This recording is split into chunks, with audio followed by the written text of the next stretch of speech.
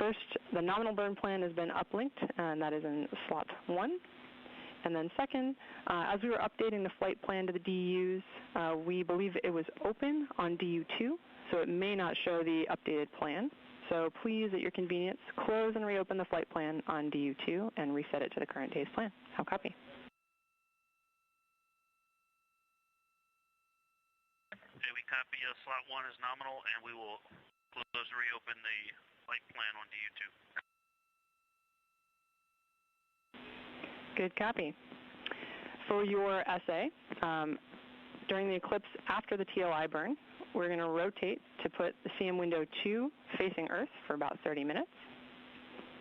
And then a question for all crew on cabin temperature, 73. If you'd like to stay at this temperature, please let us know so we can raise the set point to prevent the vehicle from cooling down.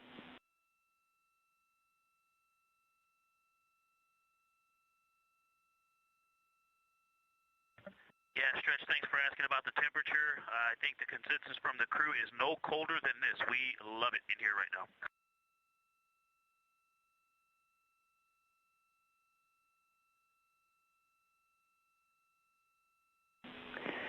Copy, Victor. Would you prefer us to raise the set point from where it is now?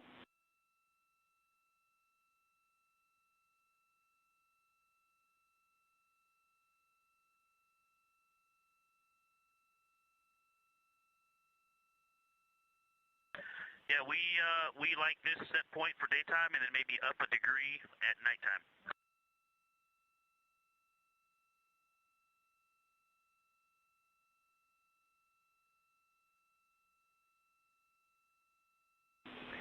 Okay, copy, Victor. All right, our plan will be to raise the set point so that the cabin temperature stays at 73, and then we can plan to raise that a degree or two for sleep.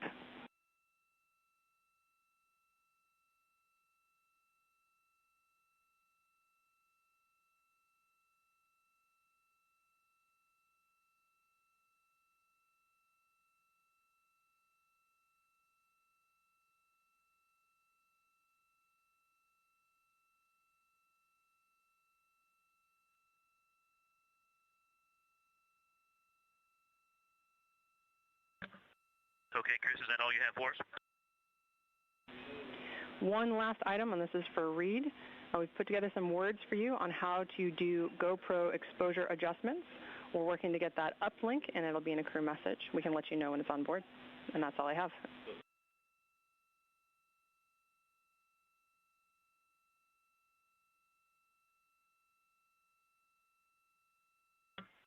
All right, Stretch, thank you for the, Chris, thank you for all the info this morning.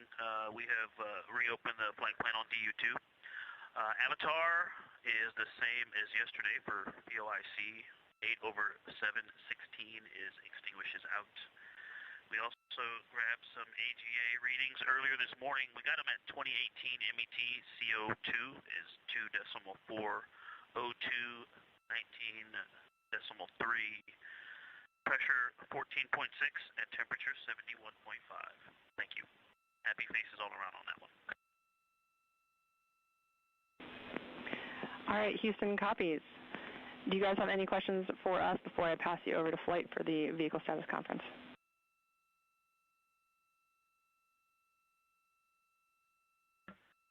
No other questions for you, and questions from the mission summary. Active watch is we're done per the timeline, and the D5 times were already set. Okay, we copy those reports. Thank you very much. All right, I'll pass you over to flight.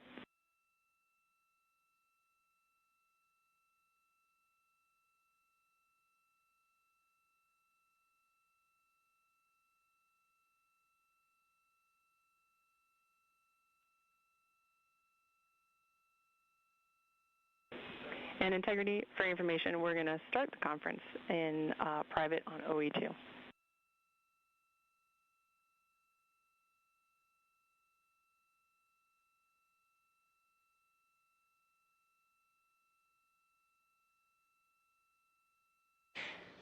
That was the Artemis II crew aboard Orion, also called Integrity, checking in with the ground here for their daily planning conference, getting some report outs from Capcom and NASA astronaut Chris Birch.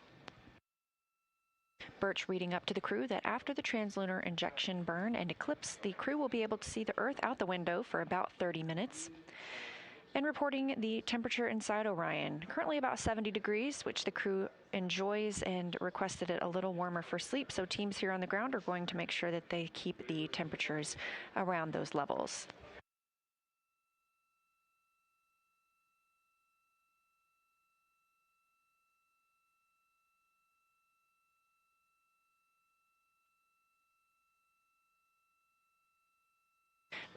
Pilot Victor Glover called down some readings from the AGA, that's the Anomaly Gas Analyzer. The crew takes these readings a couple of times throughout the day to ensure that the gases in the cabin are at reasonable levels. This is our first flight of an ECLIS system, or an environmental control and life support system, as this is our first flight with crew, so they are testing out how that ECLIS system is working with 4 humans living aboard Orion. He also mentioned AVATAR. That stands for a Virtual Astronaut Tissue Analog Response. It's an important component of NASA's strategy to get a holistic understanding of how the deep space environment affects humans. Scientists plan to use an organ-on-a-chip technology during Artemis II, which makes this the first time these devices will be used beyond the Van Allen belt. These chips are about the size of a USB thumb drive and measure how astronauts respond to deep space stressors, including extreme radiation and microgravity. These organ chips will contain cells developed from pre-flight blood donations provided by the crew members to create miniature stand-ins, or avatars, of their bone marrow.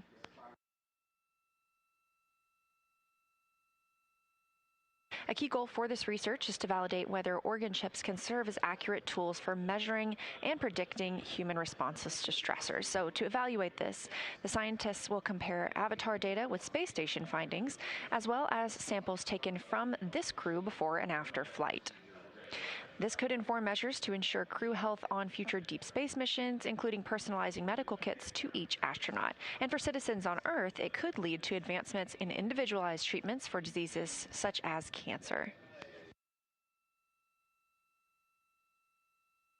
AVATAR is a collaboration between government agencies and commercial space agencies, including NASA, the National Center for Advancing Translational Sciences within the National Institutes of Health, Biomedical Advanced Research and Development Authority, Space Tango, and Emulate.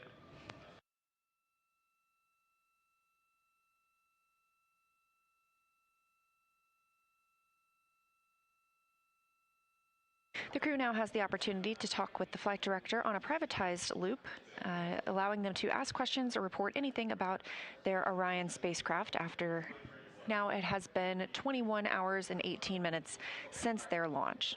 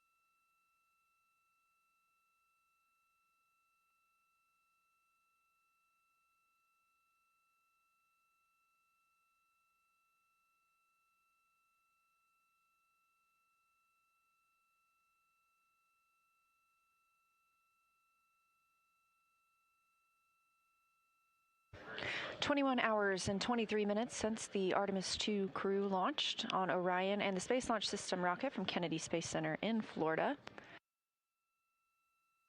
This is Artemis Mission Control Houston. You're looking at a visualization of Orion, now over 27,000 miles away from Earth. Today is a major burn for the crew. It is the translunar injection burn. We are expecting that in 3 hours and 50 minutes, or at 6:49 p.m. Central Time. A 5-minute and 49-second burn on the OMS engine.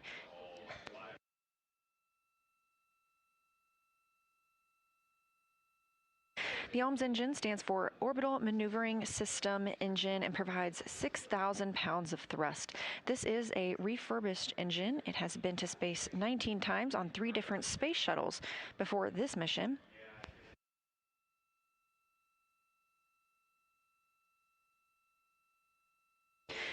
The translunar injection burn is what puts us on the course for the moon and also commits us to a return to Earth and a splashdown in the Pacific Ocean on Flight Day 10.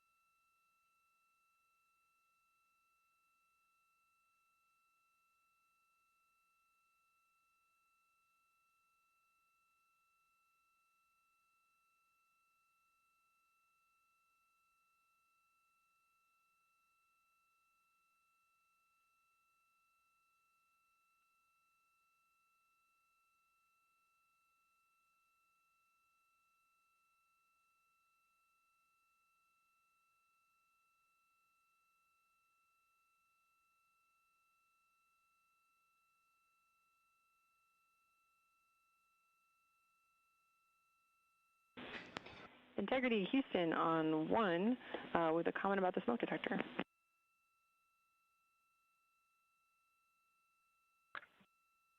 Go on 1, Chris.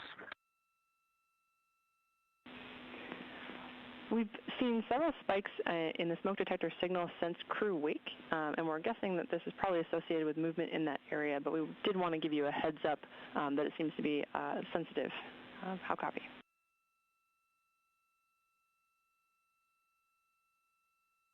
Okay, that's a good heads up for us. We're having a look. We don't see anything outside the norm, but that's good SA. Thank you. Hey, one question while I have you, Chris. I assume that my Nat Geo timeline is flexible, that I could do that earlier.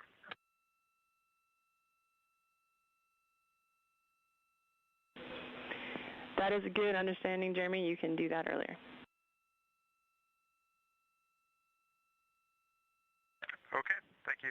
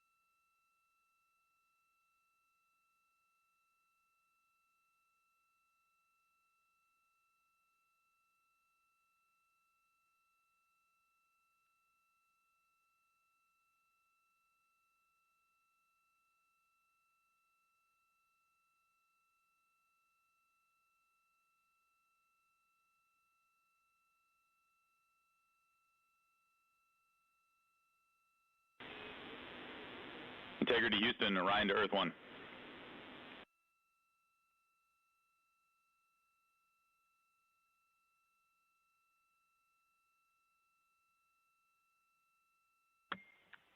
Go for Integrity. Hey, just to make it clear in the open here, we are go for TLI after the MMT concluded their deliberations a few minutes ago, and we're going to proceed down that path and get ready for the burn here.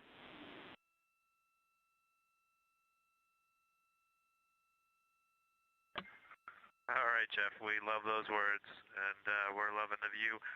We're falling back to Earth real fast, and we're looking forward to accelerating and heading back to the moon.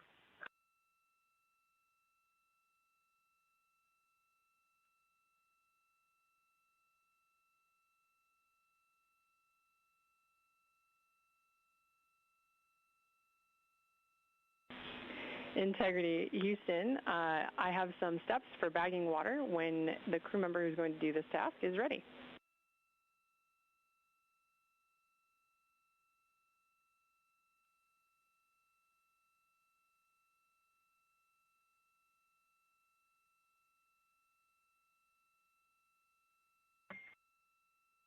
We'll call you back in a few minutes, Chris, for those words.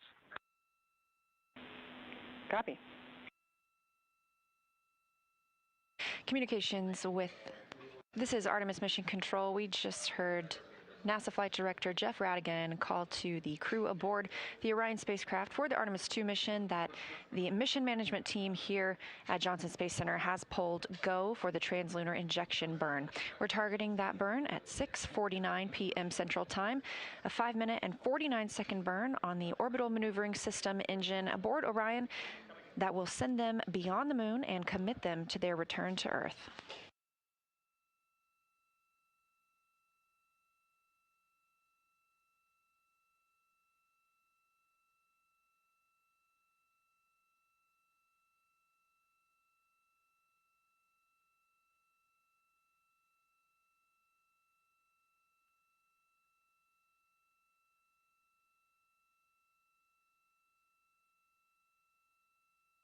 We're expecting some communications from the Capcom, Chris Birch, a NASA astronaut here in Mission Control, Houston, speaking with the crew aboard Orion. That will be their upcoming burn conference, where she will relay some information about that translunar injection burn, things the crew needs to take action on or know before they step into those procedures.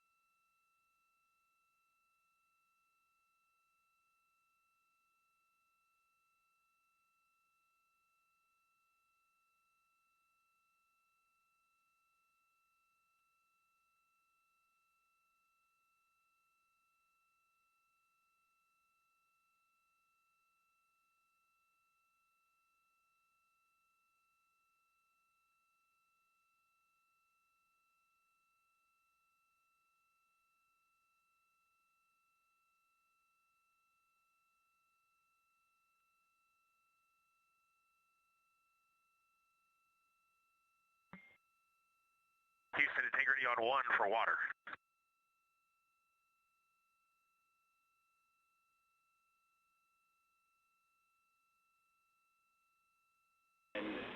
All right, Integrity. Big picture, we are going to be using drink bags and straws, drink bags that are filled from the PWD and just a straw used from any bob, to transfer water to the urine syringe and use that and a QD to go to a contingency urine stowage bag. And we're going to fill up one of those bags. We believe that this is going to take 2 crew to perform because the interface between the straw and the syringe itself is quite, it does not have a perfect seal. And so it's going to take 2 hands to manipulate the syringe and another set of crew hands to apply back pressure on the PWD. I'm going to give you a procedure reference that has some excellent photos for what we're going to try and achieve in a reverse order from what is listed in the procedure. And then I have the stowage locations for these items when you're ready. How copy?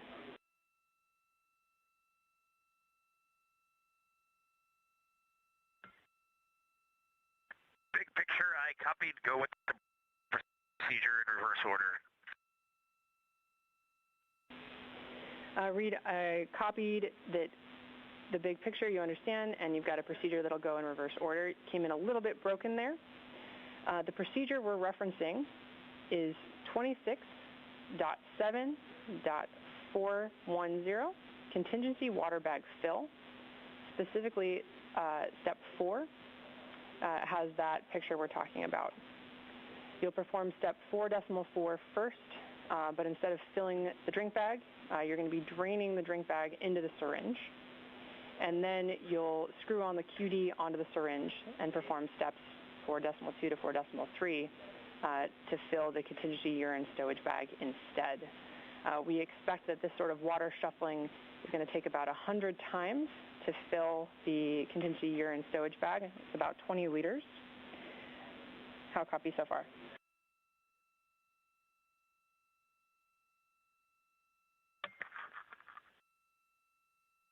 think I copy enough so that we can get started, and if we have questions, we would call you. Continue, please. Fantastic. All right, and as you're working that syringe, it's going to be best effort to get a good seal between the syringe and the straw. We have some washcloths we'd like you to gather for fluid that is not caught in there, and also best effort to remove air from the syringe before you put it into the contingency stowage bag. Let me know if you're ready to copy location.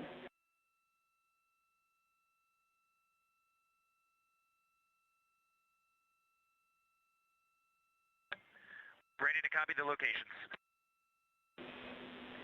All right, you're going to gather the contingency urine syringe in locker D, JSB labeled urine bag 1. You're going to gather the contingency urine stowage bag from the same locker, Delta, JSB labeled urine bag 1, same bag. You'll use 2 unused drink bags, 1 straw, any bob, and you'll gather 2 washcloths from that same locker, Delta, bag 3, and they should be inside a fecal canister with serial number 1039.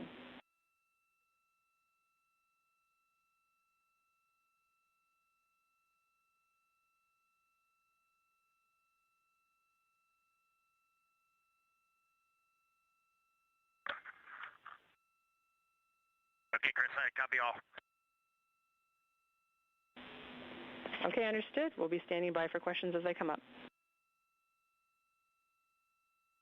And actually, Chris, before you go, just the first 2 items, just read the full actual name. The 2 that are in locker D, JSB urine 1, read me the names of those 2 items. Those items are contingency urine syringe and contingency urine stowage bag.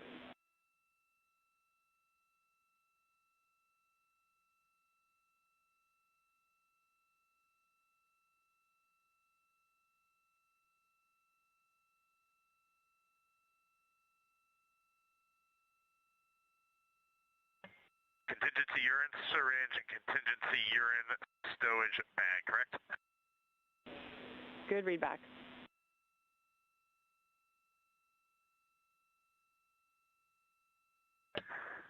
Okay, we'll do our best and we'll call you if we got questions. We know the big picture, we know what we got to do, and it's the little details that we might give you a call on later. Sounds good, thanks. Hey, with TLI around the corner, do you have a deadline when you want this complete by? And Reid, that'll be best effort to get as much water in that bag up until TLI.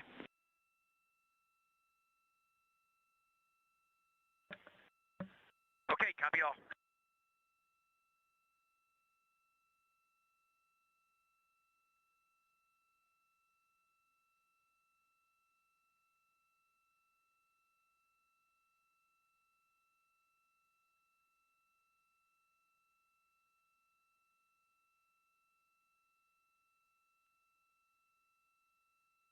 This is Artemis Mission Control, 21 hours and 43 minutes since liftoff yesterday of the Artemis II mission. Capcom Chris Birch here in Houston calling up to the crew some instructions about filling water in contingency urinal bags. There was a water valve issue that has since been resolved but noticed yesterday after launch. So the flight control team has determined that the crew should bag some water before translunar injection as a precautionary step due to that issue that they have seen. Obviously, they have demonstrated the ability to get the water from all 4 tanks and operated that system with confidence over the last 21, almost 22 hours. So this is completely precautionary, but the crew will use a syringe and a straw to store water in these contingency bags, and they have been instructed just to gather as much as possible before TLI. Again, the water continues to operate as expected, but this is a precautionary step due to the valve issue noticed yesterday.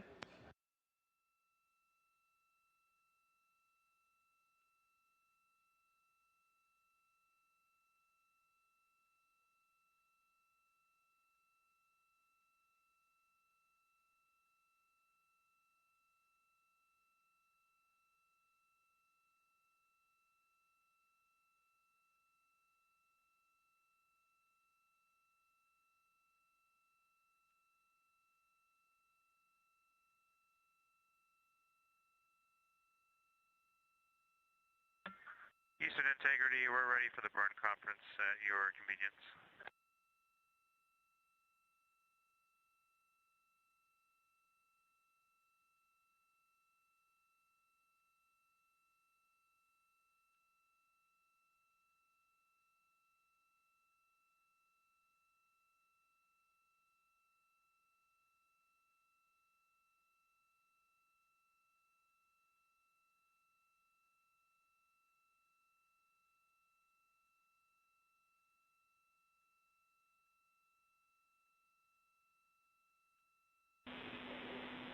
Integrity, we're ready for the burn conference.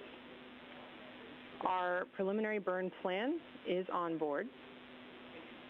No vehicle system status changes since our vehicle conference a few minutes ago. And I do have an updated burn pad for you. This will be burn pad TLI version 03. Let me know when you're ready to copy some deltas.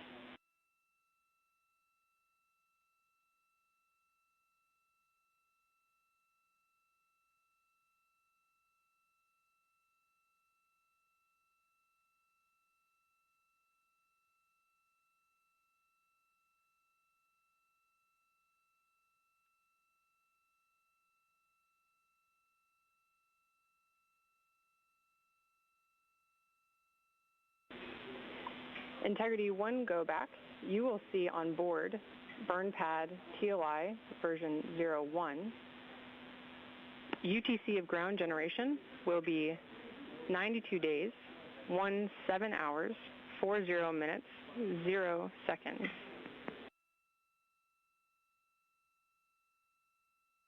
Okay, Chris. Yeah, that's what we got, and we just saved a new version, V3 now, so you can go ahead, your deltas. First, for DAP load, that will be 0 ground DAP. In the guidance solution box, delta V tot will be 1275.4 feet per second.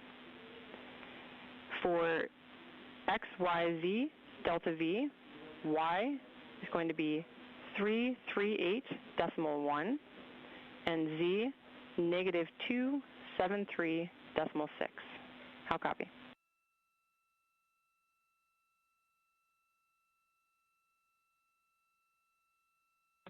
We got all that, Chris.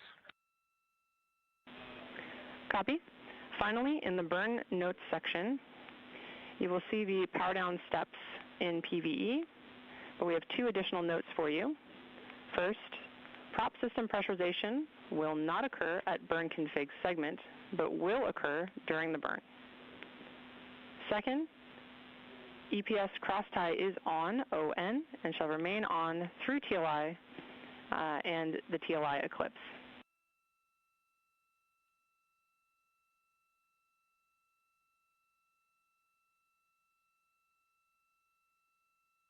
Okay, we copy the prop system config at TIG, and then the cross tie will be on through the eclipse.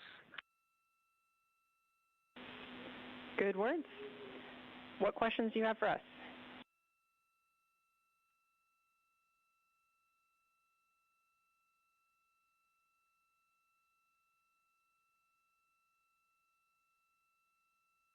Stand by.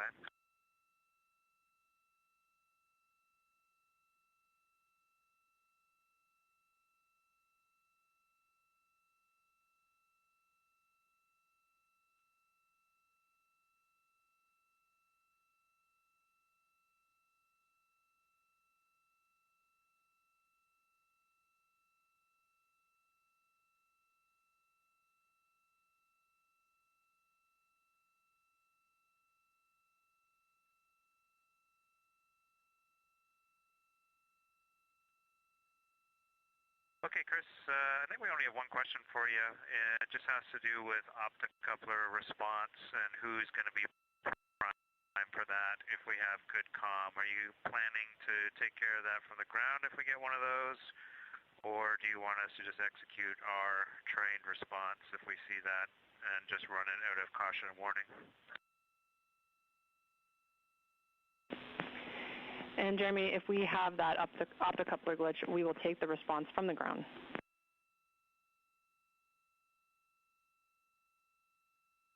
Okay, that sounds like a good plan, and if you could just plan on calling that up to us that you've got it from the ground, just to keep us in sync, that would be good. Absolutely, Jeremy. We will inform you we're taking that from the ground if it's applicable.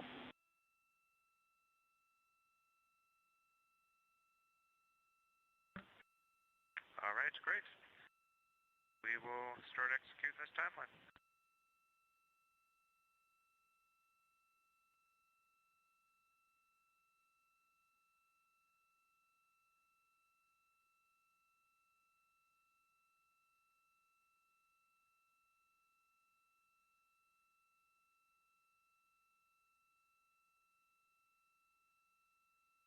Here in Mission Control, reporting that the translunar injection burn, again, we're targeting 6:49 p.m. Central Time for that. The delta V for that burn will be 1,275 feet per second.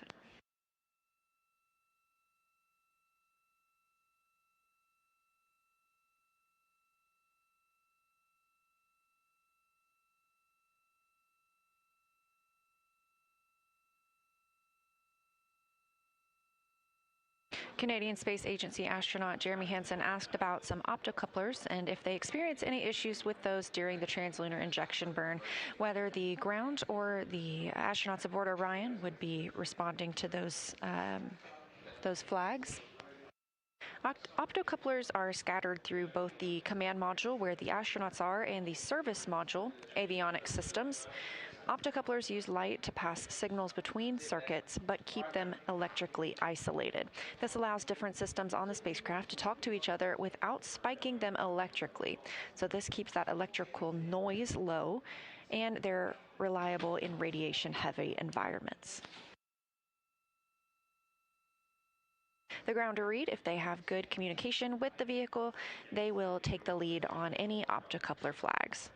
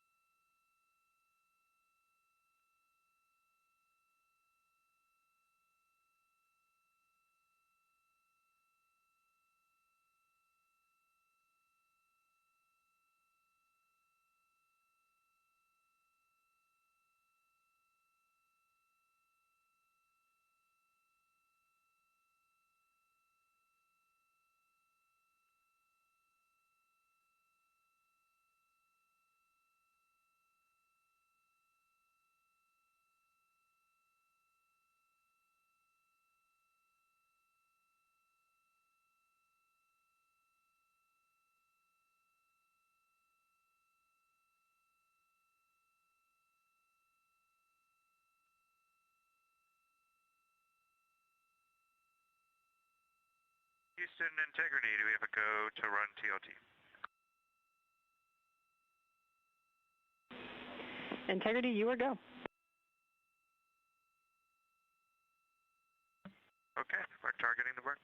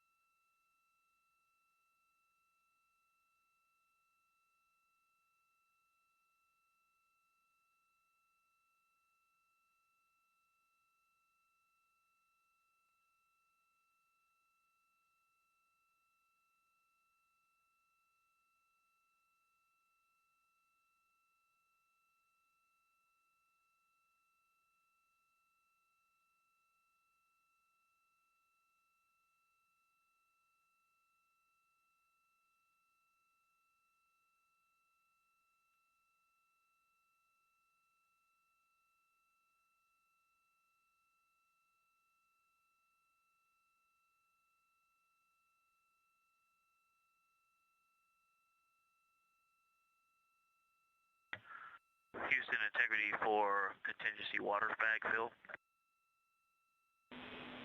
Houston's with you.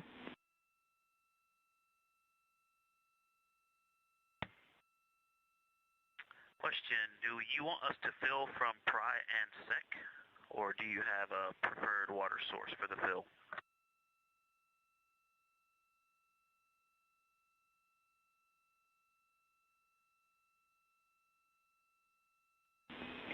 Integrity, we have no preference. Whatever you're configured for now will work.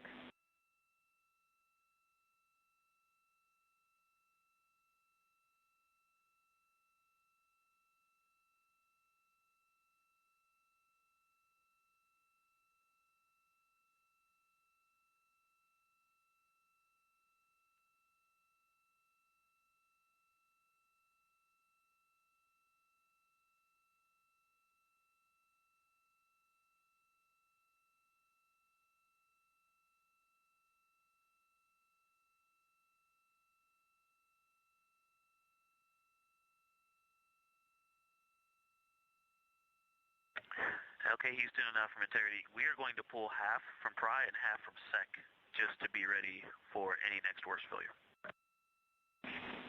Houston, copies of that plan.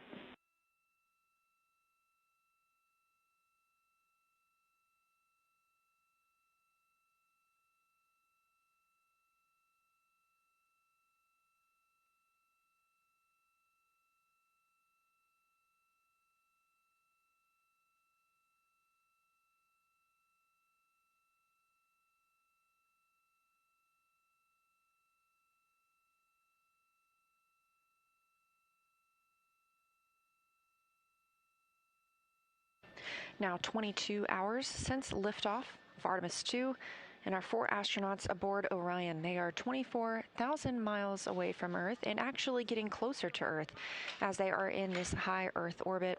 They've been in this high Earth orbit since yesterday, conducting a perigee raise burn and apogee raise burn to keep them in this orbit around Earth, allowing them an opportunity to test out the systems aboard Orion before committing to flying to the moon.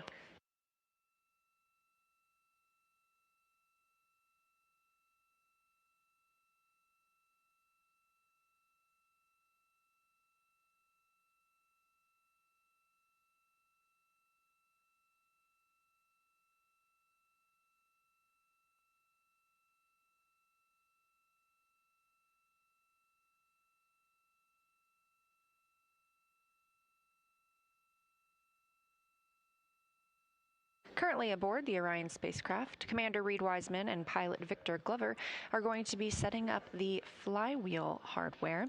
This is an exercise device. Each astronaut will dedicate 30 minutes daily to exercise. This helps minimize the muscle and bone loss that occurs in space without gravity. Flywheel is a small device. It's installed directly below the side hatch. The crew uses it as a step to enter and exit Orion on launch day, obviously.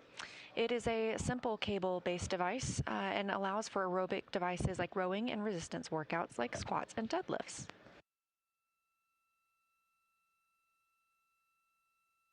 It's best compared to working like a yo-yo. It is a resistance, so the astronauts receive as much load as they put into it, and they can max out at 400 pounds. This is a comparison to the International Space Station. This very small device is pretty opposite from what the astronauts have available there. Several exercise machines that collectively weigh more than 4,000 pounds and occupy about 850 cubic feet. Integrity Houston, preliminary targeting is complete, and we have good targets on board. We will continue to plan for no intermediate targeting.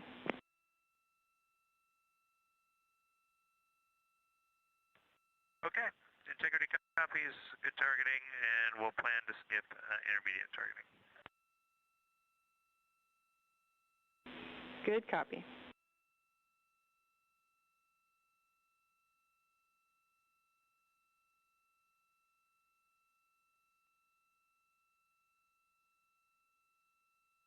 That call from Capcom Chris Birch to the crew, letting them know that their burn targets have been uploaded and they will not need the interim targeting that is on their timeline in about an hour.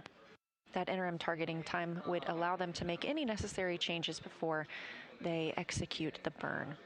Again, TLI, translunar injection burn, slated for 6:49 p.m. Central Time.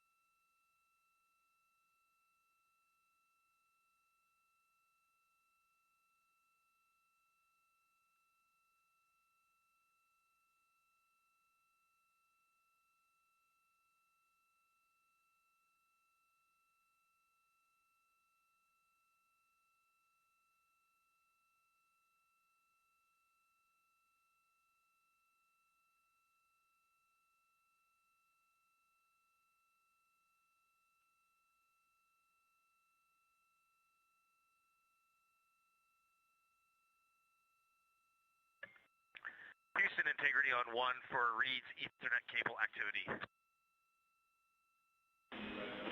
Go ahead, Reid.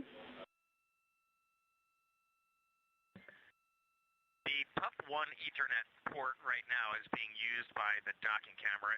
Do I have a go to just disconnect that Ethernet cable there and connect the new Ethernet cable over to the 4K encoder? I'm checking.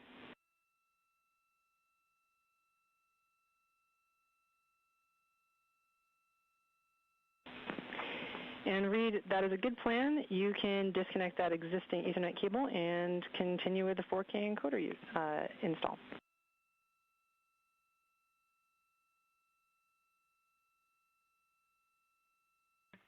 Good work, thanks.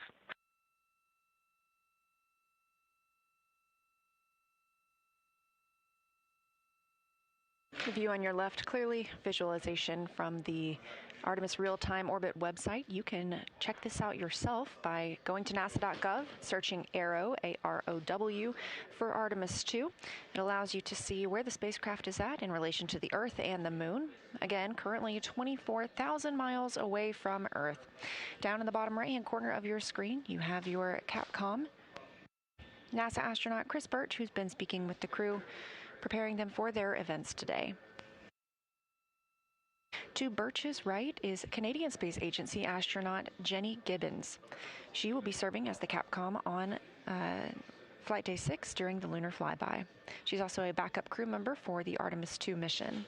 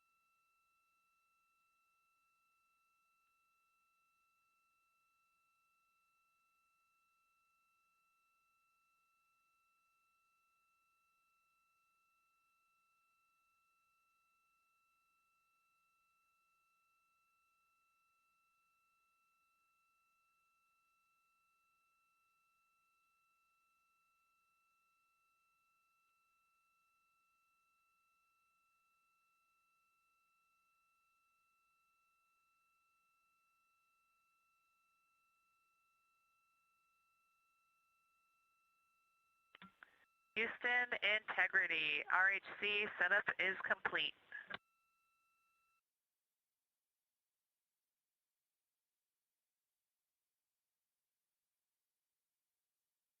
Morning, Chris. It is great to hear your voice. Thanks, Christina. Great to hear yours as well. And sitting next to me is Jenny, who's going to be helping me out on console today.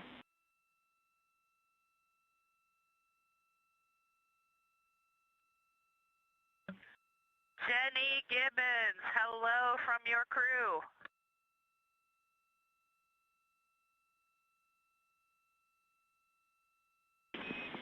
Christina and Integrity crew, it's a pleasure to be with you.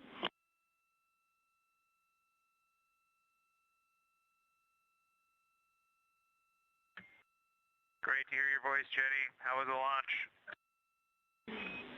My launch experience was pretty darn good. I don't think it was as good as yours, so it's great to see you guys off the planet.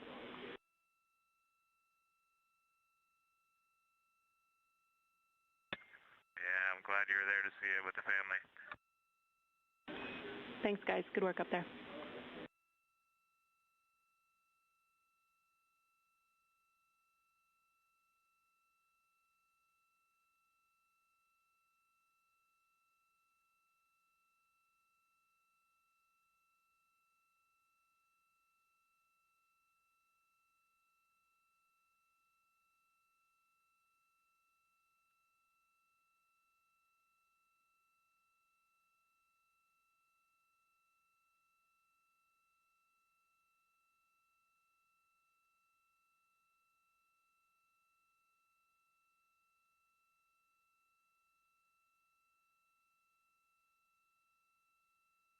This is Artemis Mission Control, 22 hours and 10 minutes into the flight of Artemis II.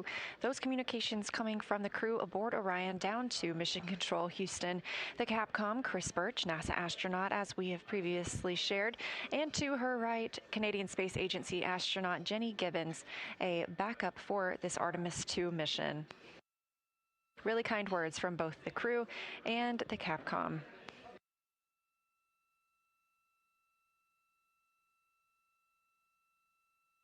As an Artemis II backup, Gibbons trained with the crew closely in their simulations and in all systems aboard Orion and was ready to step in at any moment needed in case the crew needed her for the mission. She's now serving them from the Earth side by sitting with the Capcom throughout the flight, and we'll be hearing from her on Lunar Flyby Day as well.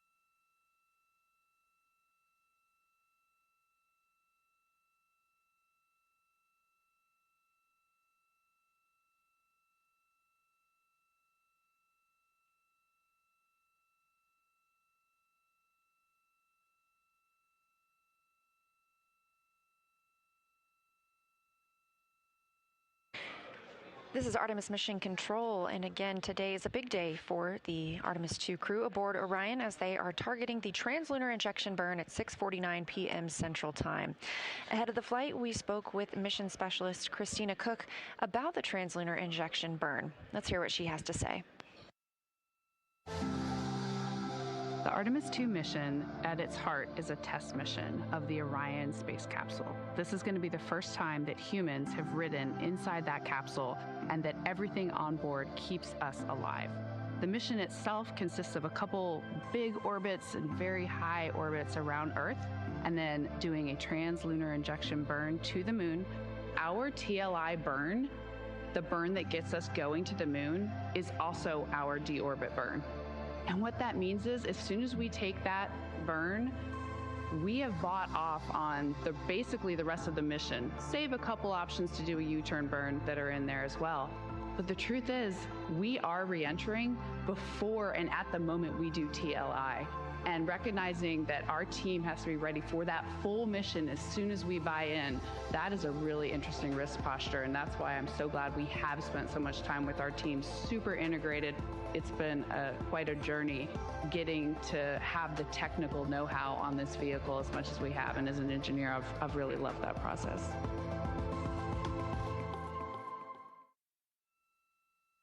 A great breakdown from NASA astronaut and mission specialist on Artemis II, Christina Koch, explaining the translunar injection burn is not only the burn that commits them to going to the moon, but also the burn that commits them to their splashdown in the Pacific Ocean. She mentioned there are a couple of options for a U-turn. If that was necessary, teams on the ground do have a couple of options previously discussed in briefings ahead of the mission where they could bring the crew home potentially a little bit early, but this really is the decision point. And earlier today, the mission management team gave the go for the Artemis II crew to perform that translunar injection burn and continue with the mission. Prior to translunar injection burn, and at this point, Orion has been in a high Earth orbit, and we are on the Deep Space Network. This is a little bit of a monumental moment of itself because it's the first time in over 50 years that we have had humans back on the Deep Space Network. Because the International Space Station is in a low Earth orbit, we use the tracking data relay satellite systems to communicate with those crew members. But because the Artemis II crew is traveling so far from our home planet, we are taking advantage of the Deep Space Network available.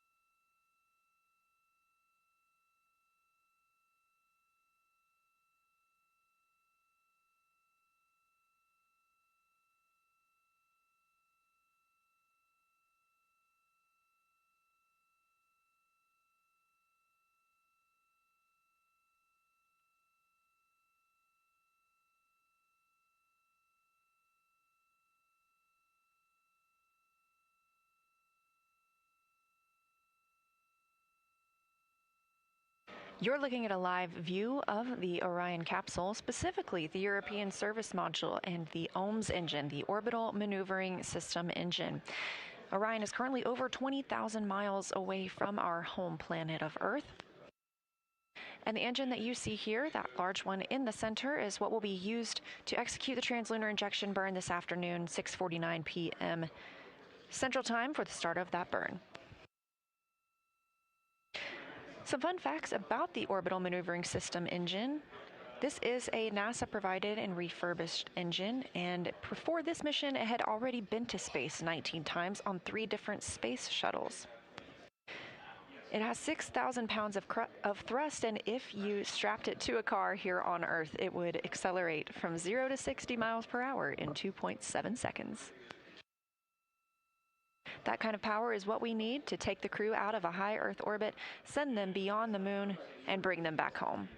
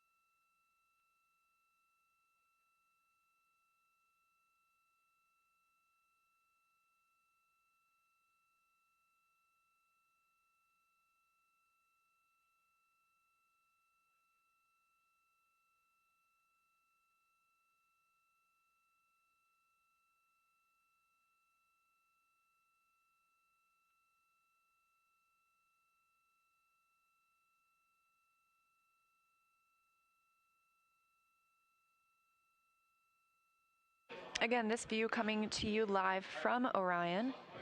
Now 22 hours and 19 minutes into the Artemis II mission, approximately 10-day mission. The view you see is coming from a camera on the tip of one of the 4 solar arrays on Orion. Again, 4 solar arrays, and each panel, there are 3 panels per wing. Each of those is 6.5 by 6.5 feet. So each array length is nearly 23 feet total. And each of those arrays provides enough electricity to power 2 3-bedroom homes. These cameras on the ends of the solar array wings can be used for spacecraft inspection and, obviously, capturing amazing views.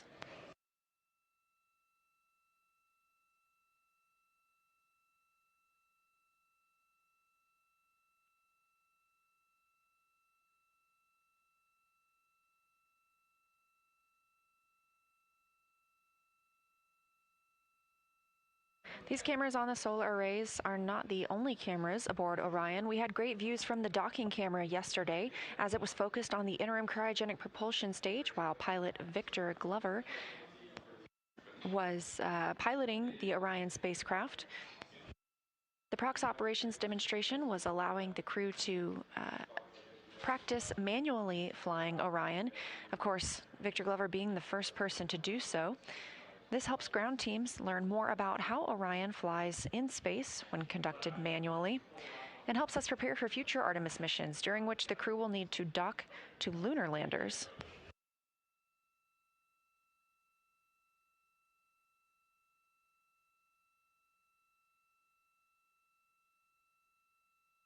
We also have plenty of cameras inside the spacecraft, whether they are iPhones or Nikon cameras.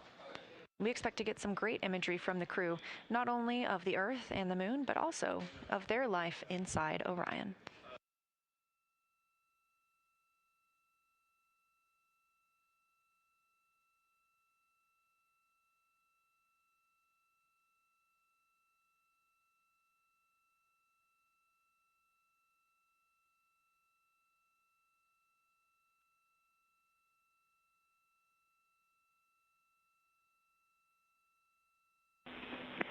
Integrity Houston, for information only, we are updating the deadbands on the vehicle just in case you see a small maneuver.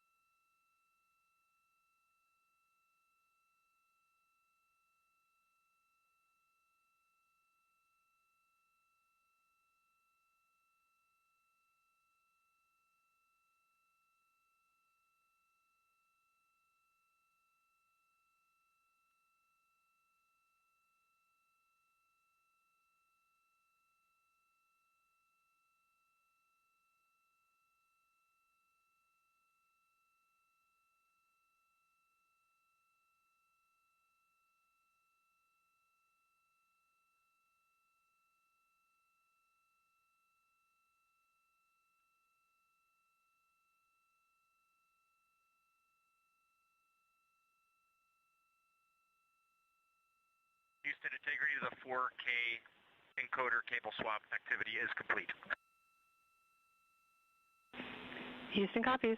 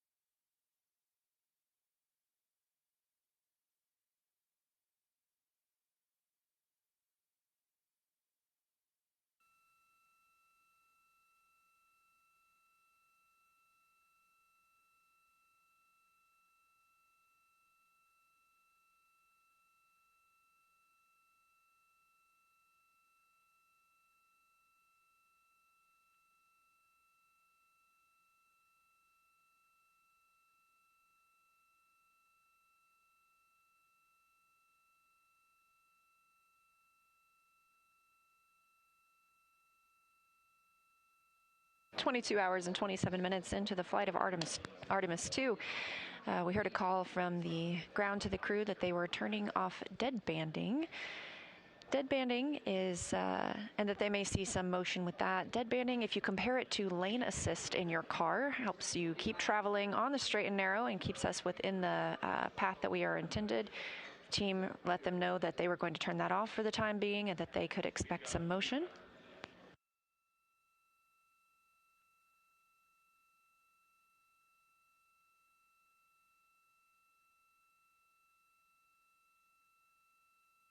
Per the timeline, Commander Reid Wiseman and pilot Victor Glover are continuing to step through that flywheel hardware setup.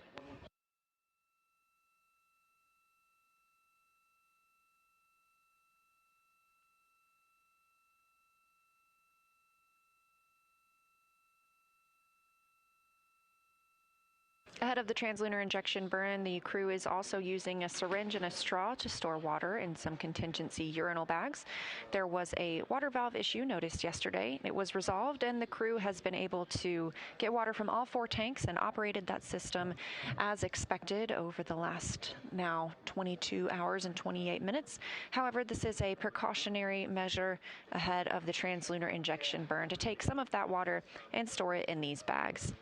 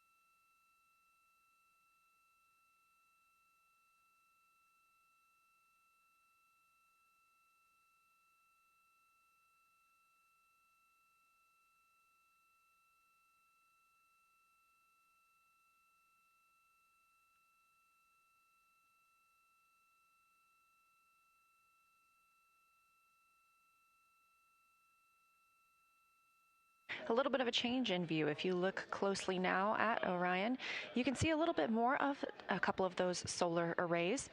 Because the crew members are setting up the exercise device and preparing to get in their required exercise for the day, teams make sure to park the solar arrays. This helps prevent any loads being imparted on them that could potentially damage them while the crew is exercising in Orion.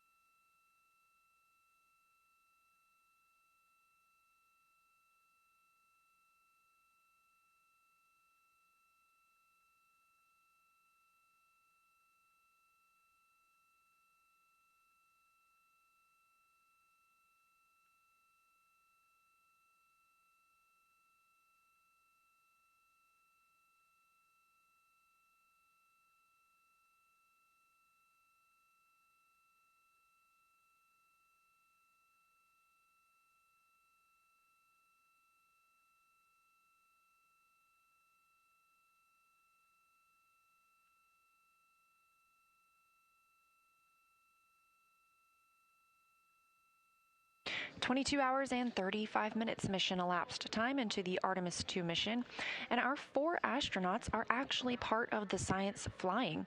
Saliva can tell us a lot about astronaut health, so before, during, and after their journey around the moon, Artemis II astronauts will be collecting saliva samples. These samples will help scientists probe how their immune system reacts to deep space, so NASA can ensure that humans, instead of viruses, thrive in space as we venture to the moon, Mars, and beyond. Let's take a look. Artemis II astronauts' saliva tell us.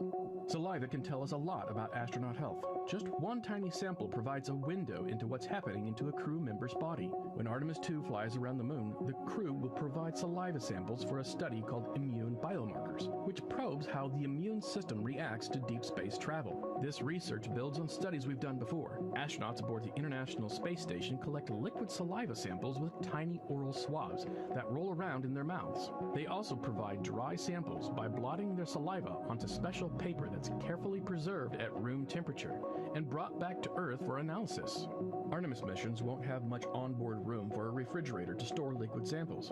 As a result, crew members will take dry samples periodically during their mission so that researchers can see how their immune system changes over time. NASA has been using saliva samples to help understand astronauts' health for decades. During the shuttle program, they discovered that dormant viruses in our bodies, including the one that causes shingles, can reawaken in space. Researchers are unsure why this happens, but think it has something to do with how the body responds to the extreme environment of space, including changes to circadian rhythms, stress, diet, radiation exposure, and weightlessness. By knowing more about how deep space travel affects the immune system, Artemis missions will help NASA ensure that humans, rather than viruses, thrive in space as we venture onward to the Red Planet and beyond.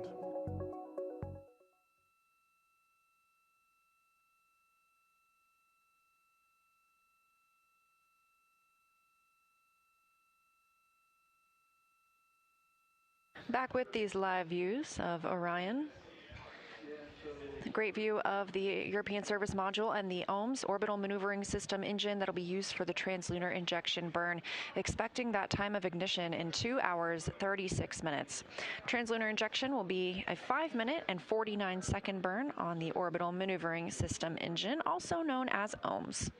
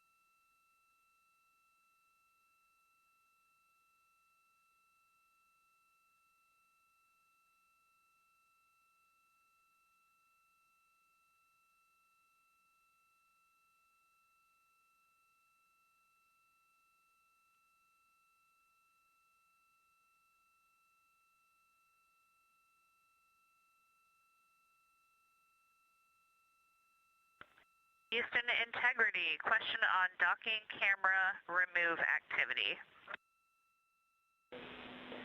Go ahead, Integrity. Hey, Chris. When we are done removing the docking camera with its cables, we see that the stowage note says it should go back into A3 locker. Are we okay to keep it temp stowed in the docking tunnel? Because we're thinking it eventually will go back on.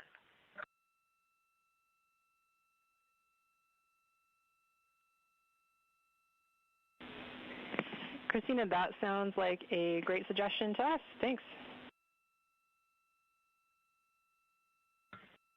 Thank you.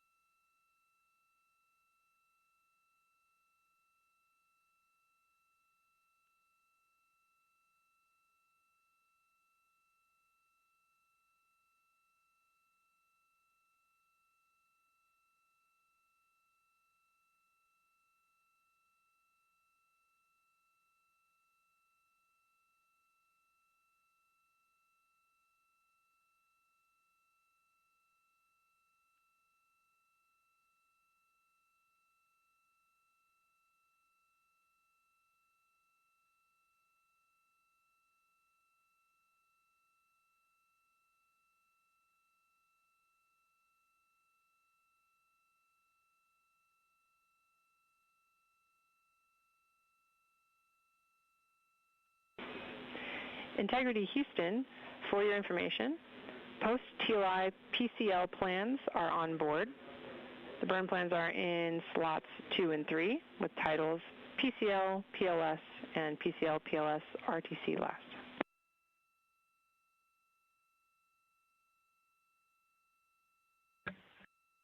We see the same. Thank you.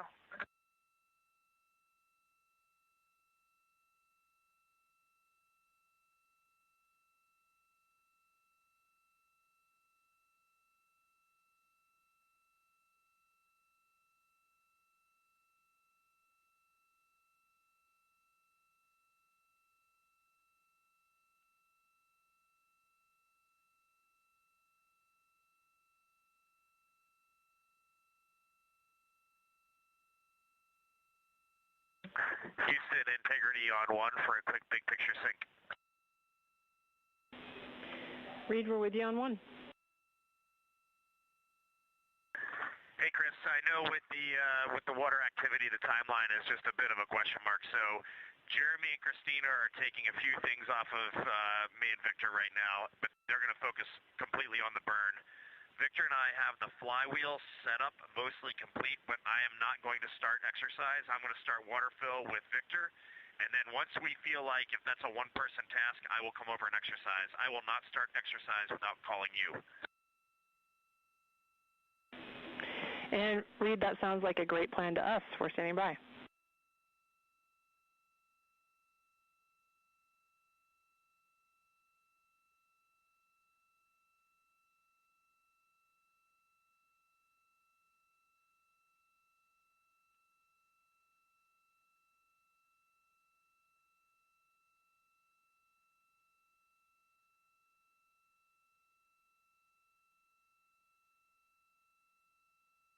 Houston Integrity for AGA readings.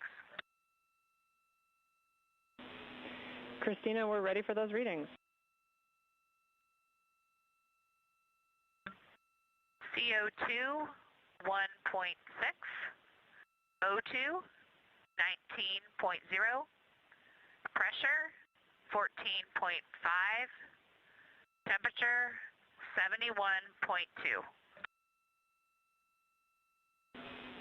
Copy all. Good readings.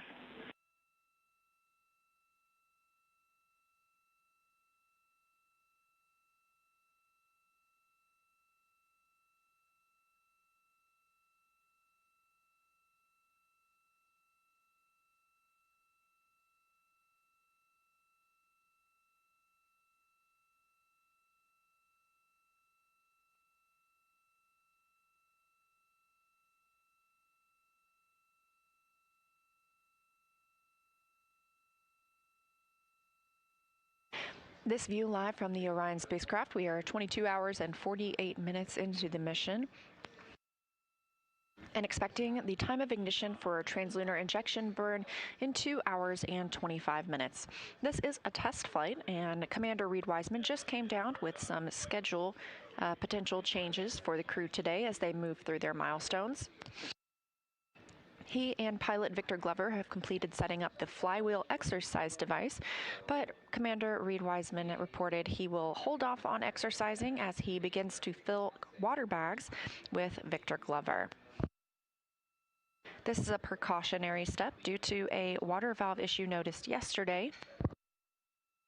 Since that issue was noticed and resolved, the crew has been able to get water from all 4 tanks and operated that system as it was intended. So this is just a precautionary filling of water bags ahead of the burn that commits us to flying around the moon.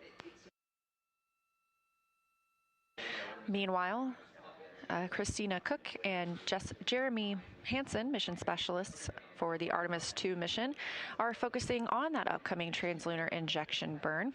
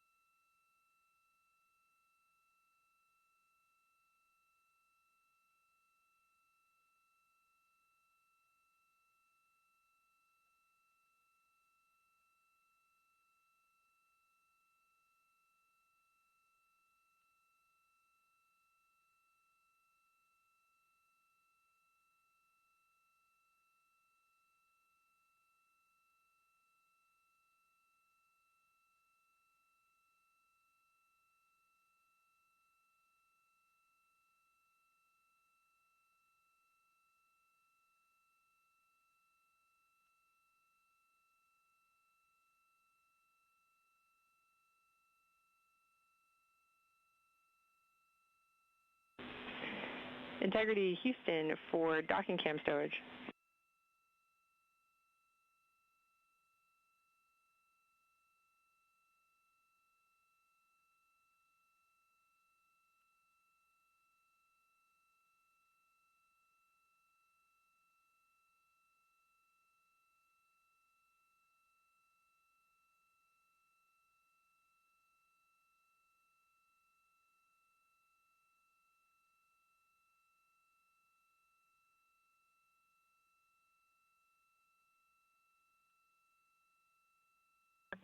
Go ahead. Christina, one follow-up with the docking cam. We'd like to do our best to protect it, and so our recommendation is if you'd like to leave it temp stowed, please use the case it flew in, or you're welcome to stow it in the locker Alpha 3 per the stowage note. Just best effort to protect our little docking camera friend.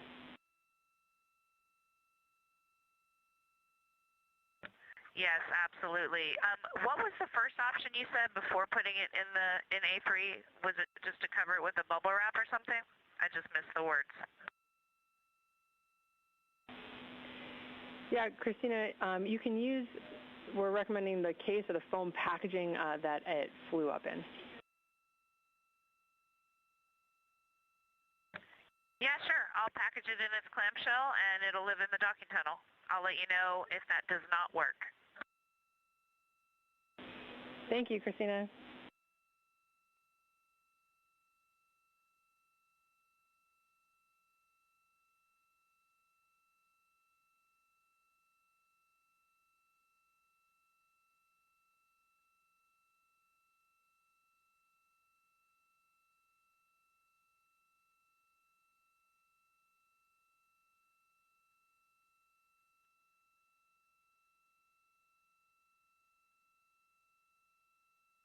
Just heard some words from NASA astronaut and Capcom capsule communicator Chris Birch to astronaut Christina Koch aboard Orion, discussing where she will stow the docking camera. This is new hardware on Artemis II.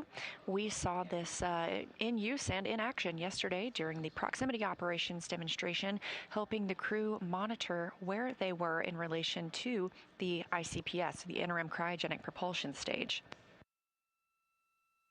The docking camera is installed, and during those major milestones, it is kept installed during the crew sleep period, but removed during crew wake, since it keeps the crew from observation and photography out of that window.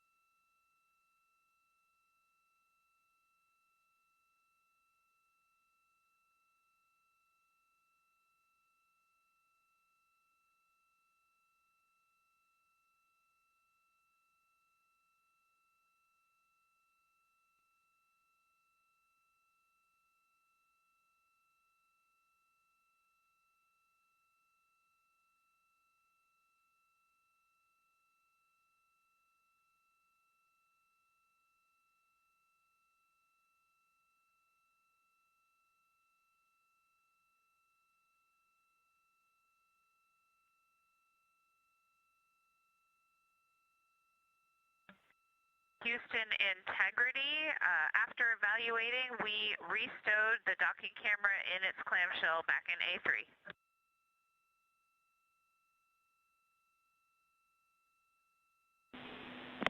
Copy, Christina. Docking cam is in A3. And for you and the rest of Integrity crew, please stand down from toilet usage while we perform a wastewater dump.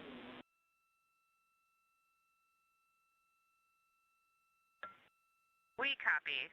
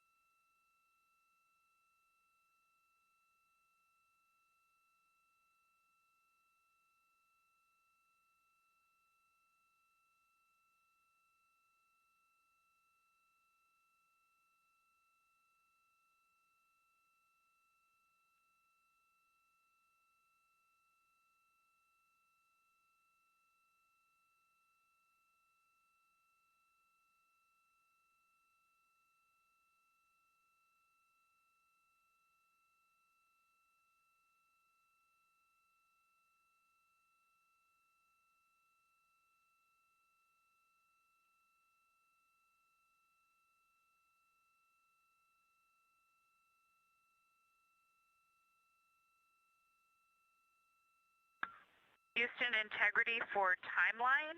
We are deferring the secondary AGA checkout, if you concur, to work on water ops. We concur. Thanks, Christina.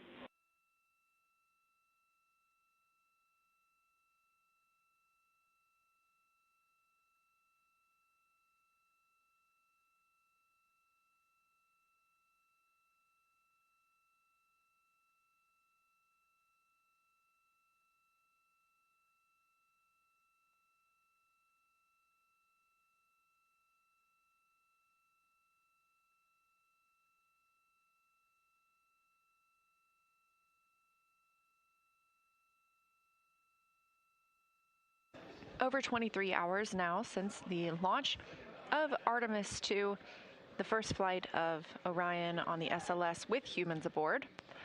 View on the left side of your screen, coming to you live from the Orion spacecraft. Now about 18,500 miles away from Earth. It's quite a distance compared to when the Orbit 1 shift came on console today, about 3 hours ago. We were approximately 25,000 miles away from Earth. We will continue to get closer until we reach the point of our translunar injection burn at 6:49 p.m. Central Time. At that time, we'll be about 115 statute miles over Earth. And then the OMS engine that you see on the left side of your screen, that's the orbital maneuvering service engine. It will conduct a 5-minute and 49-second burn that commits the crew to their flight around the moon. This also commits the crew to their splashdown in the Pacific Ocean. And the mission management team here at Johnson Space Center gave the go for that burn this morning.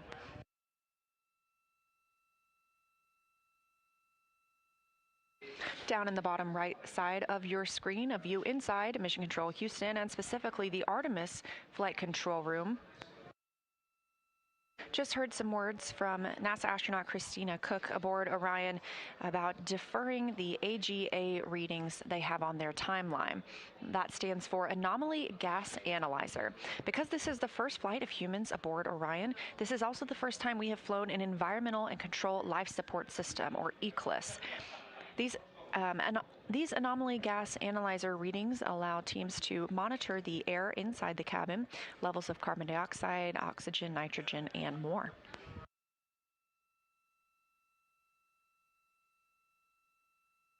The team is focused, the team of astronauts, I should say, on setting up for the burn, as well as gathering some water from their systems on Orion.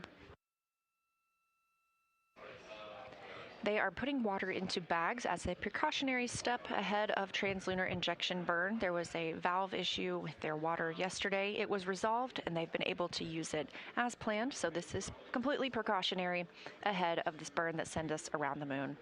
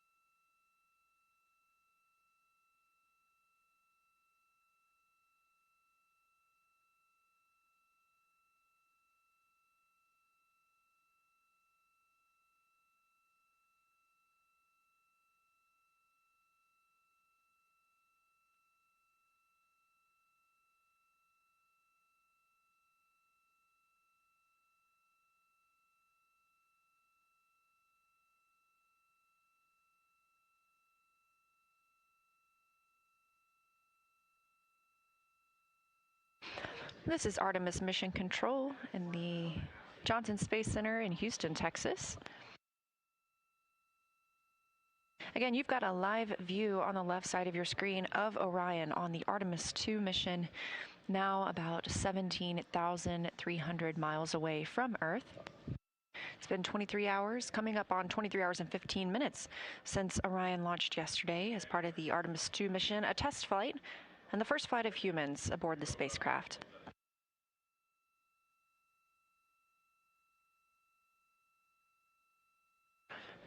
It may seem quiet from the crew aboard Orion, but they are awake and they are very busy.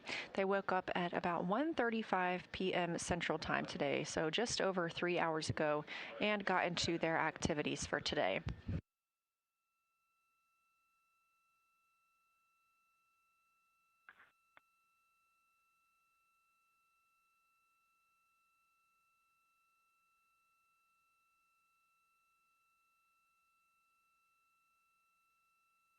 Some of the things the crew has been working on today include preparing for the burn by participating in burn conferences and targeting. They also set up the flywheel hardware. This is what they'll use to exercise during the mission. Integrity Houston, we've had a successful wastewater dump. Toilet is go for use.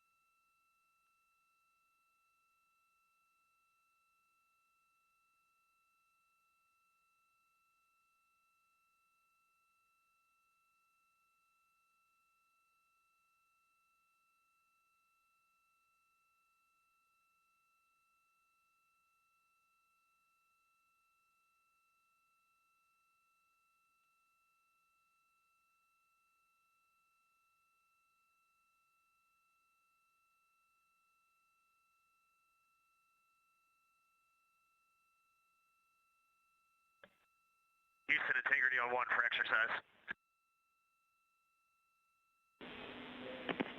Reid, we're with you. I just want to confirm that the arrays are in a good config and you're ready for exercise.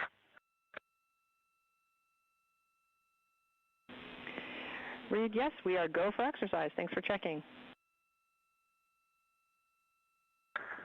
Okay, I can't promise this is going to be the full protocol, but I'll at least give it a shot here in the cabin. We have a lot of other work going on, so I may have to defer, but let's give it a try. Here we go. Understood. We're interested in how it goes.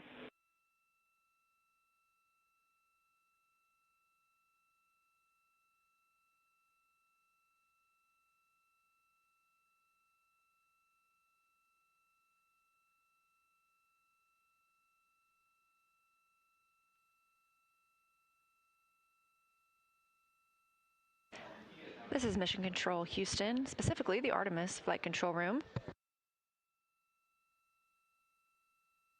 That was NASA astronaut and Artemis II commander Reid Wiseman calling down from Orion to the teams here in Mission Control, reporting that he is ready to use the flywheel device for exercise. Of course, as this is a test flight and the first flight of humans aboard Orion, this is the first opportunity that the crew has had to use the flywheel.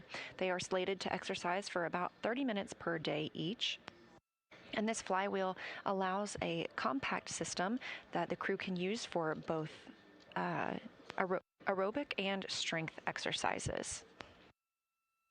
In total, the flywheel weighs only about 30 pounds, and it's the size of approximately a carry-on suitcase, and that's compared to about 4,000 pounds of exercise equipment on the International Space Station.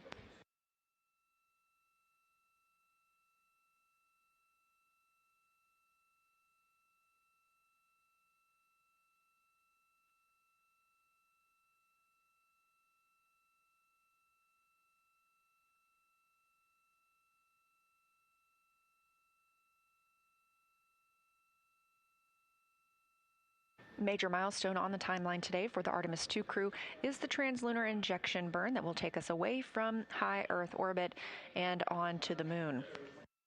That translunar injection burn is slated for 6:49 p.m. Central Time, a 5-minute and 49-second burn on the Orbital Maneuvering Service engine. You've got a great view of that on the left side of your screen. It is the largest thruster in the center of that piece of the European service module.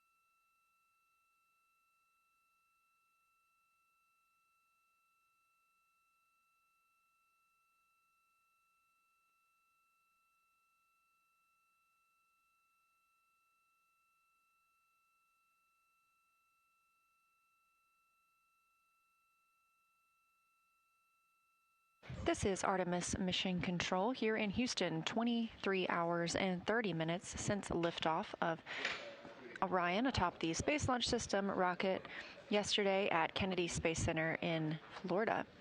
We're live here at Johnson Space Center in Houston, Texas, continuing to monitor the mission.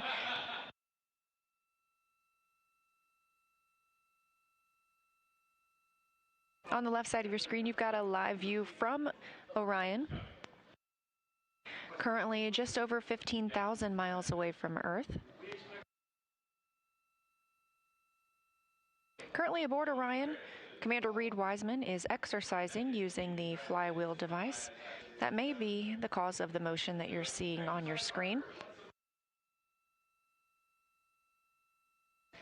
During exercise, solar array wings are parked so that any loads imparted and any movement of the vehicle doesn't damage the solar arrays. And that's where this view is coming from. There are cameras, one each, mounted on the tip of each solar array that allow us to look back at the spacecraft. This is the first time that the crew has exercised aboard Orion, so the team on the ground is eager to hear how it went. Houston Integrity question, just curious if you see any vehicle dynamics during exercise.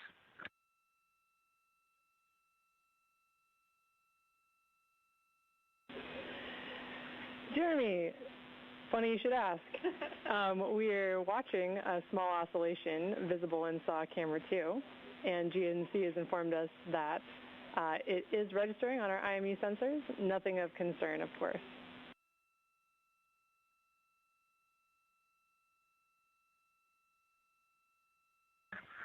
Okay, copy. We'll keep Reid exercising.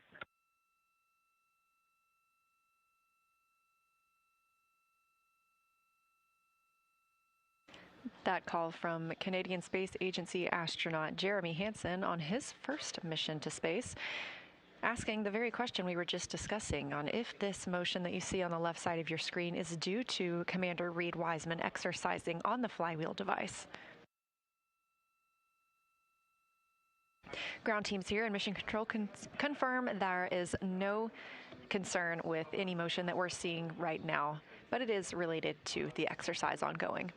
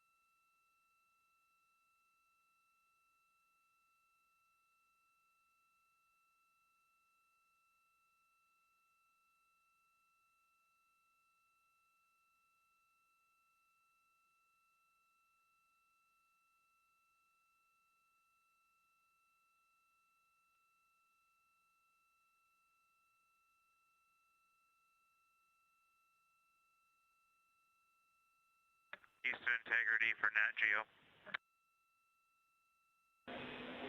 Go ahead, Jeremy. Two questions for you. I did the settings on the GoPro Max, and when I turned it on, everything was wiped clean. So all those settings I updated, and then I turned it off and turned it back on, and 360 video was not there again. So is this something we're going to have to do every time we power cycle the GoPro Max, is re-establish 360 video?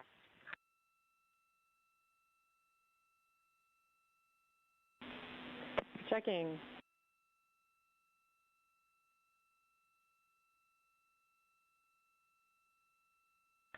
And the other thing you can check on for me is I've got a second GoPro Max here. I expect it is a spare. Where do you want it stowed for the mission if we don't need it?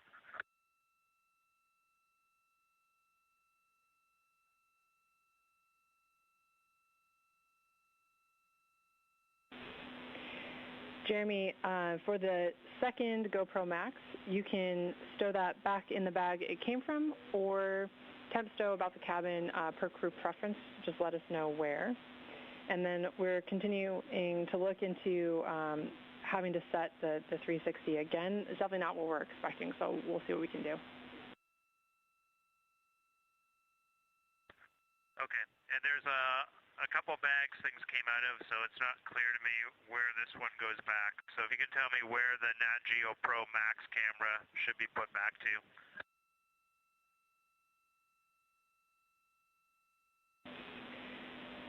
Jeremy, we'll have you stow the spare in bag 1, yellow label.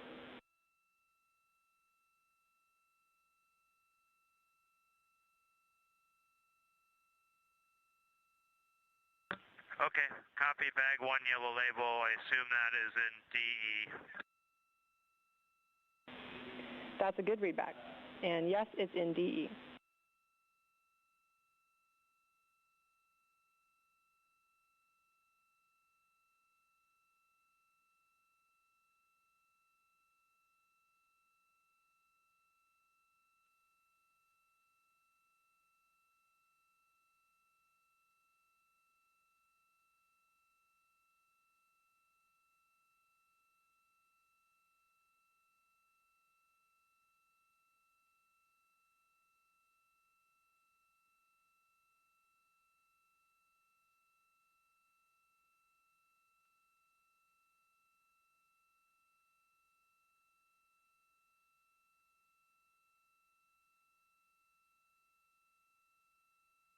This is Artemis Mission Control, and you've got a live view of the Orion spacecraft from a camera on the tip of one of its solar array wings. You can see some movement from the spacecraft. It was previously discussed with the crew that Reid Wiseman, commander of the Artemis II mission, is currently exercising on the flywheel device. This is the first time that the astronauts have exercised inside Orion, and so we are seeing some movement from his exercise. This is not completely unexpected, and the solar arrays are therefore in a parked position. This helps protect them from any loads that may be imparted while anyone is exercising in the spacecraft.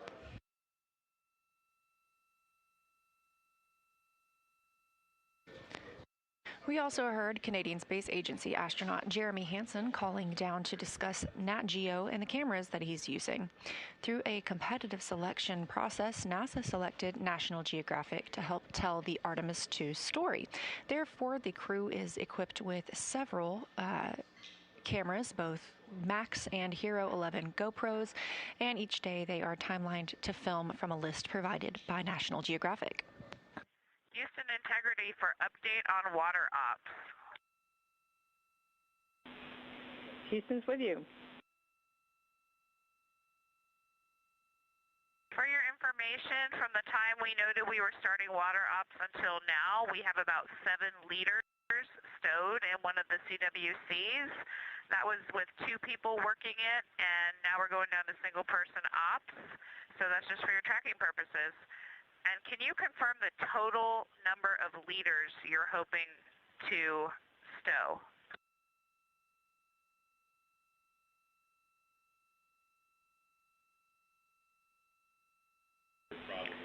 Copy, Christina, checking.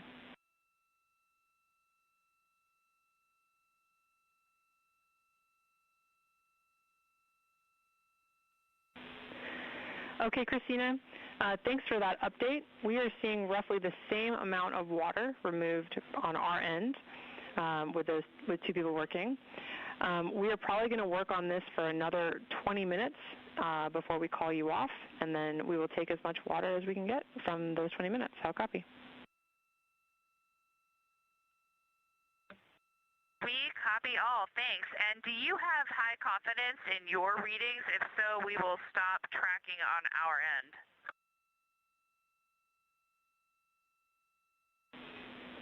Christina, yes, we do, and you're welcome to stop tracking, and we'll monitor on our end.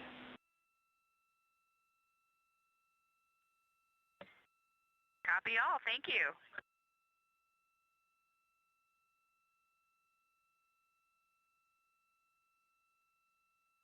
That was NASA astronaut Christina Koch, mission specialist for the Artemis II mission, calling down to Capcom Christina Birch here in Artemis Mission Control at Johnson Space Center. She is continuing to work on filling some contingency urinal bags with water from the Orion spacecraft. Yesterday, there was a valve issue observed with the water. It was resolved, and the crew has been able to use water as normally intended. So this is just a precautionary step to gather water as we are heading into the translunar injection burn, now less than 1 hour and 30 minutes away.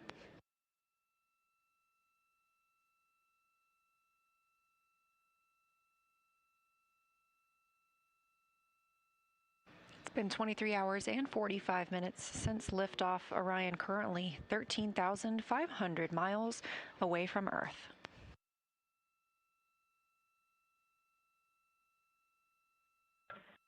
Houston Integrity, one more water ops update. We are now switching to the secondary line. Houston copies. And Christina, for your information, when we are complete with this, our temp stow location will be in Locker Delta.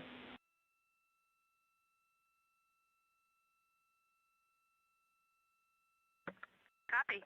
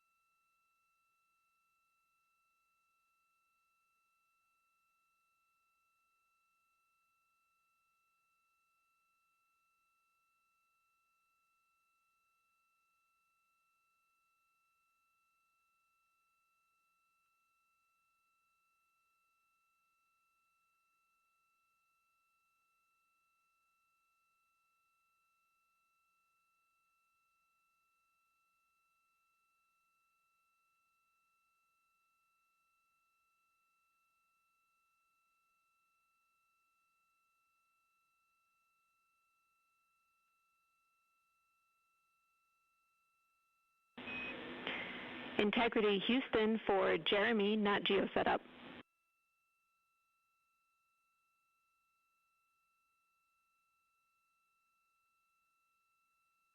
Go ahead, Jenny. Hey, Jeremy, what you called down previously about the unexpected settings wipe was a surprise to us as well.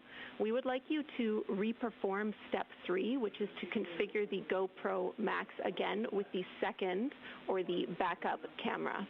We want to try and understand if this issue affects both cameras or just the one. We think it might be a rad hit or something.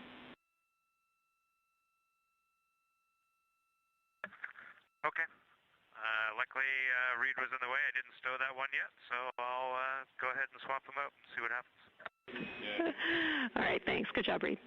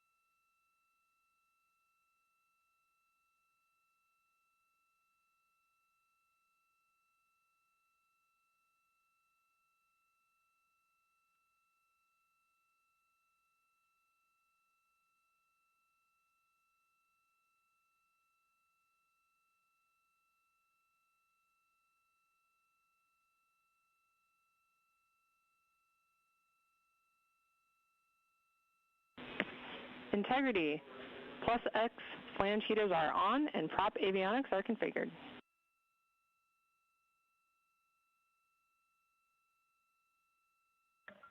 Integrity copies.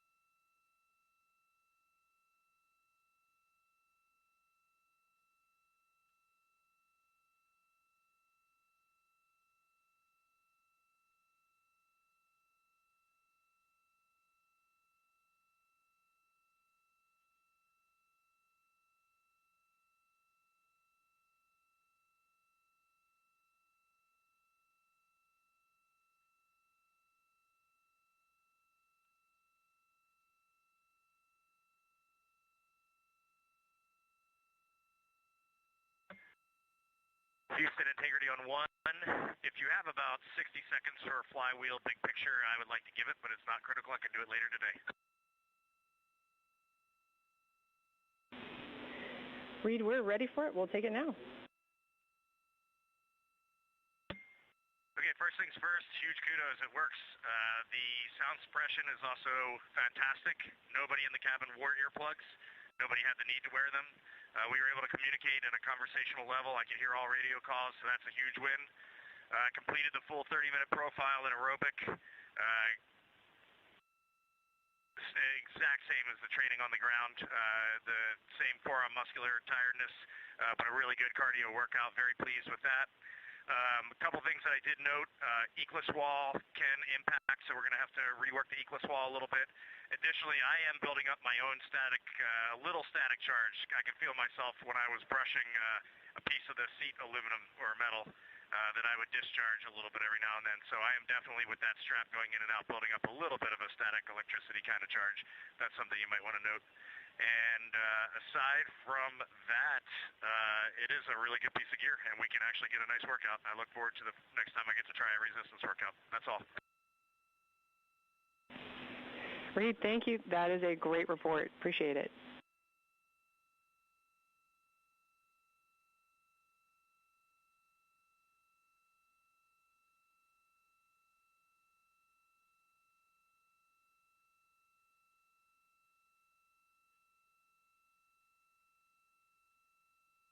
This is Artemis Mission Control in Houston, Texas. Commander Reid Wiseman has completed exercise on the flywheel device. This is the first time anyone in Orion has exercised, and so he called down to the teams here on the ground reporting some of the things he learned during that time frame, including just some static electricity building up while he was using the flywheel. This is a test flight, and so every single piece of data is brand new and helps us prepare for future missions.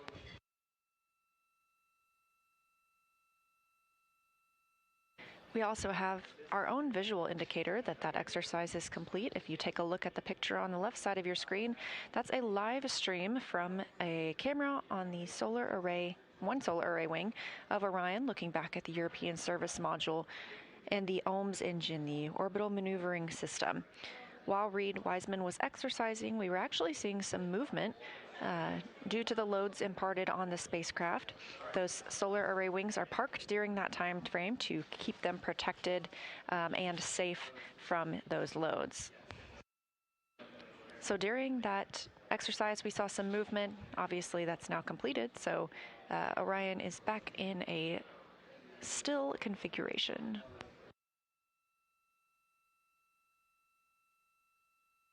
The spacecraft continues to get closer to Earth, now 11,790 miles away. When the Orbit 1 team came on console at 1:30 p.m., so about 4 hours ago, we were approximately 25,000 miles away from Earth. We'll continue to get closer and closer to our home planet until about 6:49 p.m. Central Time. We will be 115 statute miles away from Earth at the time of the translunar injection burn. The mission management team here in Houston gave the go for the translunar injection burn earlier today. That's the burn that will commit us to flying by the moon. Since launch, we've been in a high Earth orbit and maintained there thanks to some perigee and apogee raised burns. This translunar injection burn is what commits the crew to the full length of the mission, sending us beyond the moon for the first time in over 50 years and bringing us home for a splashdown in the Pacific Ocean.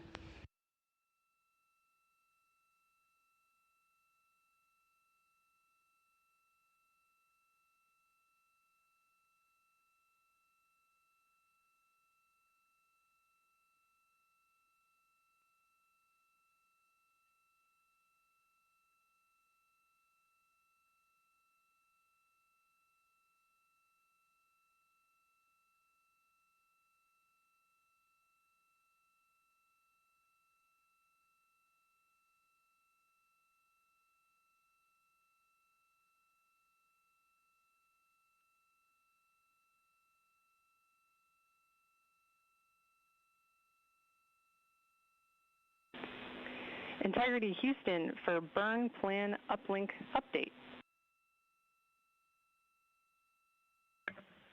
Go. All right, we have updated burn plans in 5 different slots. This would include the HEO Rev 2 deorbit burn plan, post-TLI abort plans for both 8-hour and 16 hours post-TLI, and the corresponding RTC last for each of those. And those slots will match what you have in your burn plan. Let me know if you want any more info.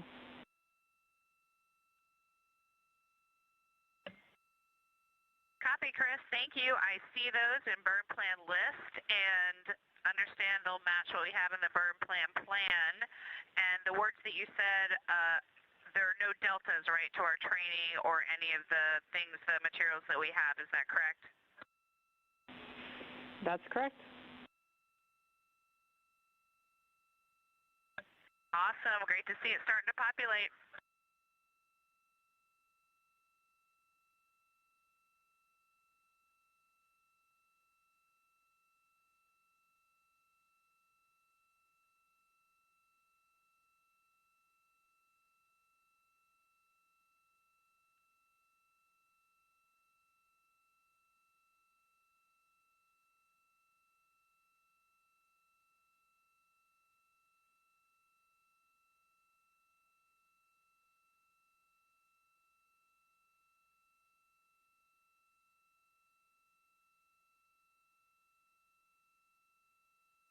Now just over 24 hours into the Artemis II mission, after successful and smooth liftoff and ride to orbit yesterday on the Space Launch System rocket and the Orion spacecraft, our Artemis II crew is currently 11,260 miles away from Earth.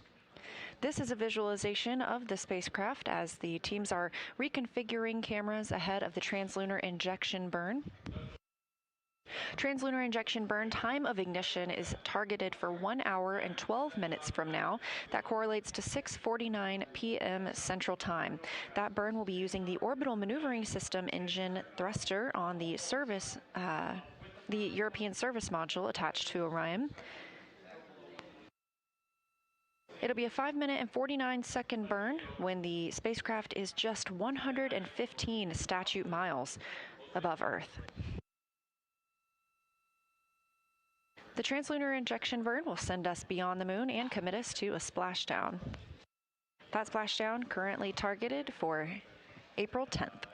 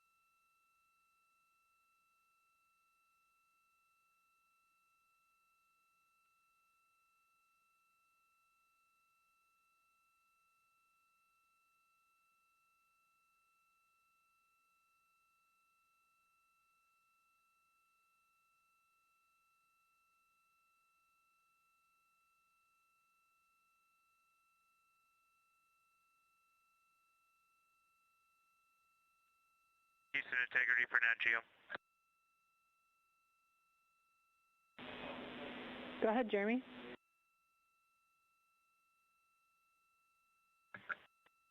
Yeah, I seem to be getting intermittent, but the same signature from the other GoPro Max as well. That if I power it off, even when I leave it plugged in, so I don't think it's a battery issue, it defaults or it comes back on into regular video, not 360 video. So I think we just need to ensure it's in 360 video every time we power it on.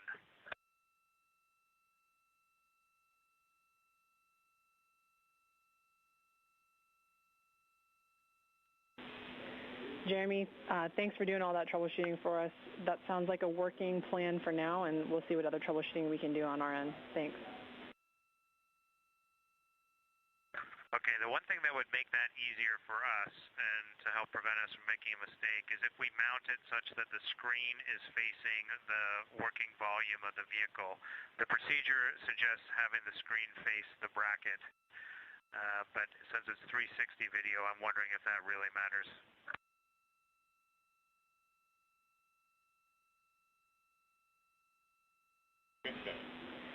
Copy, Jeremy. Yeah, you are welcome to mount the screen facing the volume if that is your preference.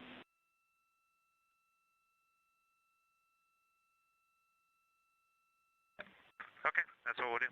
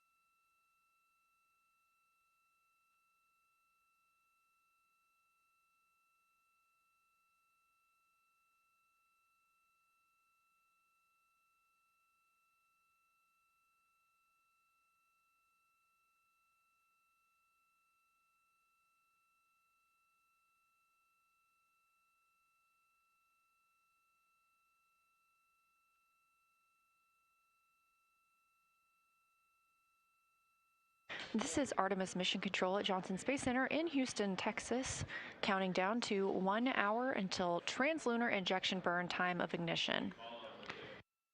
On the left, the data visualization you're seeing is ARROW, the Artemis real-time orbit website.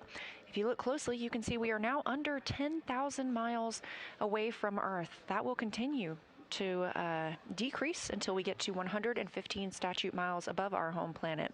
That'll be the closest the crew is to the planet until they return for their splashdown on flight day 10.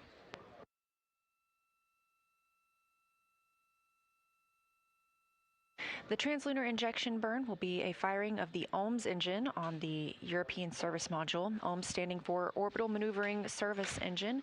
That burn targeted for 6:49 p.m. Central Time and will last 5 minutes and 49 seconds. We're now over 24 hours into the mission elapsed time. To be specific, we are 1 day and 13 minutes since the launch of Orion atop the SLS rocket yesterday in Kennedy Space Center. This is the first flight of crew aboard Orion, and it is a test flight. Since this time of launch, the crew has been in a high Earth orbit. Spending this time in a high Earth orbit has allowed teams to check out all of the systems aboard the spacecraft, being that this is the first time we've flown Orion with crew, allowing us to make the decision on whether or not we are go for translunar injection, which will send us around the moon and commit us to splashdown in the Pacific Ocean. The mission management team here at Johnson Space Center in Houston confirmed this morning that yes, we are go for translunar injection burn. The crew aboard Orion continuing to work in preparation of that burn, and teams here in Mission Control Houston doing the same. On the bottom right of your screen, at the top of the small box, you see Flight Director Jeff Radigan. He is leading the teams here in Mission Control, specifically the Orbit 1 shift.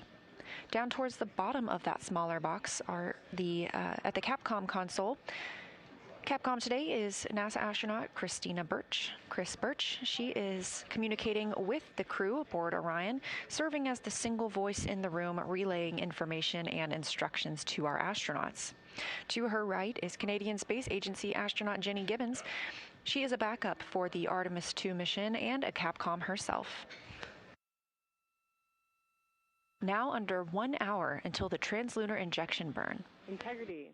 SM prop helium isolation valves and optocoupler glitch fitter are configured. Copy, and we see the same on the SM prop valves. And timeline/Optimus question for you when convenient. We'll take it, Christina. Go ahead. Thank you. In our PCD Optimus plan options, we now see a Flight Day 2 final V2. Is that the one that you'd like us to be on? Yes, Christina, that's the one. Copy that. And question, if we put crew notes on a previous plan, like the Flight Day 1 plan, after these plans were uploaded, but before we switch to them, will you still get those?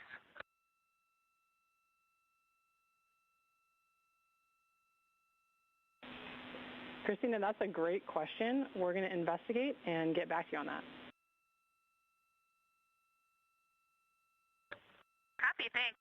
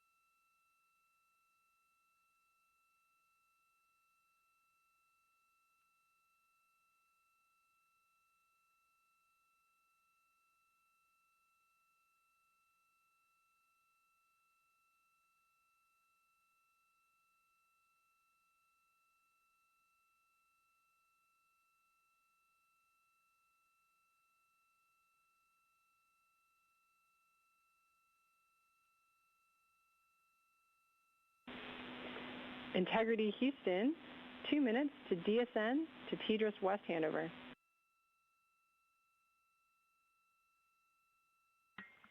Integrity.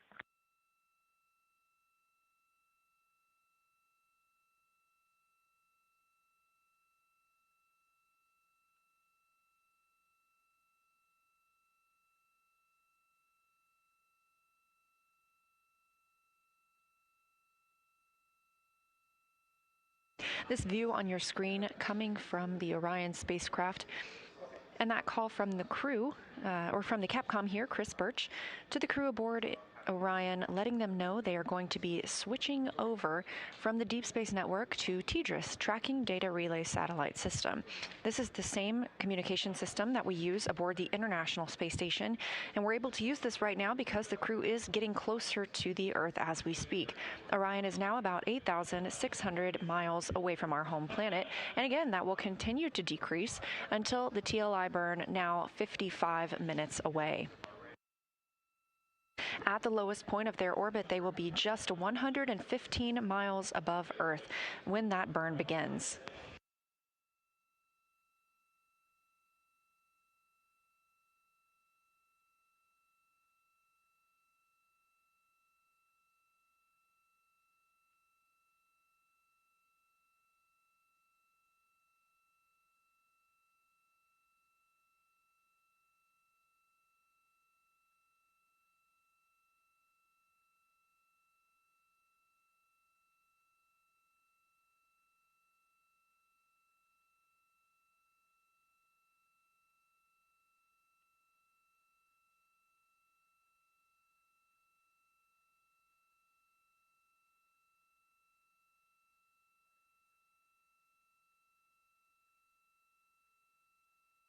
And we are handing over to the Tracking Data Relay Satellite System. So we're back to that visualization. The Artemis Real-Time Orbit website, also known as ARROW. You can access this at any time by visiting nasa.gov, searching for ARROW. This gives you a great time, day or night, to see where Orion is in relation to the Earth and the Moon.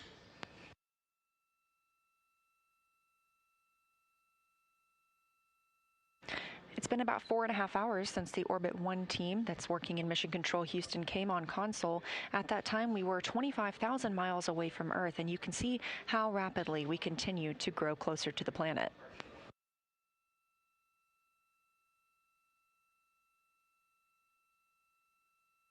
The crew woke up at about 1:35 p.m. Central Time today and has since been moving through their timeline, which included setting up the exercise device, Commander Reid Wiseman using that flywheel exercise device for the very first time. The crew has also been filling water bags. There was a water valve issue yesterday. It has since been resolved, and the crew was able to use the water dispenser as planned. However, this is, again, precautionary ahead of the translunar injection burn to go ahead and get some water out of those 4 tanks aboard Orion.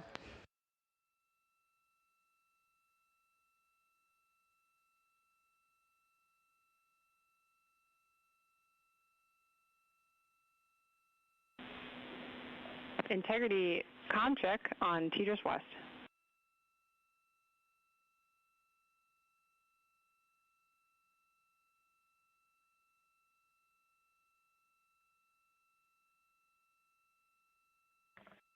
Loud and clear on TDRS. How us? We have you the same.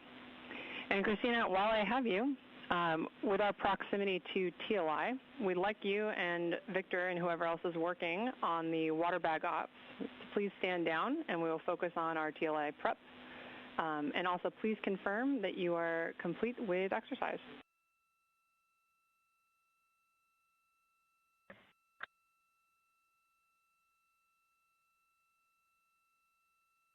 Okay, we copy.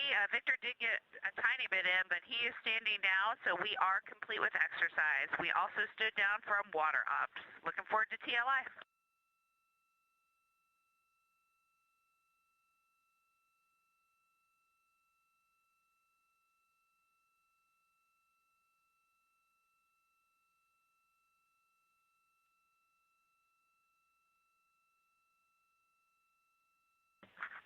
Houston, one clarification on exercise when you got a second. Go ahead, Reid. Hey, Victor is deferring his exercise for now, which is due to time in the water bag. He was our lead water bag filler, so we will want to get him exercise this afternoon, please. Copy. We will find a time to make that happen.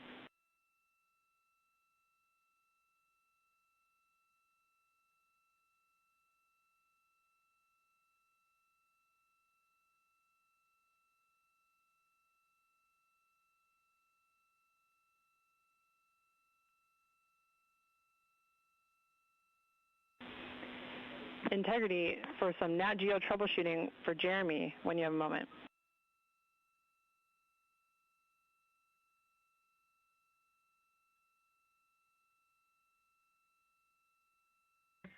Go ahead. Jeremy, we have one small troubleshooting request from you. We're hoping it will not take very long, and it'll get us some good data to see what's going on.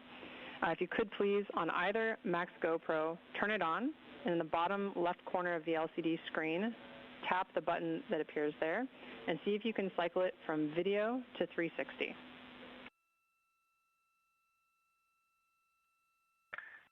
Yeah, I can. That's how I've been getting it to 360 mode, is by tapping that. Okay. Copy, Jeremy. Thanks. Good data. And then for Reid specifically, but also the entire crew, there is a crew message on board for GoPro exposure adjustments.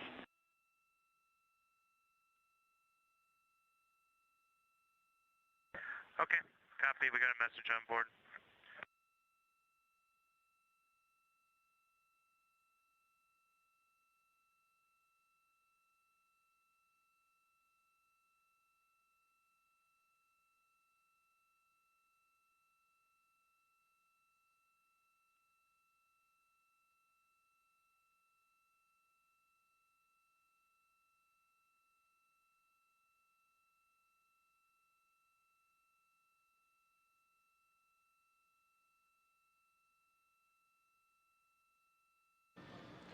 One day and 25 minutes mission elapsed time into the Artemis II flight, the first flight of humans aboard the Orion spacecraft.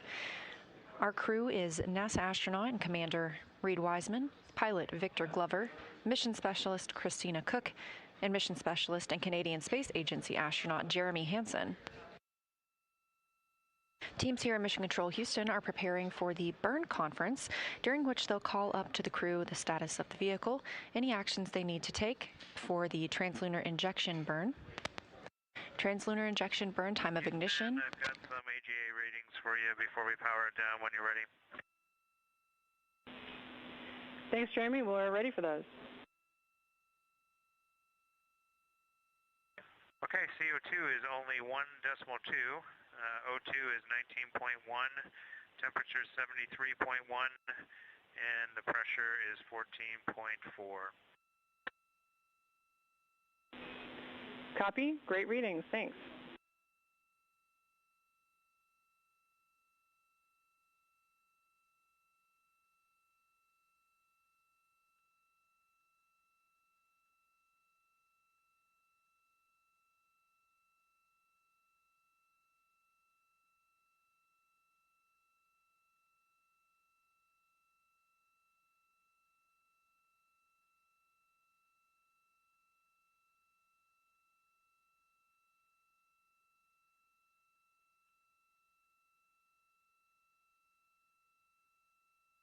And Houston, just for timeline to sync you up, we've got most things taken care of other than the stuff we told you we've deferred already. The portable speaker, we've got it out, but we're not going to turn it on. We haven't had a need for it yet, and we know there's some ground settings, so we don't want to get into that before TLI. So we'll just leave it. We'll get to it later. And then we do want to get some exercise for Victor later. He didn't get much time on that. Other than that, you have any questions on our timeline?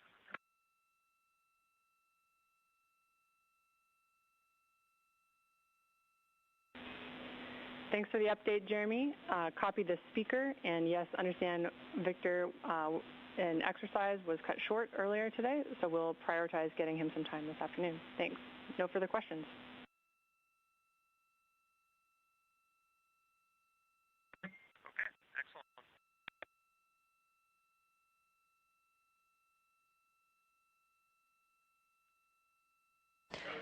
Calls from the crew aboard Orion down to Mission Control here.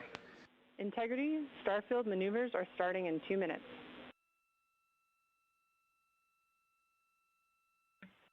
Integrity copies. That's the voice of Canadian Space Agency astronaut Jeremy Hansen. He was previously working with the National Geographic equipment and on that timeline, troubleshooting some of the camera settings that he was having trouble with. The crew is capturing different facets of their life aboard Orion through that National Geographic timelined activity. Also relaying down the information that pilot Victor Glover didn't really get the opportunity to exercise on the flywheel device, as was previously timelined for him today. We do know that Commander Reid Wiseman was able to use that device, so teams here on the ground will look at the timeline and make sure Glover gets to exercise this afternoon as well. 45 minutes now from the translunar injection burn.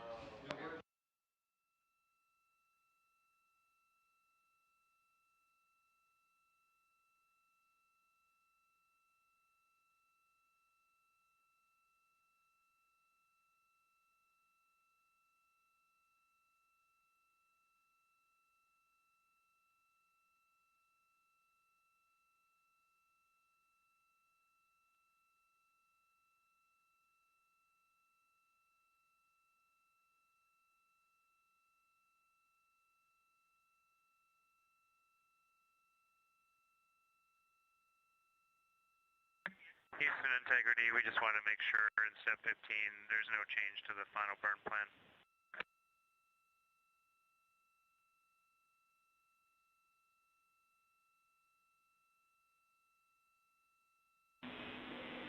Jeremy, we do have some small changes to the burn plan. It's currently being uplinked and should be complete shortly.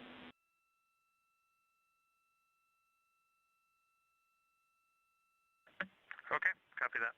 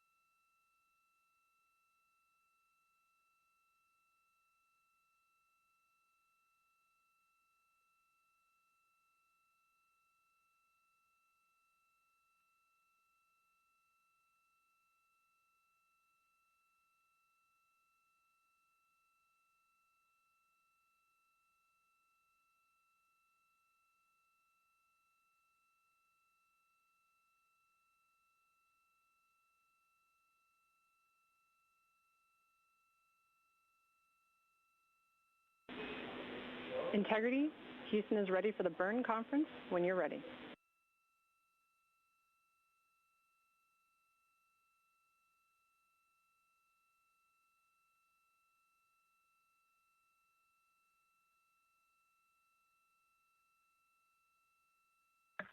Okay, we're ready on board. Go ahead. All right. The final burn plan has been uplinked. It's on board. We have no new vehicle statuses. I have 3 deltas to the burn pad, referencing burn pad with UTC of ground generation, 92 days, 17 hours, 40 minutes, 0 seconds. Let me know when you're ready to copy.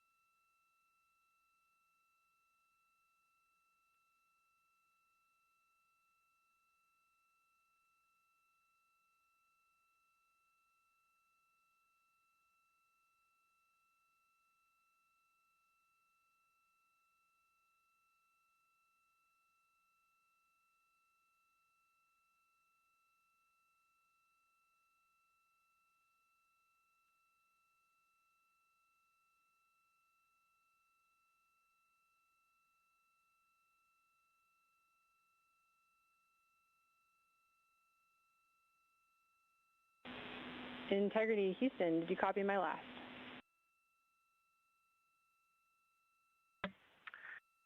Yeah, we did. Well, we copied you talking about the UTC time. We called you, but then didn't hear back, so I'll just start over. We are looking at UTC burn pad that we started with earlier today that we changed to V3. It's day 92 and time is 1740, correct? And we'll save that as version 4. That's correct, Jeremy. Are you ready for the deltas?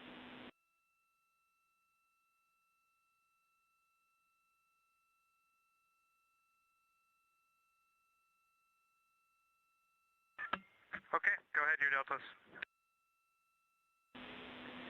All right, all three are in the guidance solution box. Delta V totes, 1276.3 feet per second. TGO, 5 minutes, 50 seconds. Delta V feet per second, Z direction, negative 276.7.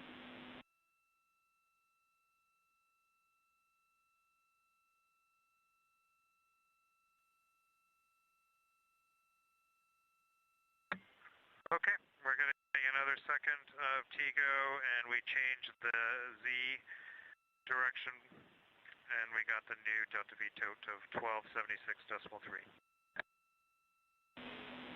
Good read back.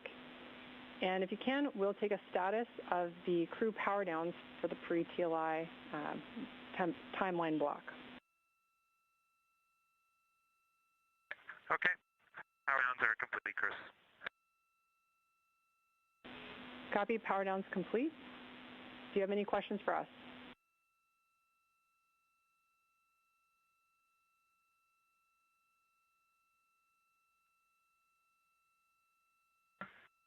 We don't have any questions, and I guess we might as well ask you for a go for targeting at minute 31.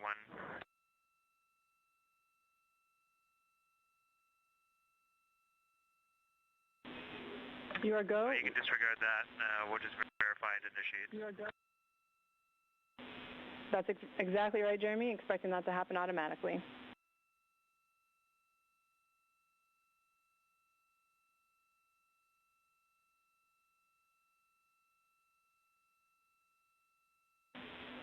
And Integrity Starfield maneuvers are complete.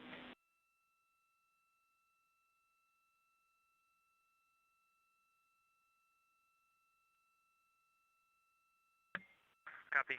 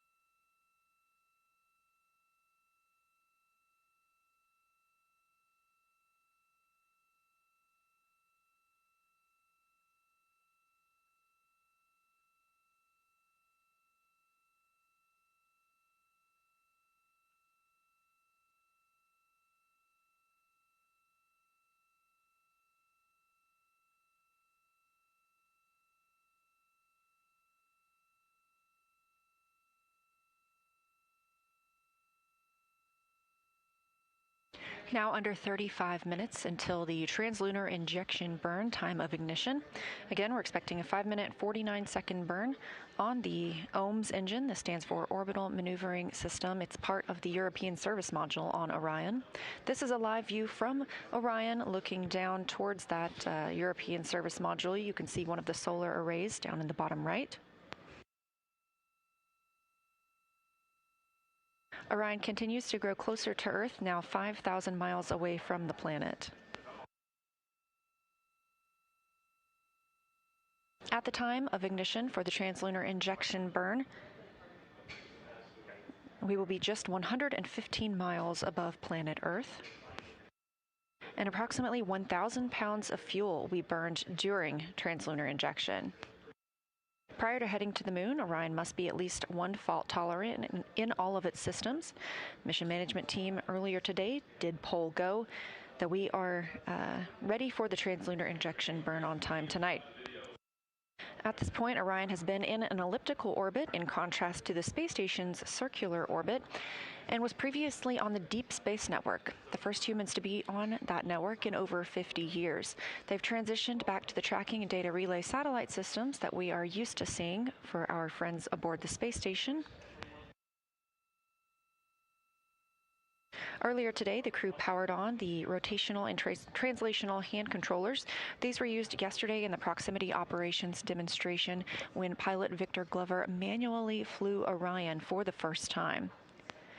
Powering these on allows them to serve as a backup in case the burn didn't last as long or put us in the proper phase. The crew would be able to command small burns from the OMS engine on the service module in order to maintain a proper attitude. But all systems are looking good ahead of translunar injection burn, again scheduled for 6:49 p.m. Central Time.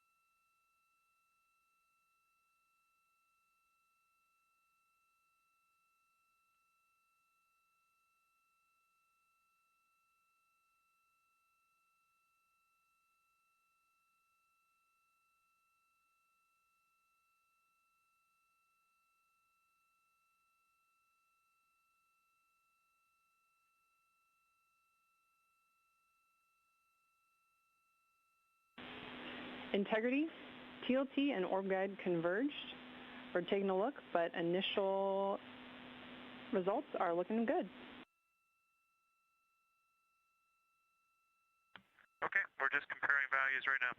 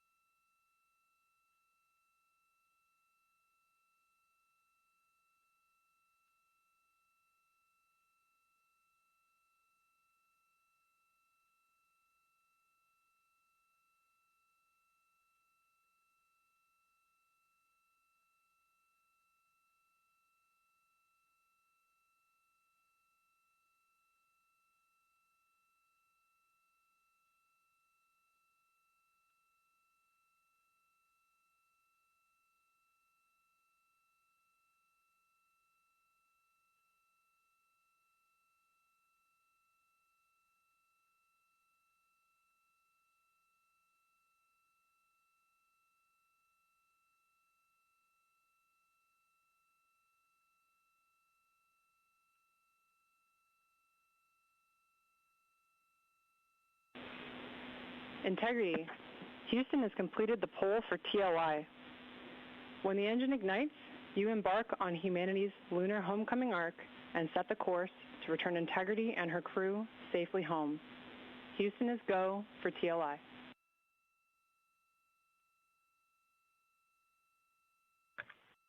Integrity copies, and your Integrity crew is go for TLI. With this burn to the moon, we do not leave Earth, we choose it.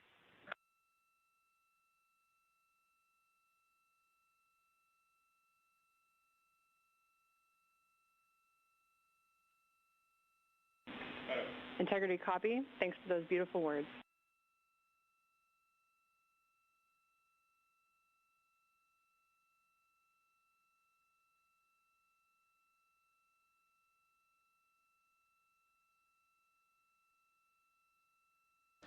Those thoughtful communications coming from Mission Control Houston and Capcom Chris Birch, NASA astronaut, reporting up to the crew aboard Orion that they are go for translunar injection. Equally thoughtful words coming back down from mission specialist NASA astronaut Christina Koch, ready for translunar injection to fly by the moon and also return home to our planet.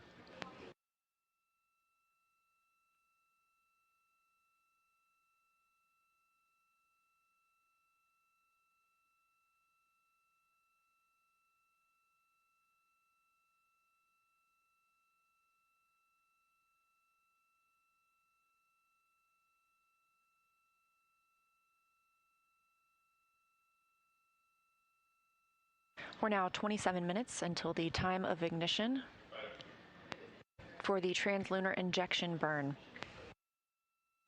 Orion now only 3,700 miles away from Earth. Again, that'll... Integrity, we've finished verification of our onboard targets. They look good.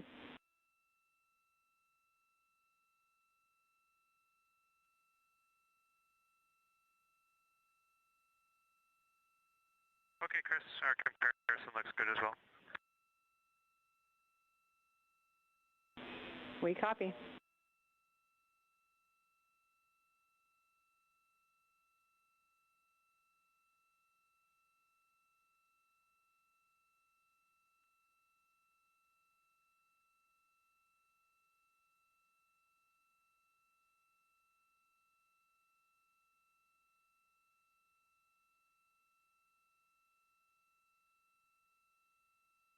One day, 48 minutes since the liftoff of the Artemis II mission, our 4 astronauts aboard, Commander Reid Wiseman, pilot Victor Glover, and mission specialists Christina Koch and Jeremy Hansen, all flying aboard Orion, the first flight of humans on this spacecraft.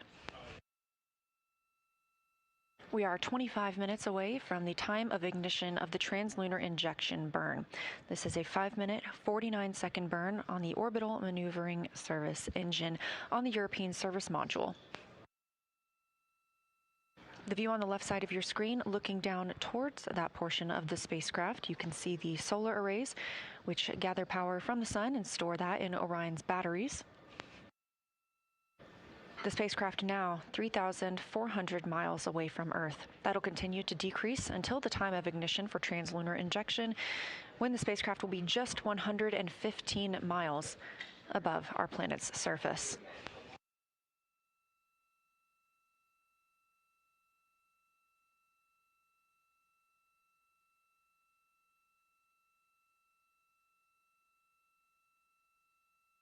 All systems looking good here in Mission Control Houston.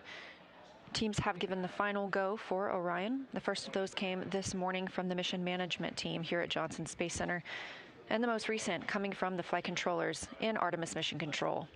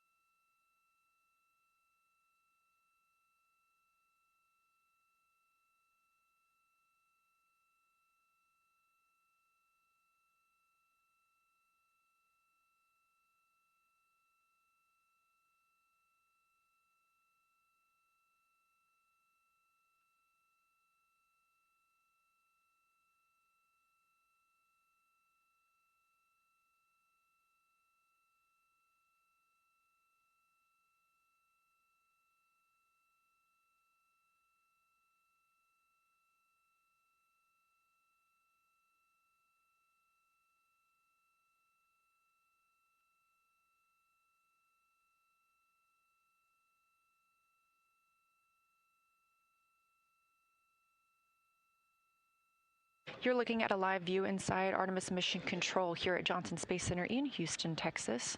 Flight control team, specifically the Orbit 1 flight control team on console, being led by Flight Director Jeff Radigan. You've also been hearing the voice of Capcom Chris Birch, a NASA astronaut, communicating with the crew aboard Orion. We've also been joined by NASA Administrator Jared Isaacman, sitting in the back of the room, here to monitor the translunar injection burn that will send our crew beyond the moon, the first time humans have done so in over 50 years.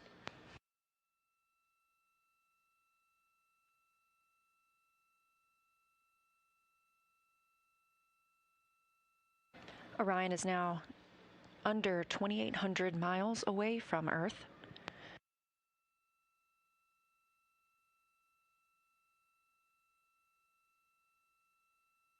And again, we are 21 minutes away from the time of ignition for the translunar injection burn.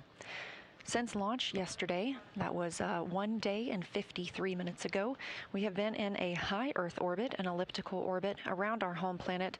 This translunar injection burn is the commitment to flying by the moon and splashing down in the Pacific Ocean on flight day 10.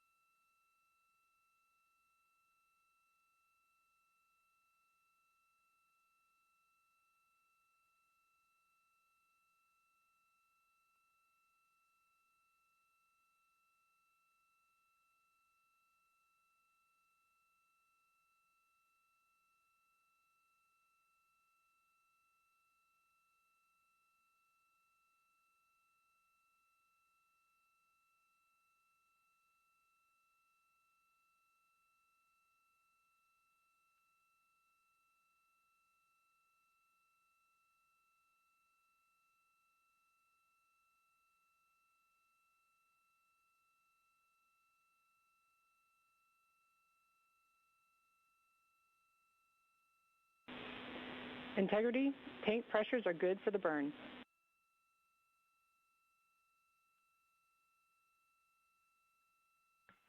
Integrity copies.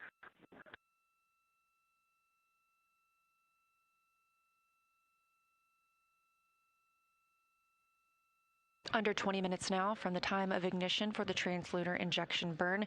Teams on the ground reporting good configuration of the Orion spacecraft.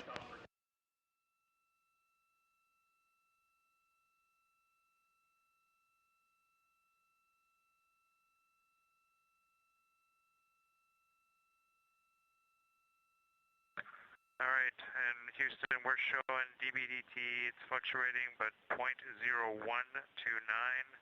and as it's still going positive up to 0.005. Copy, Jeremy. And we're watching the Eclipse cabin leak. Copy, Jeremy.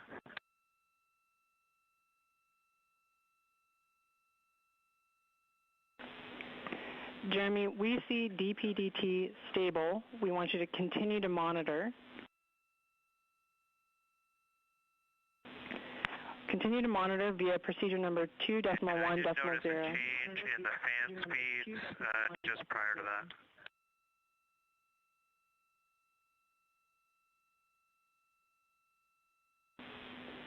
Copy, Jeremy, and that tracks with our actions here on the ground. We were just changing the ARS state.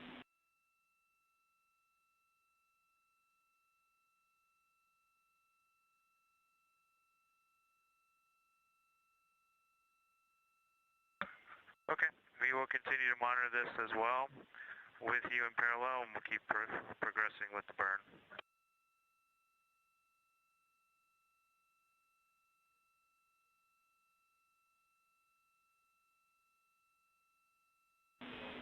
That's a good read back, Jeremy. We're following along with you.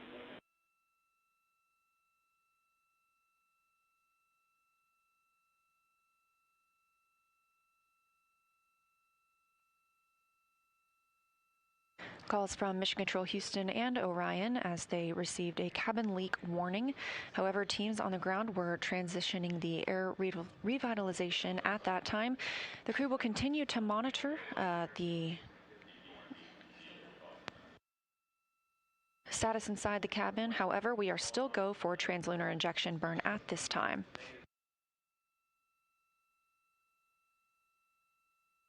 The solar array wings are in motion ahead of this burn.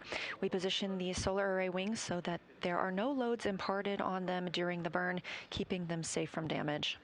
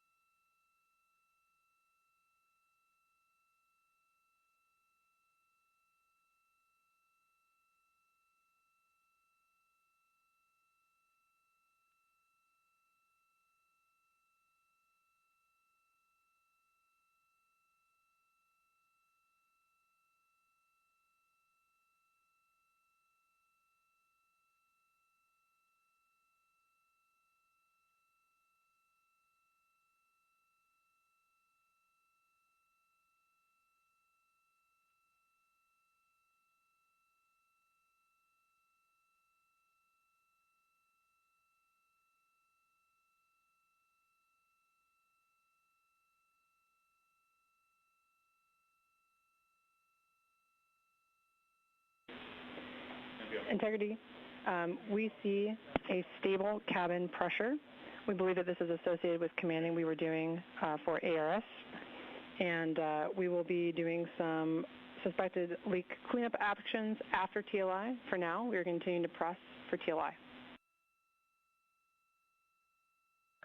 Okay. Crew's feeling good about where we're at right now. That is all tracking, and we are go to continue. Houston copies. Thanks, Jeremy.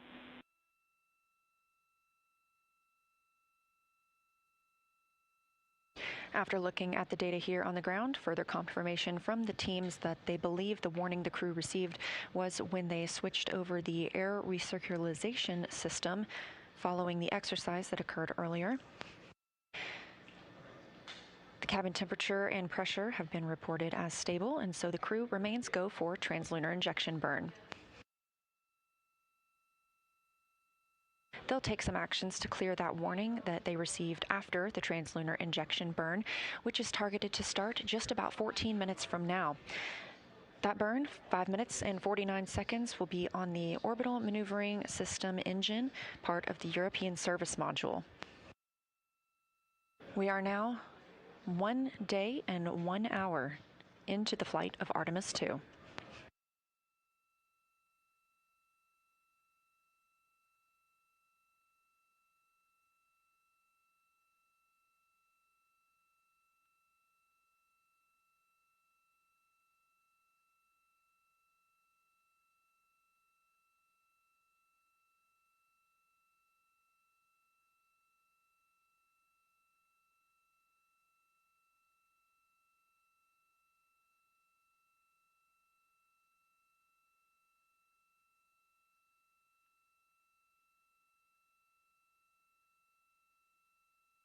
"13 minutes from the time of ignition, Orion just about 1,300 miles away from the Earth's surface." Integrity, maneuver to burn attitude starting in 2 minutes.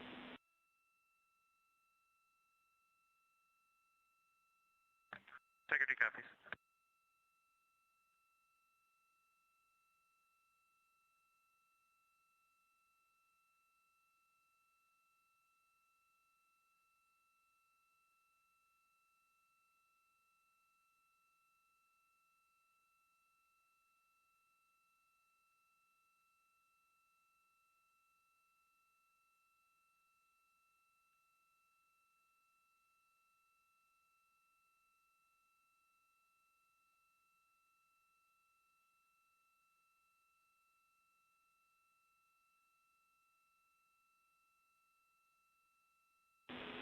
Integrity, saws are configured for the burn.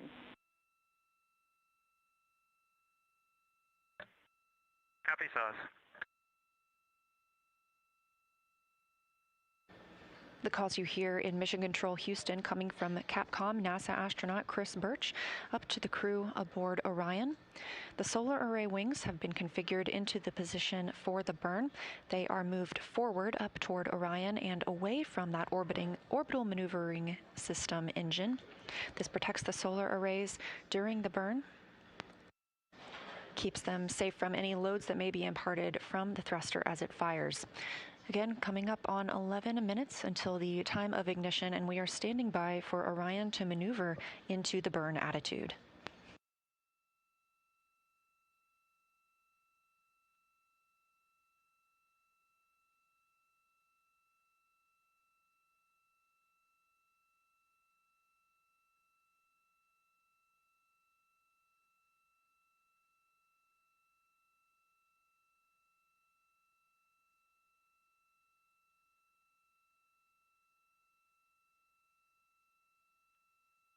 Orion now just 1,000 miles above Earth.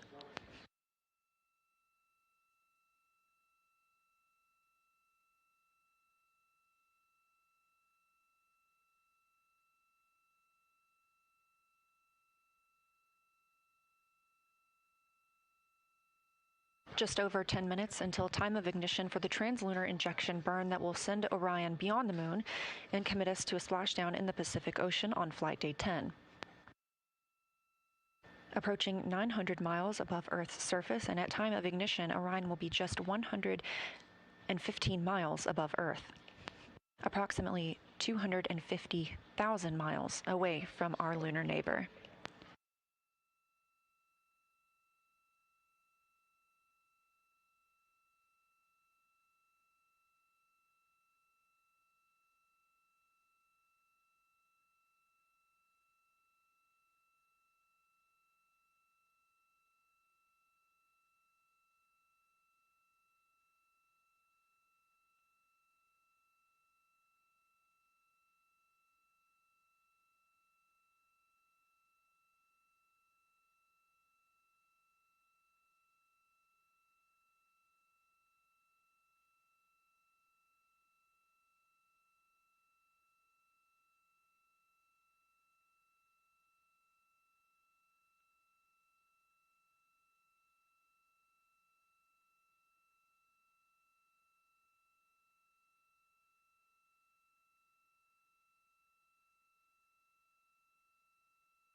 Quiet here in Artemis Mission Control at Johnson Space Center in Houston, Texas, as we approach the translunar injection burn.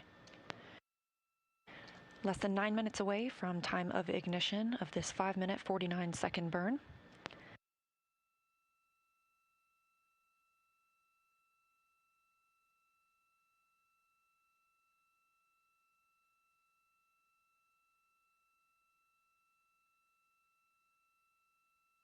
Again, the crew received the go for this configuration this morning to proceed with translunar injection from the mission management team here at Johnson Space Center.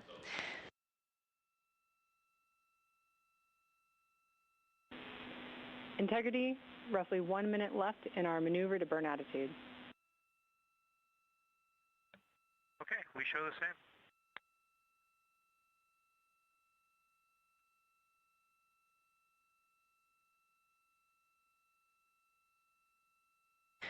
Orion now 650 miles away from Earth and continuing to be maneuvered to its burn attitude, or its proper positioning for that translunar injection burn. All flight controllers here continuing to monitor their systems, and everyone remaining go for our journey to the moon.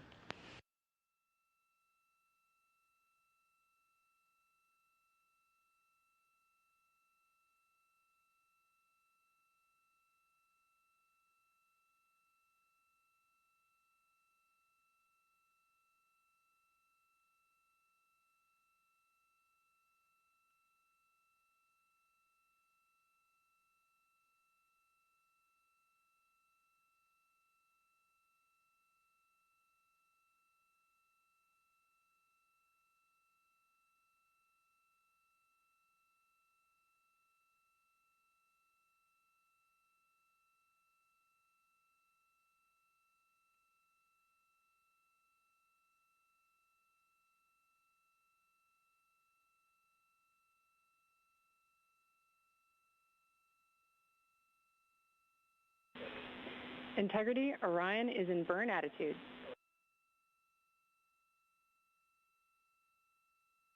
Okay, we show the same.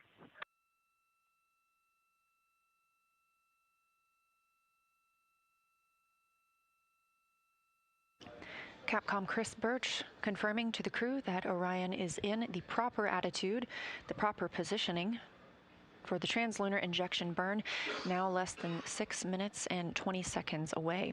Orion is less than 500 miles from our Earth. Again, we will watch that tick down to 115 miles above the Earth's surface.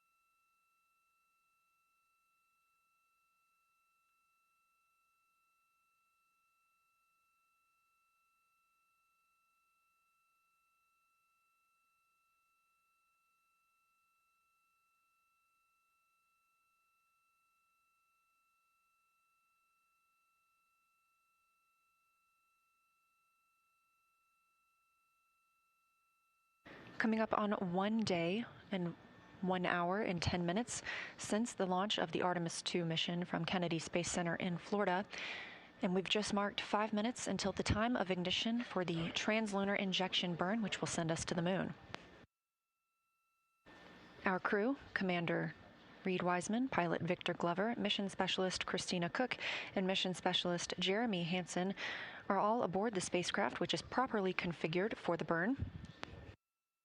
This commits us to leaving Earth orbit and moving beyond the moon. It also is our deorbit burn and commits us to coming home, splashing down in the Pacific Ocean on flight day 10. The spacecraft is in the proper attitude, the proper configuration, with its solar array wings swept up toward the spacecraft, allowing the orbital maneuvering system engine, which will conduct the burn to prevent it from imparting any loads on those solar array wings.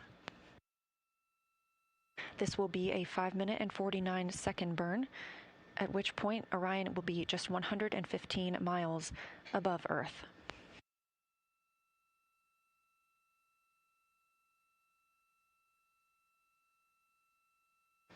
It remains quiet here in Artemis Mission Control at Johnson Space Center in Houston, Texas, as teams continue to monitor their systems.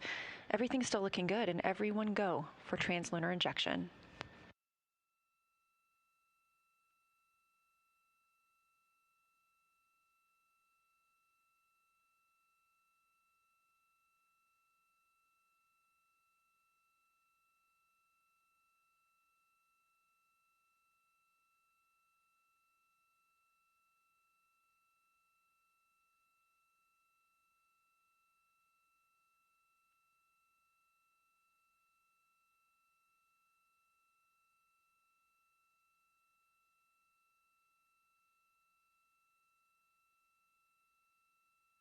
Three minutes now until the time of ignition for the translunar injection burn.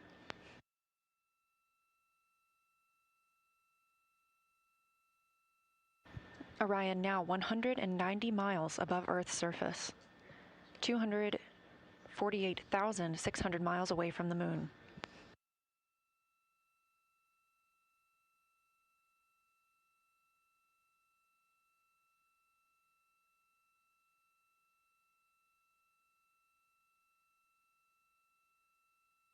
Continuing to hear good reports from the flight controllers here, Artemis Mission Control in Houston.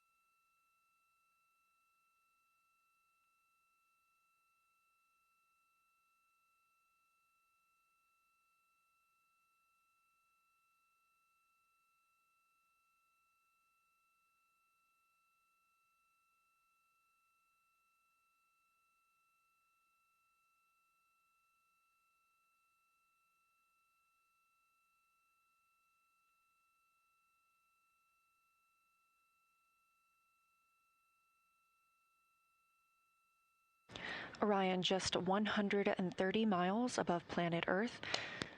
As we mark 1 minute until the time of ignition of the translunar injection burn, correction to an earlier report, that will be a 5-minute and 50 burn on the Orbital Maneuvering Services engine.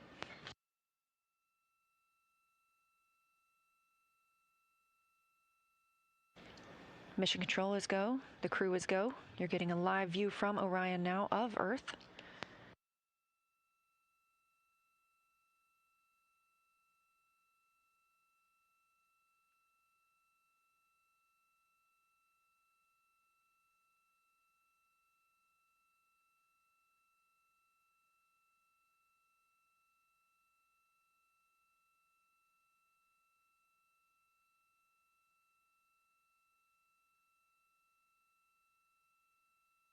Ten seconds until translunar injection burn start.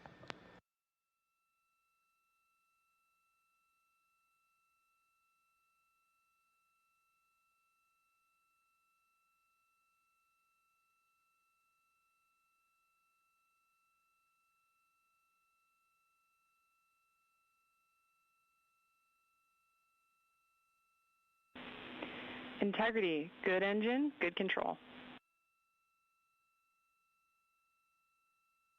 We show the same. Feels great up here. At MET, mission elapsed time of 1 day, 1 hour, and 14 minutes into the Artemis II mission. As Orion was flying 115 statute miles above Earth and 247,600 miles away from the moon, we have the start of the translunar injection burn that will send the crew around the moon, the first humans to do so in over 50 years.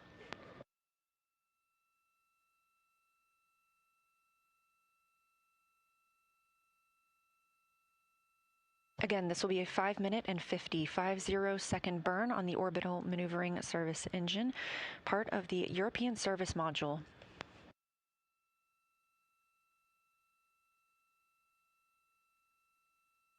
Continuing to hear good calls here from Prop in Artemis Mission Control in Houston, Texas. Integrity, looking good.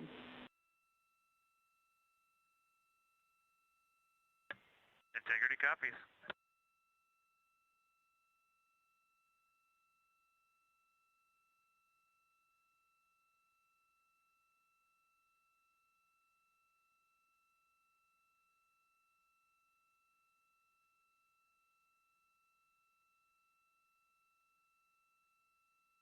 Velocity of the spacecraft ticking up, now over 23,900 miles per hour.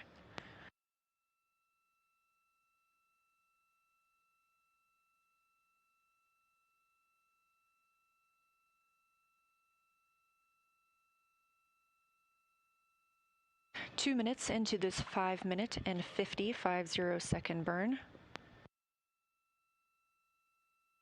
Continuing to get good calls here in Mission Control Houston from all flight controllers. Integrity, we copy the enabled caution, no crew action. Okay, Integrity copies.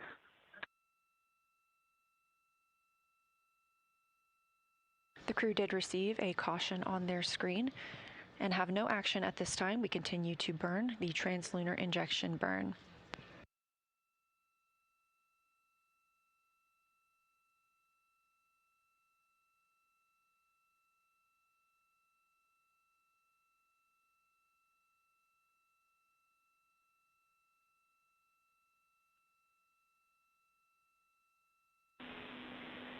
Integrity, similar caution, no crew action. Integrity copies.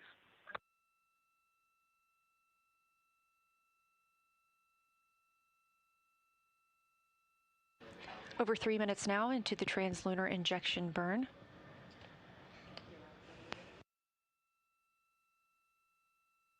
These live views coming from Orion as it looks back on Earth, leaving high Earth orbit and beginning its journey to the moon. We are now 230 miles above Earth, 246,500 miles away from the moon.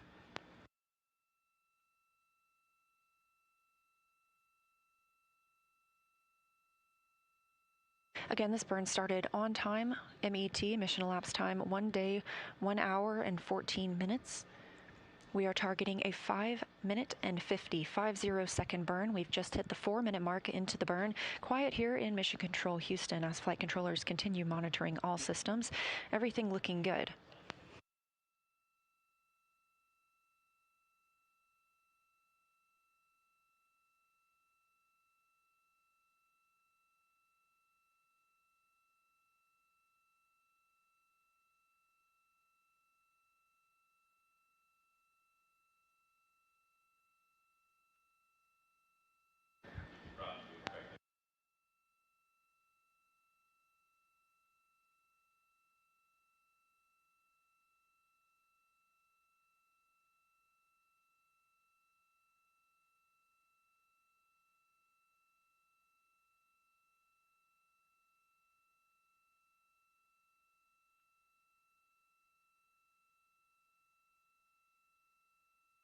We have 1 minute left in the translunar injection burn.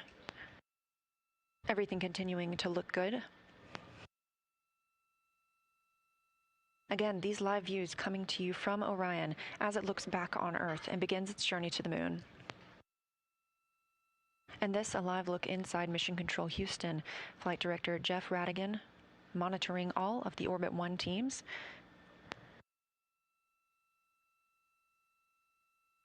NASA Administrator Jared Isaacman has also joined us in the room to monitor the translunar injection burn.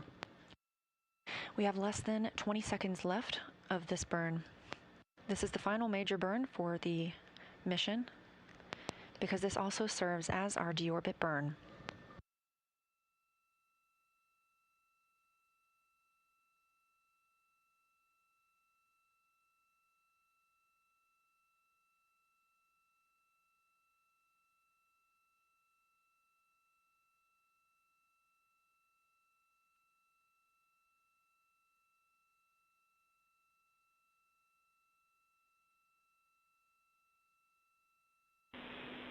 Integrity looks like a good burn. We're confirming.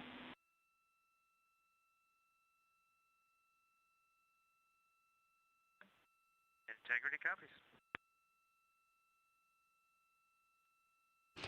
Confirmation from teams here on the ground to the Artemis II crew aboard Orion. We have translunar injection burn cutoff and early reports that it was a very good burn.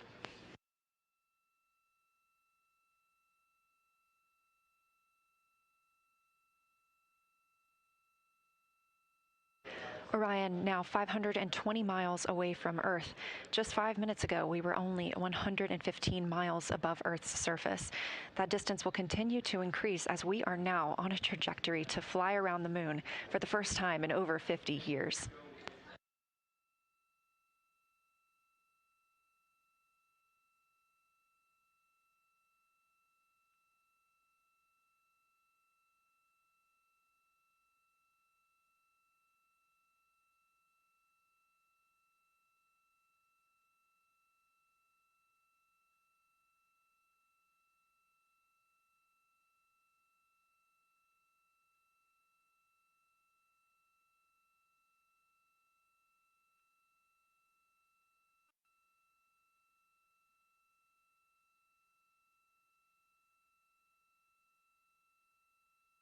Live views from the Orion spacecraft as it looks back on Earth following completion of the translunar injection burn, the burn that commits us to flying around the moon.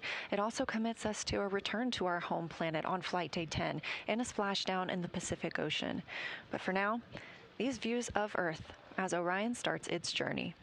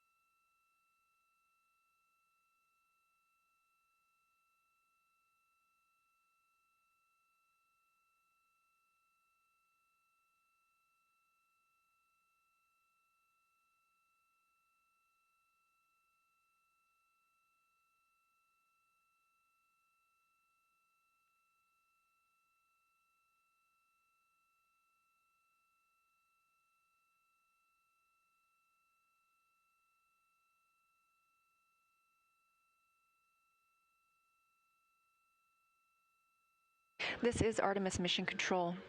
1 day, 1 hour, and 24 minutes since liftoff of Artemis II. We have just completed the translunar injection burn. Preliminary reports of a good burn. Again, this commits us to flying by the moon and coming back home on flight day 10. We're approaching 1,000 miles away from Earth. Just 10 minutes ago, we were 115 miles above Earth's surface.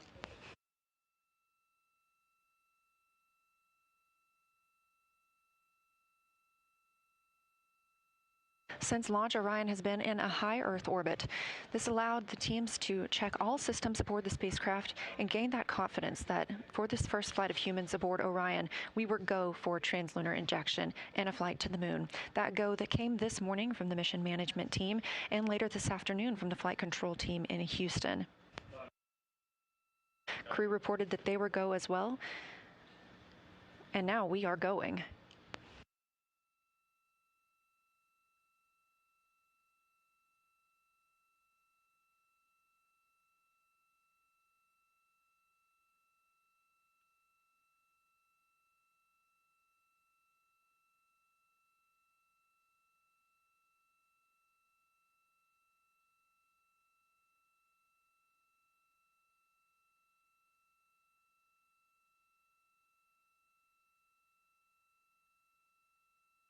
Teams in Mission Control Houston continuing to provide good reports on all systems aboard Orion. And Houston Integrity, we just wanted to share a little bit of the sentiment up here as we came around the planet, and we're zooming over just 100 nautical miles above it if you got a moment. Please, Jeremy, we are all ears. Well, with that successful TLI, the crew's feeling pretty good up here on our way to the moon, and we just wanted to communicate to everyone around the planet who's worked to make Artemis possible that we firmly felt the power of your perseverance during every second of that burn. Humanity has once again shown what we are capable of, and it's your hopes for the future that carry us now on this journey around the moon.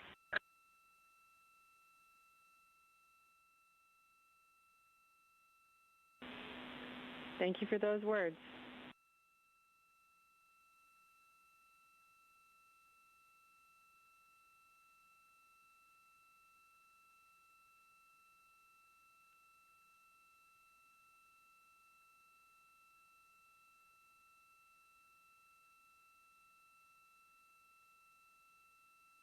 Poignant words coming down from Canadian Space Agency astronaut and mission specialist on Artemis II, Jeremy Hansen. It's his first time to space, and it's the first flight of a Canadian to the moon.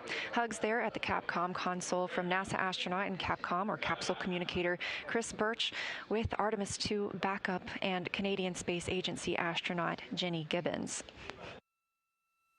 We're now over 1,000. Integrity, 2 minutes until a TDRS West to TDRS East handover.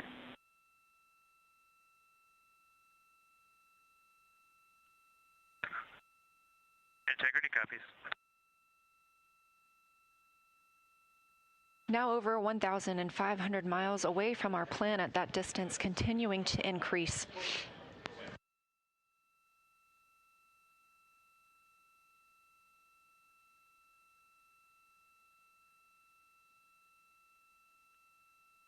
You can keep track of Orion's distance from the Earth and to the moon at any time by visiting nasa.gov/track-Artemis. We are currently 242,800 miles away from the moon and continuing to get closer. We will do so until flight day 6 when we make our closest approach during the lunar flyby.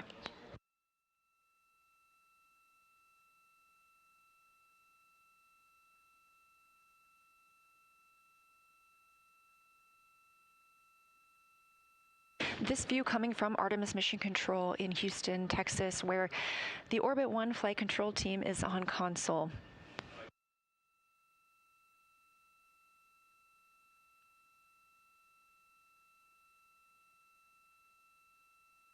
Team members continue monitoring the flight of Orion and the systems aboard the spacecraft. coming up on 1 day, 1 hour, and 30 minutes since the launch of Orion.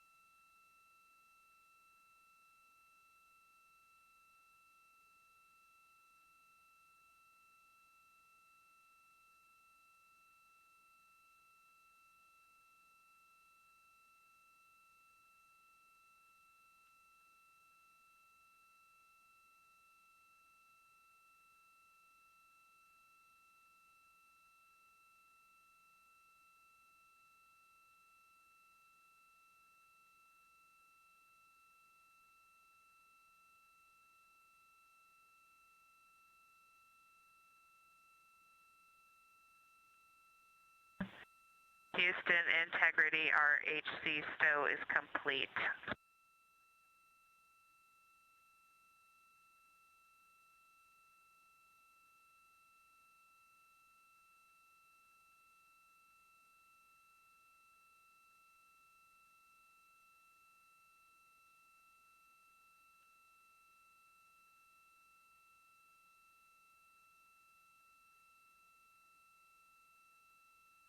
We recently heard a call that the Integrity, we copied. RHC stow is complete on Tidris East.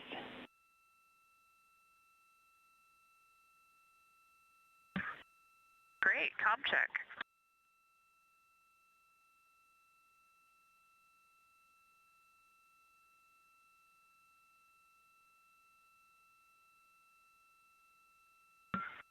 Houston Integrity, we have lost DU2. It appears it may be power cycling with a DAC message of DU2 comm fail.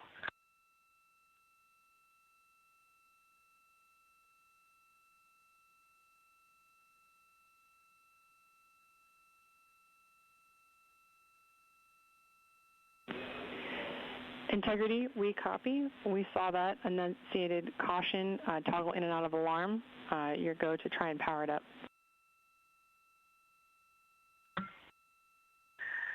And Houston, it was in a power cycle after going down, and it has come back up. We are going to go ahead and understand the prop cautions are no action. They are recurring and going away a few seconds later. We'll stand by for any other troubleshooting words on DU2, but so far it looks like it's nominal.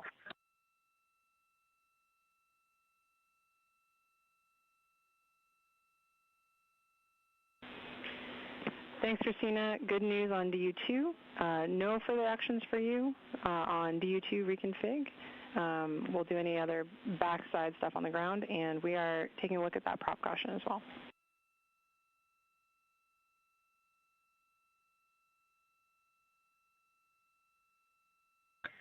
Copy all, and copy also the good comm check on Tidris.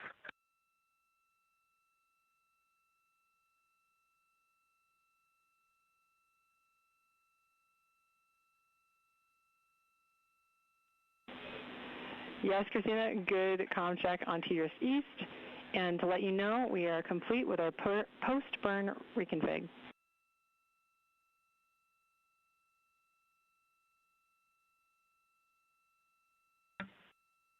Copy all.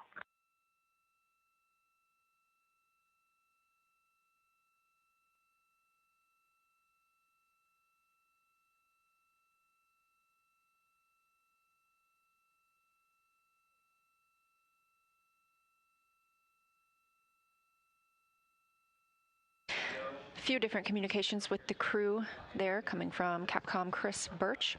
We heard the crew report that they were having an issue with their DU. That's the display unit. There are 3 display units inside Orion. It sounds like one of those is rebooting and powering back up. There were also some propulsion cautions that are being cleared.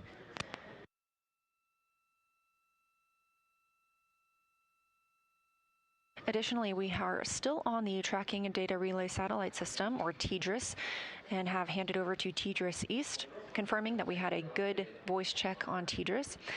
We won't be on TDRS for long. We will be switching back to the Deep Space Network as we continue to increase our distance from Earth, now 2,780 miles away from our home planet.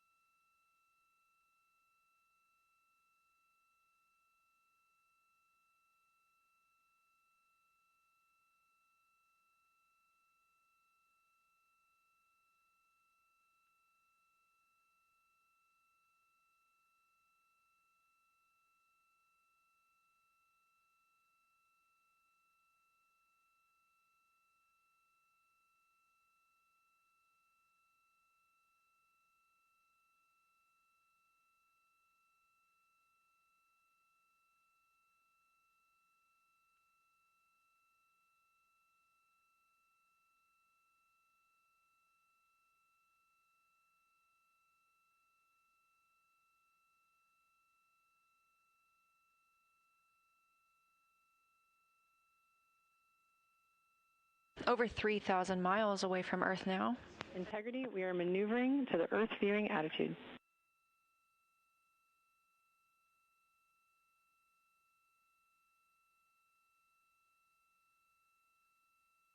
Copy, and thank you. Orion is now being maneuvered into an attitude to allow the crew to be able to see the Earth as they depart it. Again, we are rapidly leaving our home planet and growing closer to the moon, now 240,300 miles away from our lunar neighbor. In about 5 minutes, we will transition from the Tracking Data Relay Satellite System as our primary method to communicate with the crew over to the Deep Space Network. They'll remain on the Deep Space Network all the way around the moon and until they return to Earth.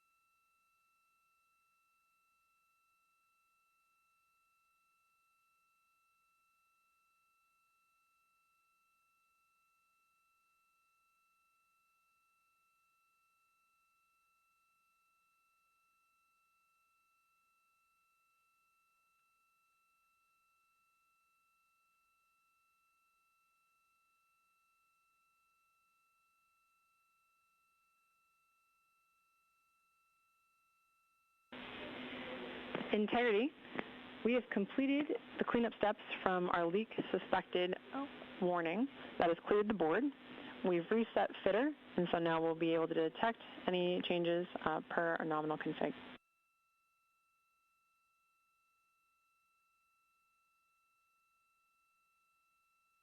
That's great news, Houston. Thank you.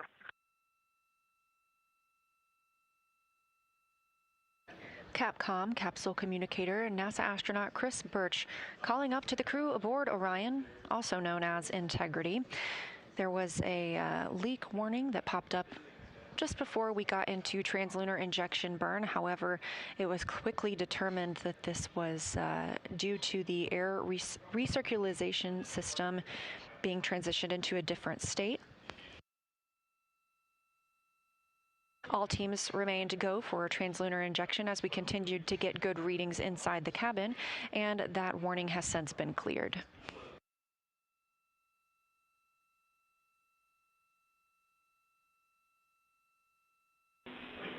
Integrity, 2 minutes to TDRS East to DSN handover.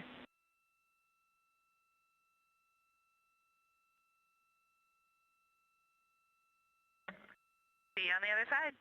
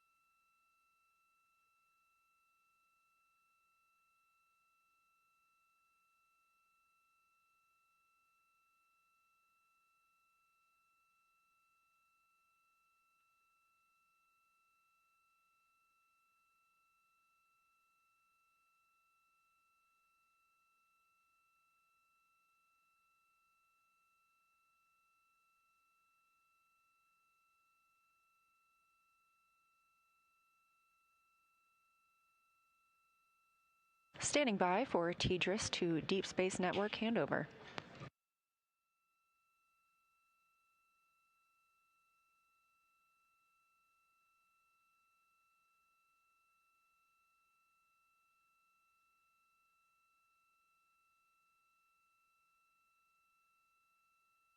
We're now handing over to the Deep Space Network and expect to hear some comm checks once the crew is on the other side.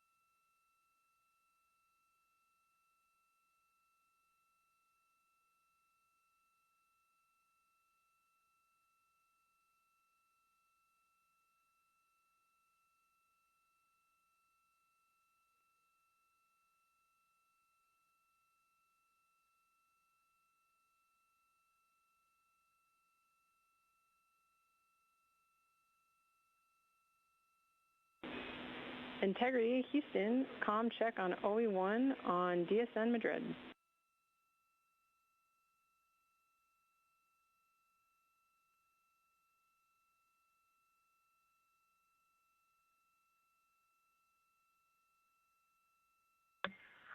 We have you loud and clear. Copy, we have you the same.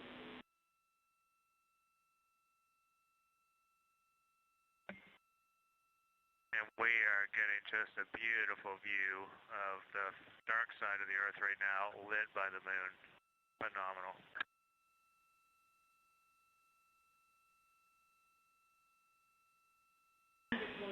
That sounds amazing. We hope you're taking some pictures for us.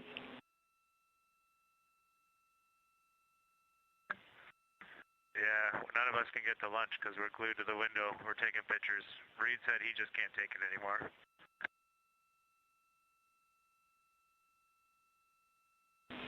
That tracks. Thanks, Integrity.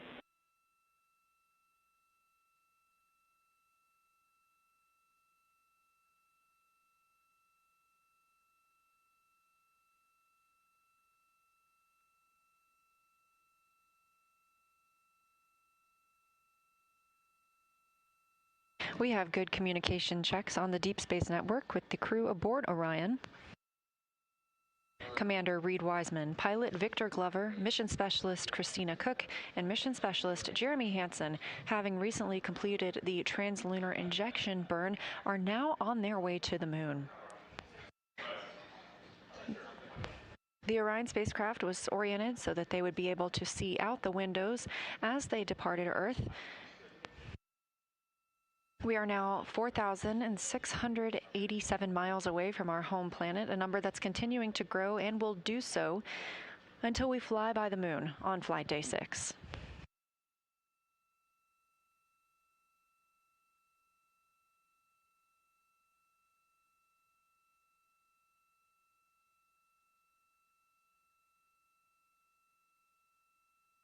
The crew reports beautiful views of Earth as they fly by the dark side, as referred to by Mission Specialist Jeremy Hansen. They are taking photos that we will expect to see downlinked later on and look forward to sharing.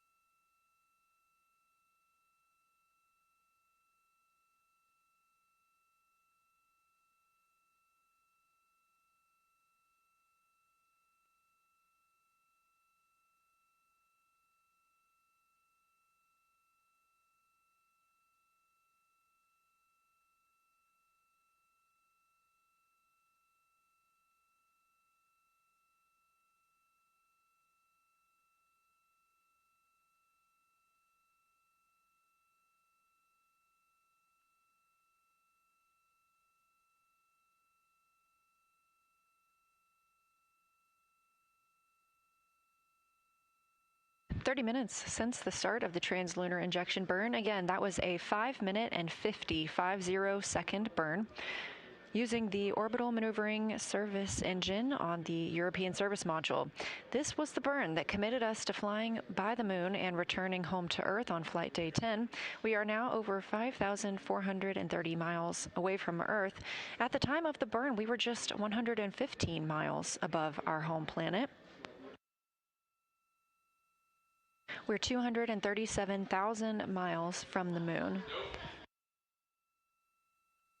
This view inside Mission Control Houston as teams continue to monitor the systems aboard Orion. Everything looking great after that translunar injection burn.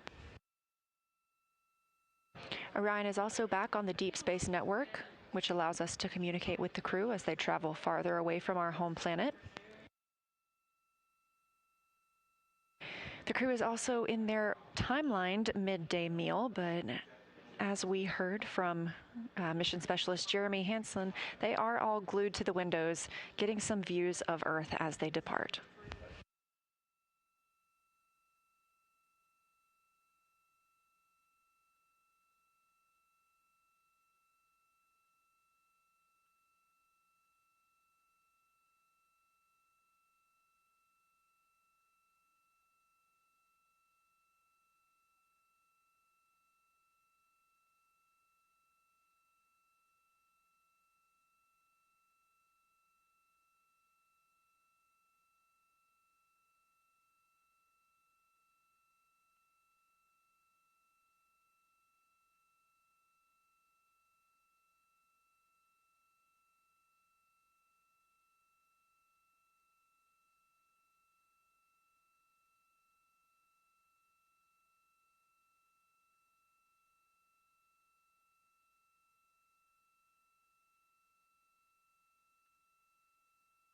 This view of visualization of Orion, you can access this at any time by visiting nasa.gov/track Artemis. This is called ARROW, the Artemis Real-Time Orbit website. This is live throughout the mission and allows you to see just how far we are from Earth and close we are to the moon.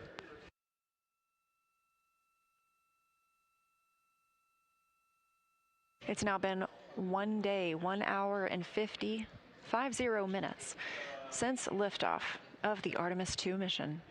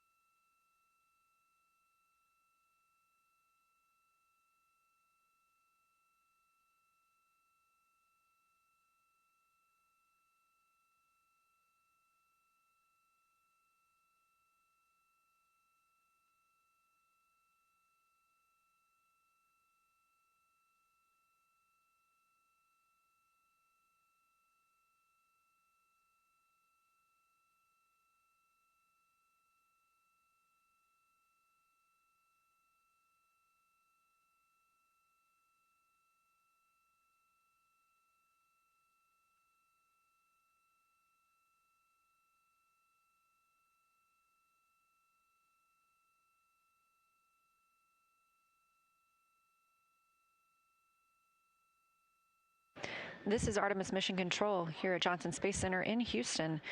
We are on our way to the moon after a successful translunar injection burn.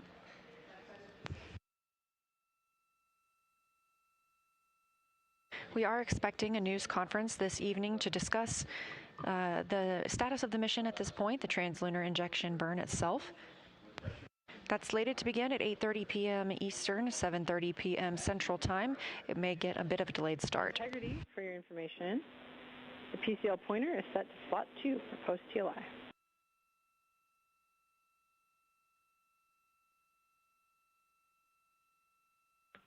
Okay, copy. Slot 2, on our way.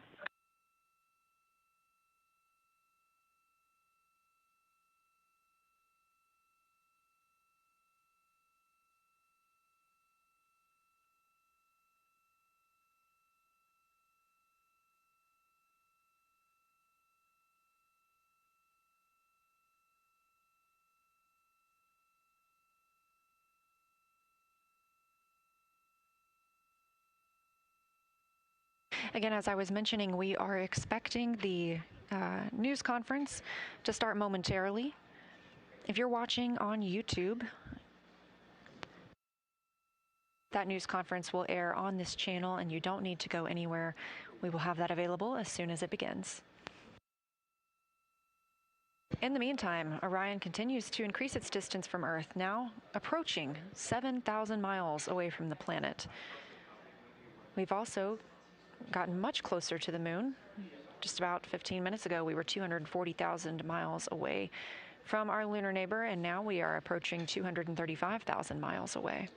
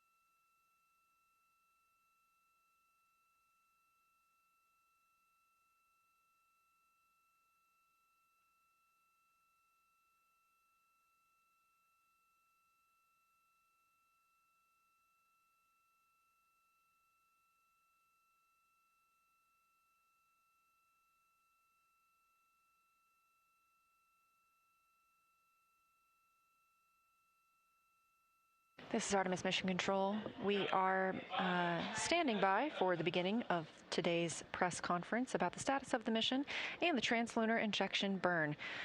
Completed that 5-minute and 50-second burn. Right on time and put us in the proper position to fly by the moon on flight day 6 and return to Earth on flight day 10.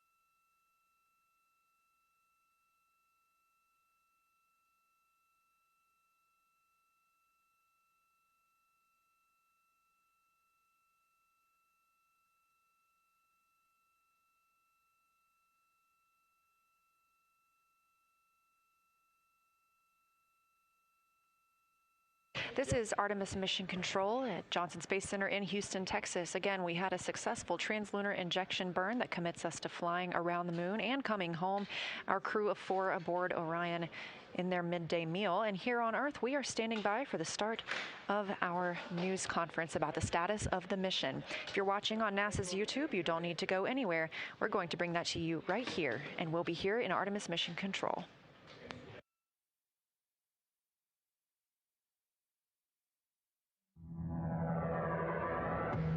The Artemis II mission is a test mission of the Orion space capsule.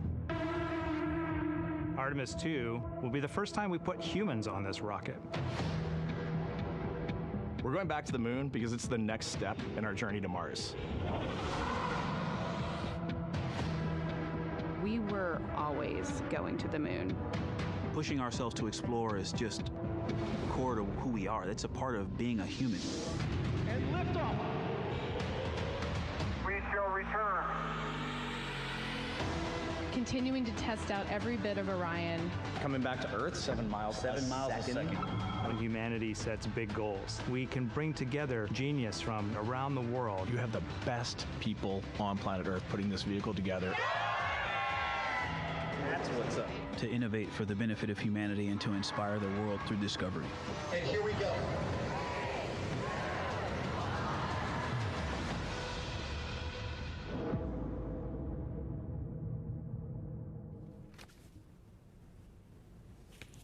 Good evening and welcome to NASA's Johnson Space Center in Houston, and welcome to our Artemis II status update. I'm Rachel Kraft with NASA Communications, and I'm joined by several NASA managers this evening to talk about our recent translunar injection burn to send 4 astronauts on the Artemis II mission to the moon, and about how the test flight is going overall. They are Dr. Lori Glaze, who leads NASA's Artemis program, Judd Freeling, Ascent Flight Director for the mission, and Howard Hugh, Orion Program Manager. We'll have some opening remarks and then take questions both from reporters here in the room and on the phone. And those of you who are joining us by phone can press *1 to get into the question queue. And with that, we'll start with Lori. Great. Thank you, Rachel.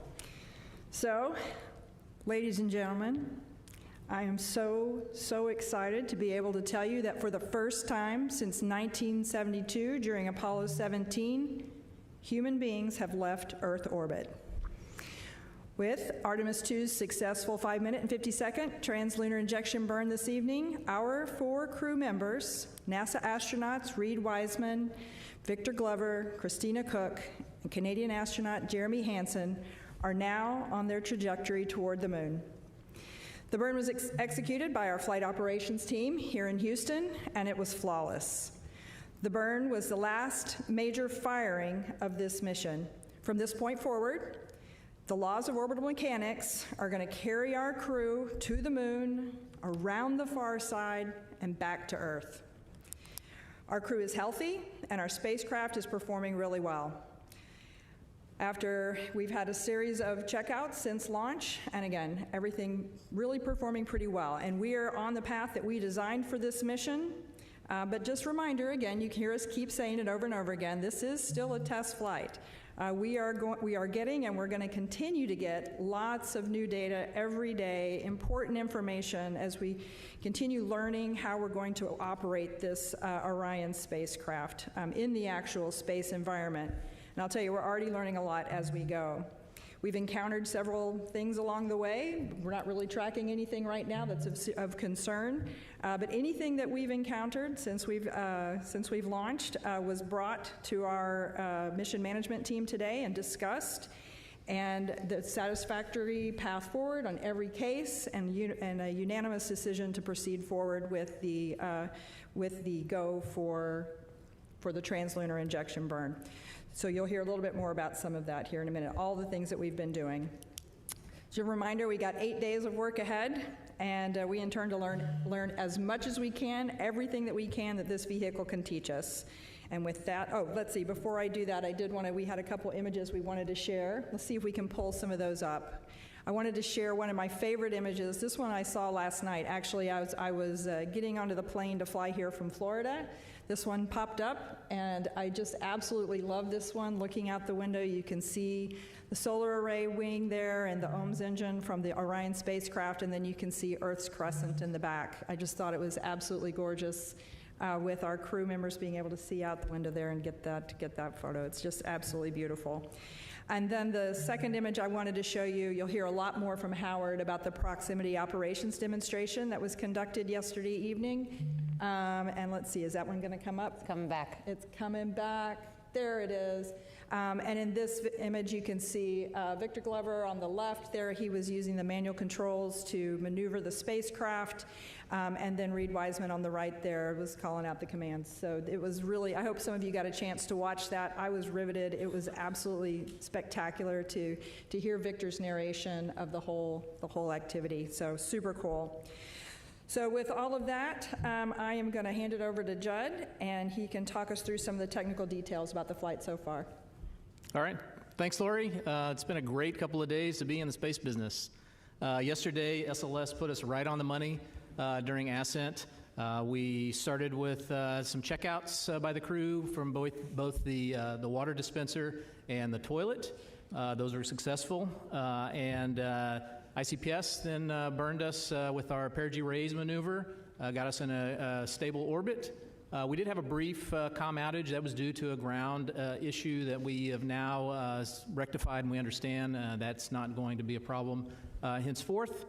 And then, let's see, the ICPS then gave us a great amount of energy, put us in the high Earth orbit with the apogee raise burn, again, right down the money. So really happy with that burn. After that, as Lori mentioned, Victor did the ProxOps demonstration, gave us a lot of great feedback on how the vehicle responds in preparation for future rendezvous operations. So very valuable data. We also checked out all of the carbon dioxide scrubbers. All 3 beds successfully checked out, and CO2 is doing great in the vehicle. We did, once we were done with the ProxOps demonstration, the ICPS on its own did the automatic deploy of the 4 CubeSats, and then also ICPS did its disposal burn, and so that all went well. In the middle of the crew sleep, we also had them wake up and do the perigee raise burn, and that was 100% successful. Got us again back into a stable orbit, raised our perigee to about 100 nautical miles. So we're happy with that performance as well. This morning, the crew woke up.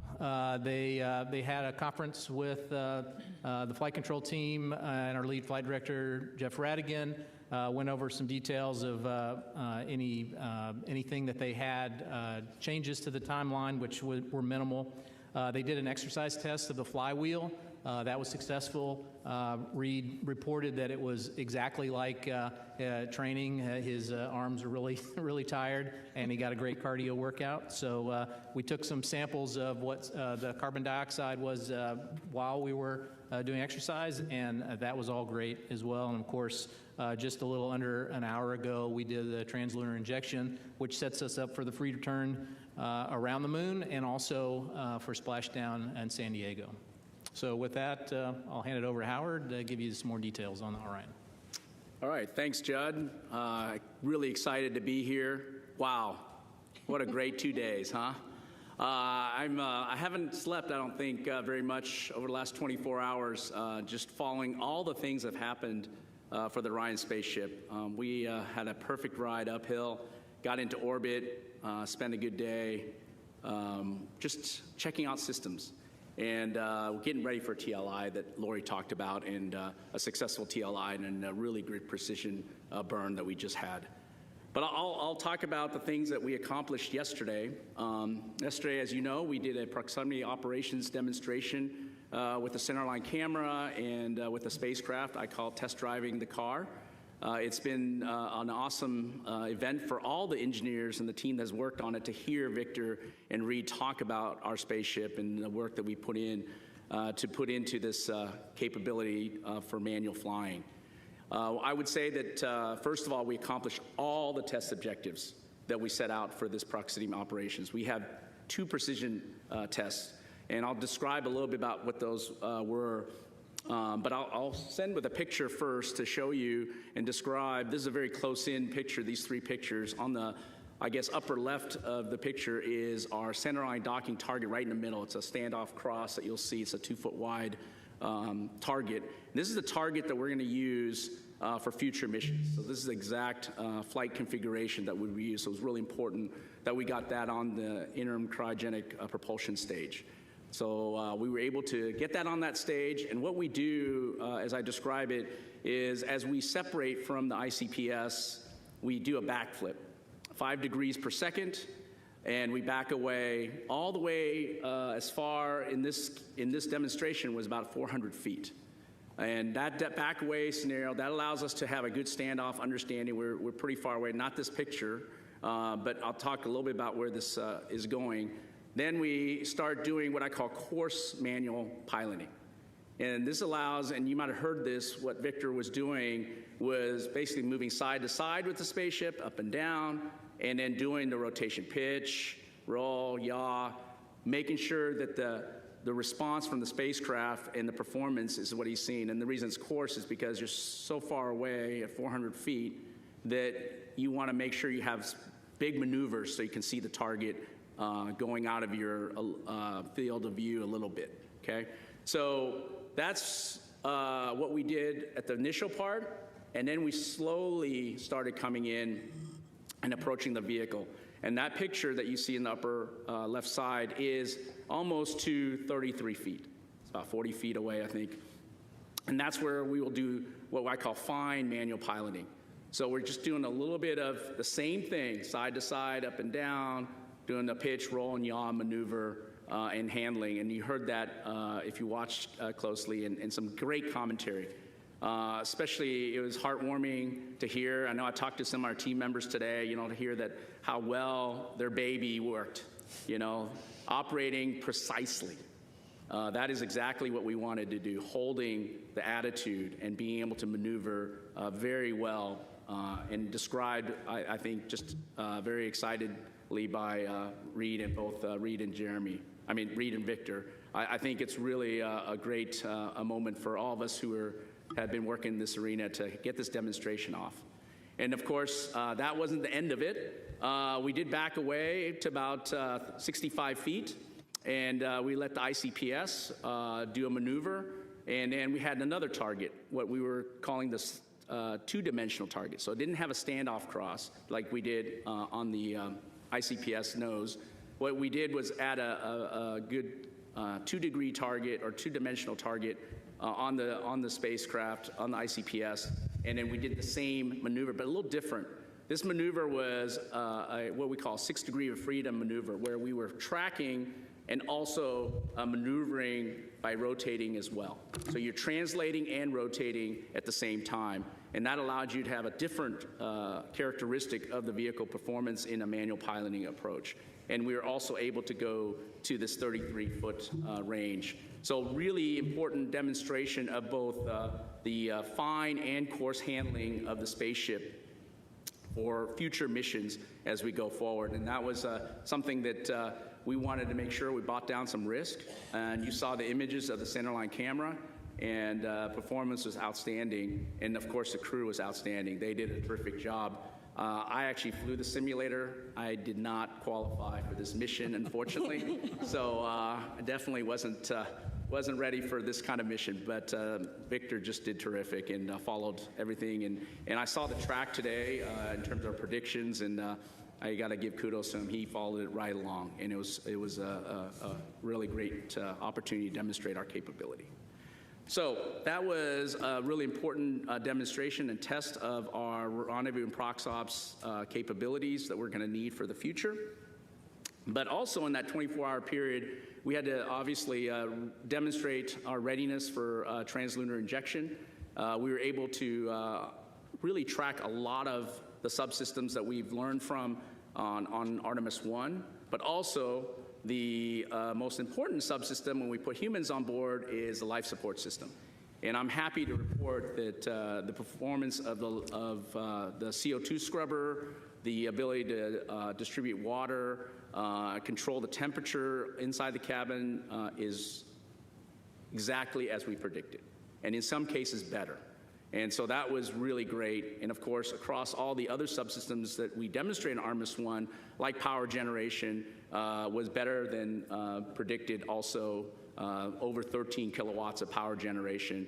And our ability to control, like I said, the inside cabin and control the temperature across all the parts of the spacecraft was right on and nominal. So that was really good to see. And of course, we were ready to execute the TLI burn today.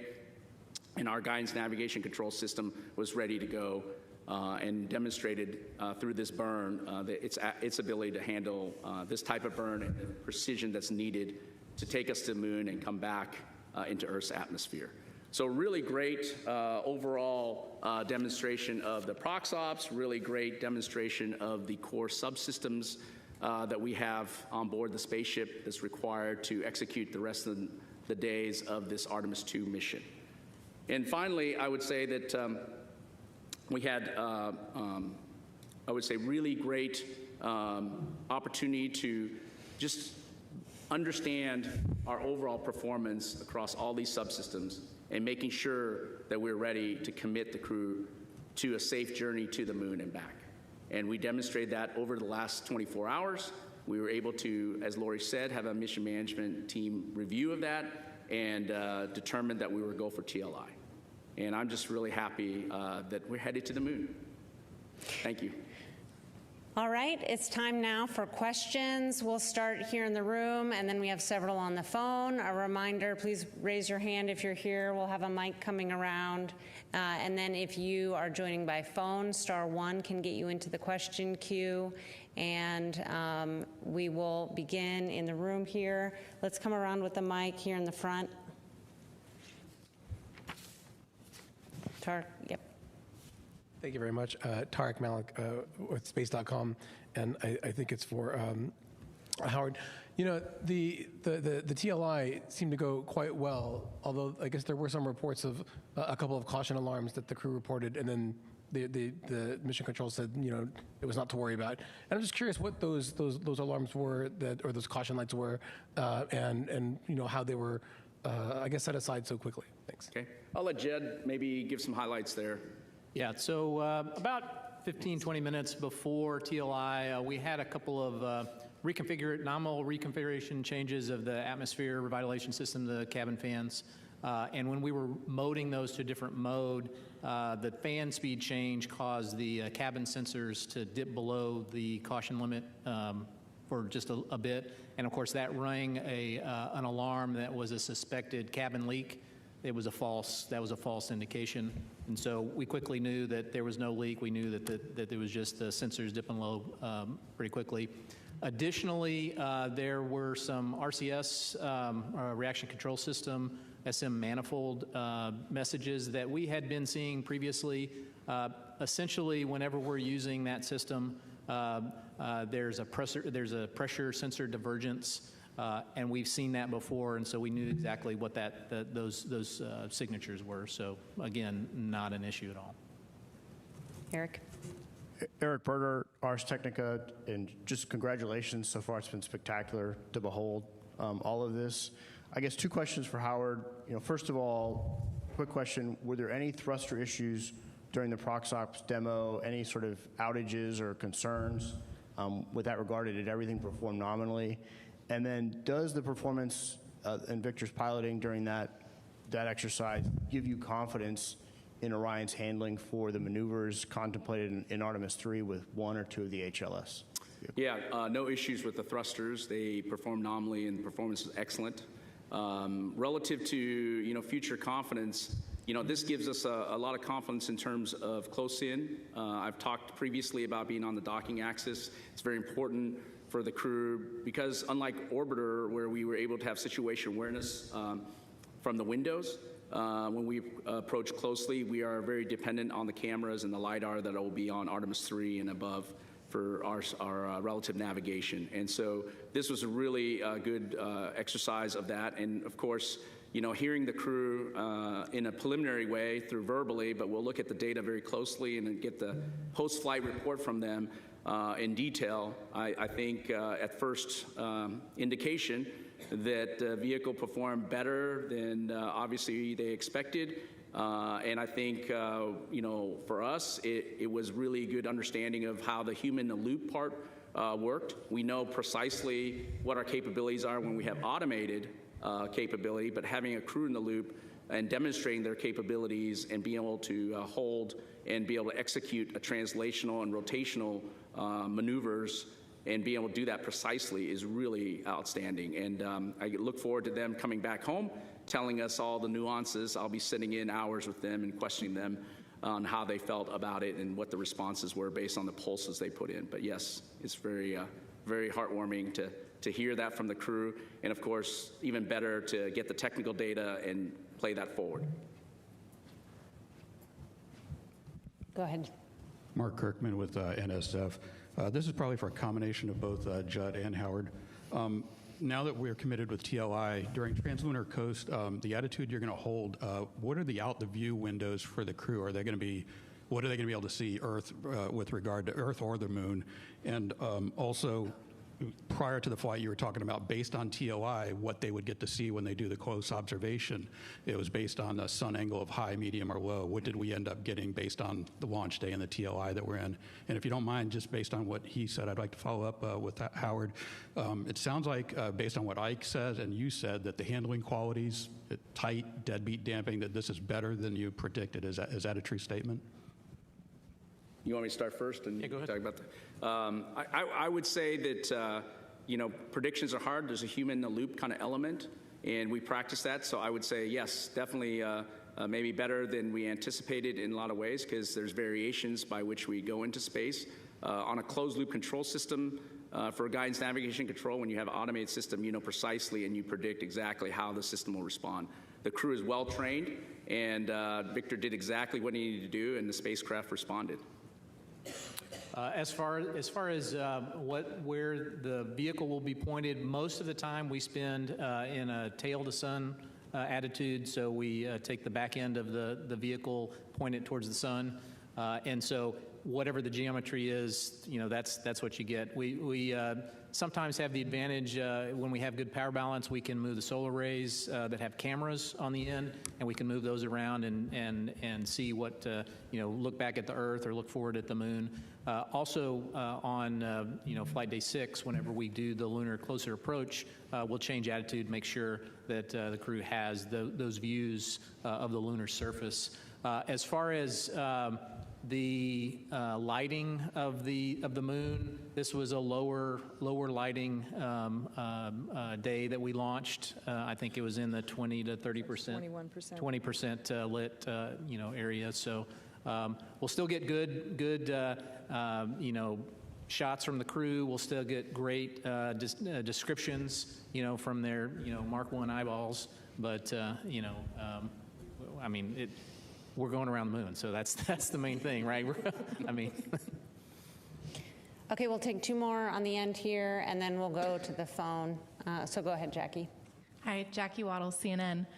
Quick question for Howard. I know Victor said that he was going to give the Cooper-Harper rating scales during the prox ops. Are you able to share those numbers? Just curious to know how it handled. And then also would love to just ask a general question about the crew, how they're adjusting to orbit. Specifically curious about the first-time flyer and whether there's any space adaptation syndrome without, invading privacy. Thanks so much. Yeah, I'm sure we can share the Cooper-Harper handling qualities. We did assessments with the simulator, and we'll do it as part of this demonstration, and love to hear that feedback. I think we got some different feedback, like I said, but look forward to that. Yeah, definitely. But I'll let Judd answer the other question about as far as the crew members, they're doing great. There's no indication that they're having any problems at all. So I don't expect that they're having any problems. Hi, Lauren Grush with Bloomberg. Thanks so much and congratulations again. I wanted to ask about the troubleshooting of the toilet that happened on that first day. Can you just explain to us what the issue was and how they fixed it? And on a priority scale, would you say this was a #1 priority or a #2? So when we had always planned to wet the toilet with some water that we had pulled out of the PWD, the potable water dispenser, and it turns out, I guess, we didn't put enough in, and so the pump was not fully wetted, and so it has automatic fault detection in that if it's not fully wetted, it'll shut itself down. So once we figured out that we didn't put enough water in, we put more in there, made sure that it was essentially primed, the pump was primed, and then the toilet came right back up. I will say that in addition, a good kind of byproduct of this, while we're working through those procedures, we were able to check out the secondary vent line for the urine as well, and so that was a good. That's an alternate path. If we could not go with the primary line, we were able to bend out on the secondary line, and we were able to demonstrate that. And we didn't demonstrate it today, the primary vent line through the working toilet. So I think both lines are working well, and really happy about that. Yeah, I'll just add real quickly that I think this is a great example of some of the procedural things as we're learning to work and live in the Orion capsule. We've got real humans in there. They're trying to live and learn, and we're gonna learn things along the way. Oops, we need to do this. We need to prime it first. This is the kind of things we're gonna get. All right, we'll take several questions from the phone now, and we'll start with Marcia Dunn from the Associated Press. Oh yes, hi. Good evening. I have a question probably for you, Lori. Could you just or anybody really, could you talk about the stress level in mission control prior to the TLI burn? I mean, were you really sweating it there? And now that that's done, do you have any new revised numbers for the lunar flyby distance? Do you still think the Orion's going to go 4,000 miles past the moon before turning around, maybe closer to 5,000? Any new lunar distance numbers from today? Thanks. Hey, Marcia. Thanks for the questions. I'll let Judd speak to what the mood was like down in Mission Control. I was actually sitting up observing the room and listening in on the loops, and everything was seemed like it was going very smoothly. They always seem so calm and controlled down there in Mission Control. Up in the room where I was with several other folks, as soon as we counted down and we started that burn, we just sat in silence and watched the clock go and waited for that statement that said the burn was complete. And it was just wonderful to just sit there, watch, enjoy it, and say, we've done this. So it's a great accomplishment. We're really proud of all the teams that got us to this point. Let's see, the second question, about the distance. So the anticipated distance, I believe, was around 4,600 miles from the surface. Is that right? And it's a good burn, so I'm anticipating we'll be pretty close to that, but I don't know that anyone's done the actual calculation yet. Yeah, assuming that we had a nominal burn, which we did, the max distance that our folks calculated was 219,639 nautical miles max distance from the Earth. Yeah. Okay. So, as far as the mood in Mission Control, these teams have done lots and lots of simulations, and so I would say they're consummate professionals. Everybody, even with the sensor problems that we had, able to do the TLI and get us through everything, perfectly. So, I mean, I wouldn't say there's any stress level at all. Yeah, maybe, Lori, I'll jump in on the mission evaluation room that supports the flight control team. I was in there with the team, and, we have high confidence in our main engine. We've operated several times on Artemis I, and, of course, we operated the upper stage separation burn as well. And I'll just tell you, everybody was standing, not so much nervous, just excitement.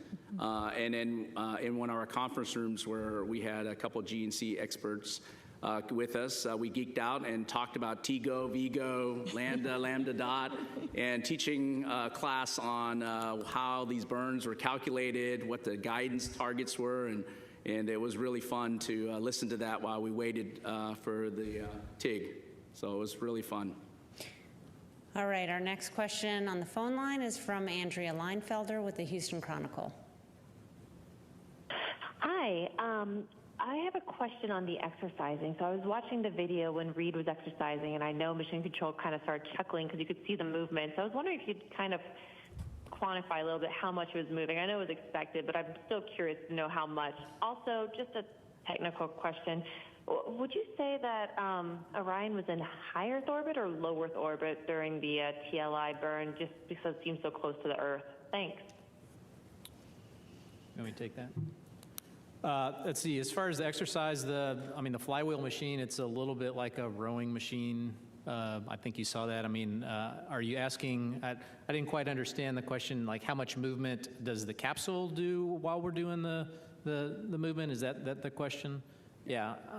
I don't think we saw anything that we didn't expect. Yeah, you'll see some solar array dynamics, which is expected. But it didn't perturb any of our control where we've had to make any adjustment, big burns or anything like that to control the attitude is where you would hear or get affected by those dynamics. Of course, we'll look at the data.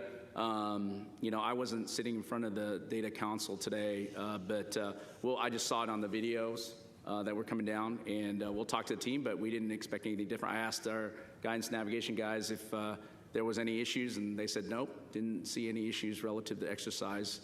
And then, of course, we'll always look at the data and go by that, but looks good so far.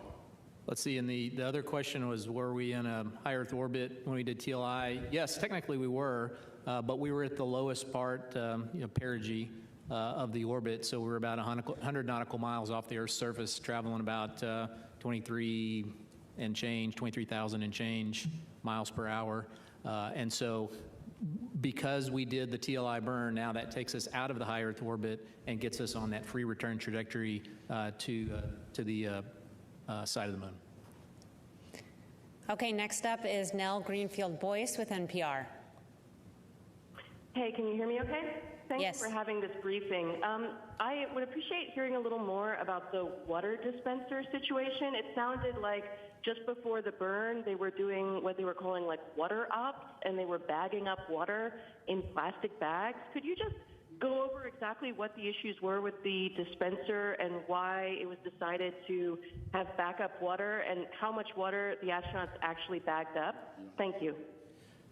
Yeah, great question. So during ascent, so we have 4 water tanks in the Orion service module, and each one of those tanks has an isolation valve between them. The isolation valve between the middle 2 tanks failed closed during ascent, and so it essentially isolated 2 tanks on one side and 2 tanks on the other. Each end of those tanks goes to one of 2 different water dispensers, a primary and a secondary, so we have full access to all of the water. However, in an abundance of caution, we decided probably good, just in case we have a subsequent failure of an isolation valve, to bag some water, and so that's exactly what we did. We're going to bag some water in the cabin and preserve that just in case we have a subsequent failure. Okay, our next question is from Joey Roulette with Reuters. Hey, thanks. I just wanted to clarify the predicted maximum distance from Earth. Did you say 219,000 miles? And is that based on, and that's based on the TLI burn that was just done today, right? Those are our predicts prior to us performing the TLI burn, so that assumed a perfect TLI burn, so I haven't gone and run those numbers again. And just real quick, the reason I asked, of course, is because that's far below the record breaking for Apollo 13. Is that your guys' understanding, I guess? That's in nautical miles. So the Apollo distance record in nautical miles was about 216,000 nautical miles. Okay, our next question is from Jackie Mogensen with Scientific American. Hi, thanks for this. I have a bit of a general question and then a specific one. The general one is, how do you feel like everything is it going to plan, and are there any concerns you're keeping an eye on at this point? And then more specifically, I was curious if you could tell us about what to expect from the first high-res images and video, as well as when we might see the solar eclipse. Thank you. I think I'll take a stab. It's echoing in here, so it's kind of hard to hear the question. But I think the first one is how things are going. Is there anything we're tracking? And I'll just look over at my colleagues. But, things are going really well. I think we couldn't be more pleased with how well things are going. Right now, we're not tracking any issues of concern. As I said, we're learning from the spacecraft, but that's what we anticipate, and we're not tracking anything. We went straight into the TLI with absolute confidence that we can complete the rest of this mission as planned. I think the other part of the question had to do with some of the imaging and expectations for when we'll get some of those back, in particular the eclipse. I'm really excited about the eclipse that we're probably going to encounter now as part of this mission. I think the crew's excited about it as well. I know they did a little training to learn about what they're going to see. It'll be really cool when they're out and beyond the moon, be able to look back with the moon eclipsing the sun. They'll be able to see the sun's corona. That's kind of a cool, exciting thing to do. So they've been trained on it, and they're looking forward to it. Okay. We'll come back here in the room for other questions. Let's start here in the second row. Hi, Michael Atkinson, Houston Public Media. There was a little bit of online chatter about the Outlook issues that were happening with Reid Wiseman. I was wondering if you could talk a little bit about what exactly was going on with that. Yeah, this is not uncommon. We have this on station all the time. Sometimes Outlook has issues getting configured, especially when you don't have a network that's directly connected. And so essentially we just had to reload his files on Outlook, to get it working. Okay, go ahead. Richard Tu with the Post newspaper. A question for Howard. You talked earlier about a ground issue related to the communications problem. Can you explain that a little bit more? Was it literally like a loose screw, or was it something underground cabling, maybe a resistance issue? Can you elaborate on that a little bit more? Thank you. Yeah, I can take that. So we have a processor at White Sands ground terminal. It's called a serial communication processor. In order to get return telemetry, it has to translate the radio messages to something that our front-end processors at MCC can understand. So that processor is supposed to be in a configuration for nominal S-band Orion telemetry. When we essentially found a bug that we didn't know was there before. So when we did our checkouts, part of our checkout is to put in a configuration for the emergency comm configuration. When we commanded it back to the nominal configuration, it showed that it had taken, but it did not actually. And so you basically had to go into low-level commanding to see what was the actual configuration and do that. So it's a software bug we now understand that we hadn't seen before, and so no issue with us going forward. Okay, we'll go right here. Hi, thanks for doing this. Beverly Casillas for Space Scout. So we talked a little bit about some of the communications anomalies and other kind of teething issues we saw on that first day of flight. And I was just curious, what would you say has been the biggest learning moment about the Orion spacecraft so far during the mission? And have there been any surprises? Thanks. Yeah, I think the biggest learning is always first-time systems. And I always go to life support. Being able to control humidity and scrubbing CO2, which performance is really great. In fact, we're maybe becoming, we need a little bit more humidity. I think it's doing too well sometimes. But I think those are things that are, like Lori said, we're learning, we're adjusting how to operate the spaceship with actual people on board and that are actually putting out CO2 and breathing in oxygen. So I think this is one of the things that we've learned in that 24 hours. We're learning a lot. The trending data, the sensors we have on board in terms of accuracy, being able to track that very closely is something that we're going to learn. No surprises. We expect good performance from our subsystems. So we're very happy about that. And again, we knew that we would learn a lot. And the other thing we would learn a lot is what you guys were all referring to relative to caution and warnings. I think, we have thousands of caution warnings on board the spaceship. And it provides a lot of good information for the crew, but also we're learning about the boundaries of these caution warning parameters and whether they're really nuisances or whether they're real issues. And I think this is one of the things that we'll learn all the way along the mission as we utilize and learn more about the spacecraft and approach all these objectives we're trying to accomplish along the way. Okay, right here. Hi, T.G. Mascara with the Epoch Times. Thank you all so much, and congratulations again. My question for Lori, in terms of a little clarification on the timeline. With the eclipse, you said it'll be when they're behind the moon, so will that be on day 6? And also, is there any clarification on what part of the timeline we'll be having the ship-to-ship communication with the station? That's definitely a question for Judd here. We'll let him, he's got the detailed timeline right in front of him. Yes, it is flight day 6 that the crew will be behind the moon. Let's see, and your other question was the ship-to-ship. Ship-to-ship comm. I think we were going to do that on flight day 8 or 9. I don't know where that ended up. 7, I believe. Yeah, maybe it's on 7.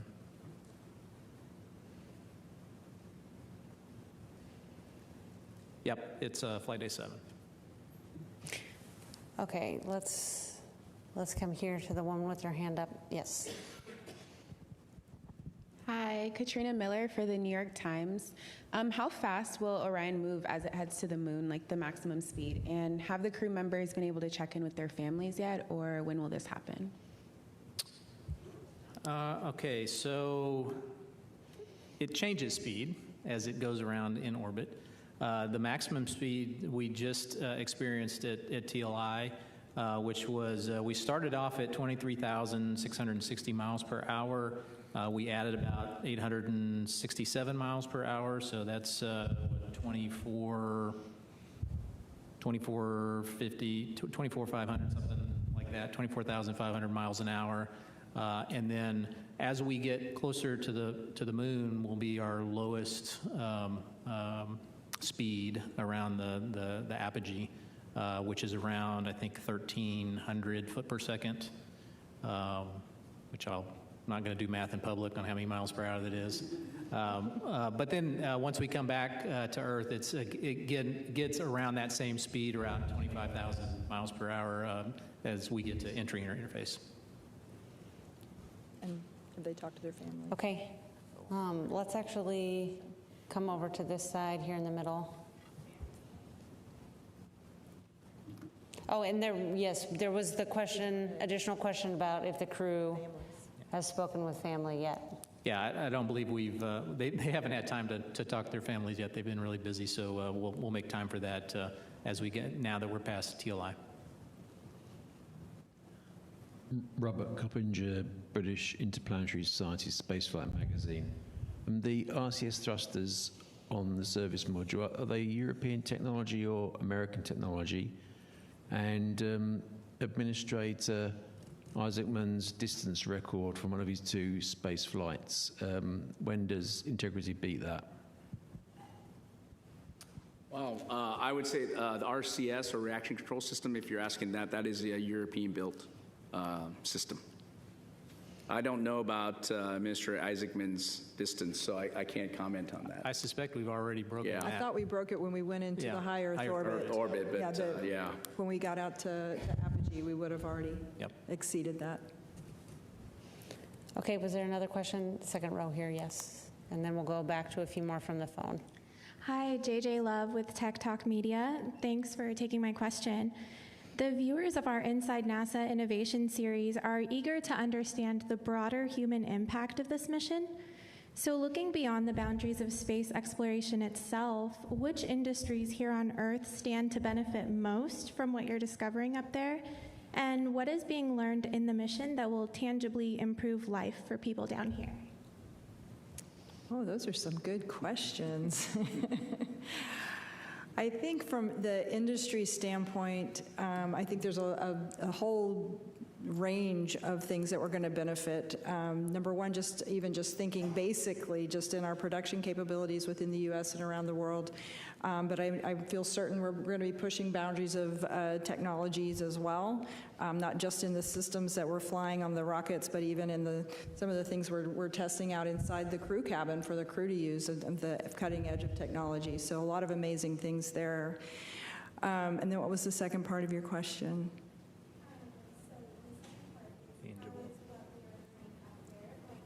Oh, help life on Earth.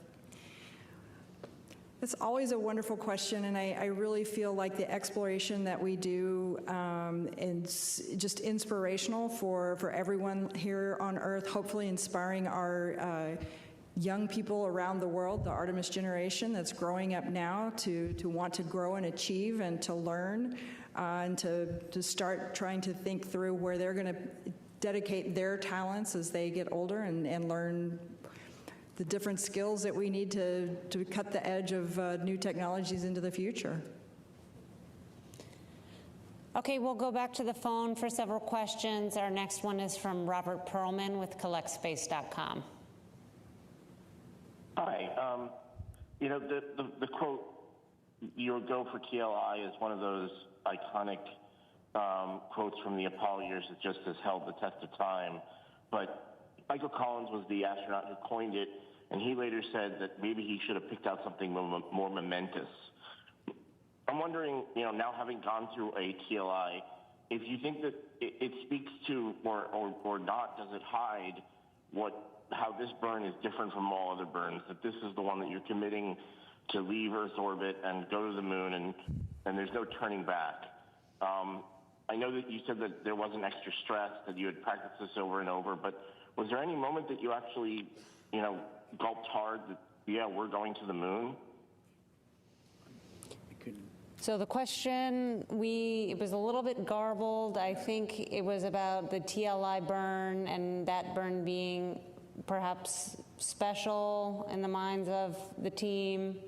Robert, may need to get you to say some of that again. I think we captured that, though. Yeah, that, do you think the public, when they hear go for TLI, or when we speak about it normally during a press conference like this, does it really convey how the momentous moment that it actually captures? So I think what he's getting at here with the question, help me if I get this incorrectly, but as we're executing on that 5-minute burn, is there a point at which our teams, as we're executing, kind of absorb the impact of just how important this burn is, and how, if we don't get it all the way through the burn, then what would happen? I don't know if you want to speak to how your teams execute. Within the mission control, they're very measured, they're very controlled, they execute, and they're ready to respond. Yeah, I would say we probably reflect on that after our shift, and we'll execute everything professionally, probably save the reflection for after our shift, and certainly that reflection, I suspect everybody understands that this is a once in a lifetime moment. All right, our next question on the phone is from Christopher Mick with the Hudson Star Observer. Thank you for taking the question and for all your time tonight. Another amazing day here in the mission. I just want to ask, I think these would be for Jed and Howard. I was wondering, the crew sounded very busy in the time I was hearing the loops today, and I was just wondering on the astronauts' kind of individual task timelines, if they're kind of on schedule for that or falling behind at all or skipping some things. And then maybe to Howard, if there was any time for Earth observation photography, if there's any feedback from the crew on how things were going shooting through the Orion windows. So I would say there were, as far as the timeline goes, there were a few things that the crew was not able to get to today and yesterday, and that's fine. We knew this was going to be a very, very packed first 2 days, and now once we've got past TLI, we've got lots more time to do things, and observation certainly is one of those things that the crew absolutely will be doing during their time, and they've got plenty of time now to reflect and do those other operations. Yeah, I'll say that although, like Judd said, maybe a few things didn't get done in the schedule that was planned that could be made up, the real important one for me at least was this ProxOps demonstration. I think we budgeted around 71 minutes. The crew finished in 65. And that was awesome because, like I said earlier, we were able to accomplish all our objectives and within that time period because we were having to exit and leave the ICPS distance and move on towards the orbit. So having that done and getting all those objectives accomplished was very significant, and I'm really happy to do it with some margin. Okay, our next question is from David Denault with About Space Today News. Good evening. I have a question. Has there been a formal report issued yet on the possible damages caused by Artemis II compared to Artemis I? I understand that it caused some damage to the elevators, and it also burnt through the surface area, scorching it. Has there any report issued on that as yet? So this is a question related to the potential damage to the Mobile Launcher 1, where we launched yesterday.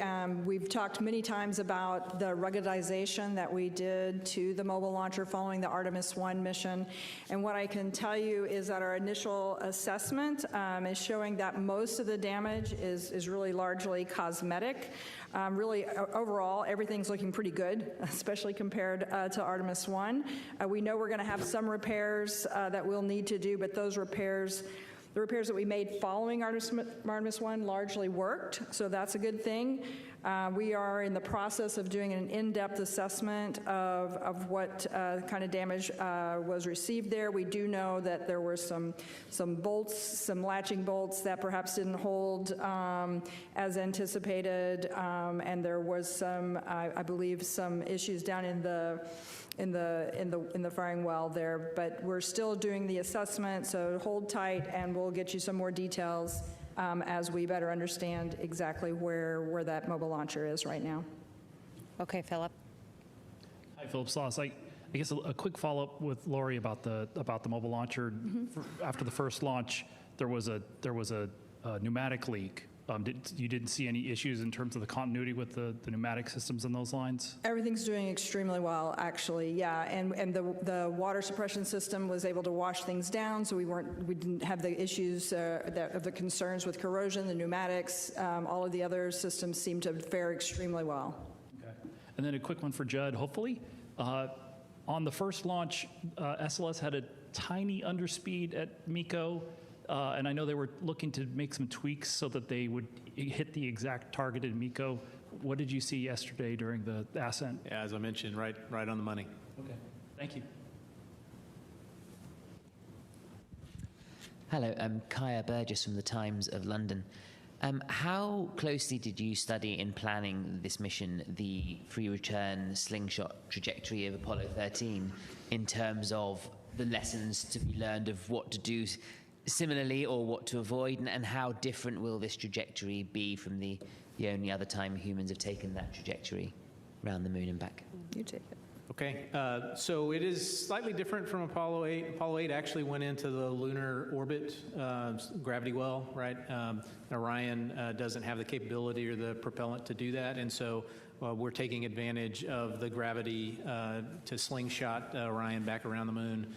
So it's quite actually in the early design of Apollo. As a matter of fact, Apollo 13 got on a free return trajectory to get it into a minimum energy state so that it could go back to Earth. And so this is more like that trajectory in that we're taking advantage of the moon's gravity as an assist so that we don't have to burn as much propellant. My question is, how does it compare to Apollo 13?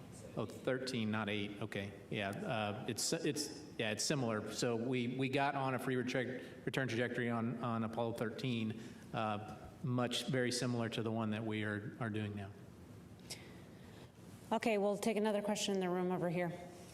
I'm just wondering, I work in television, and when they're going around the moon, what are the visuals going to be like? Because I know Apollo 11, when they were live, they're black and white.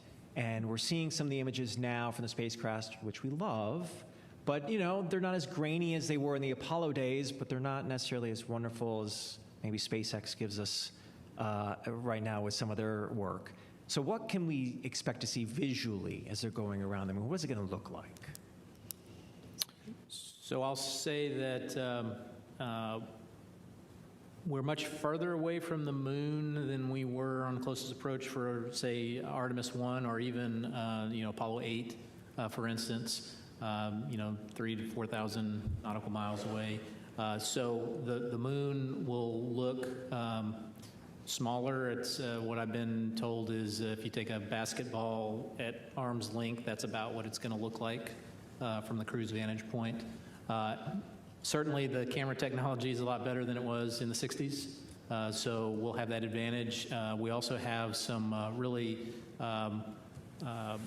long lenses that the crew have for their handheld cameras, Nikons and Z9s.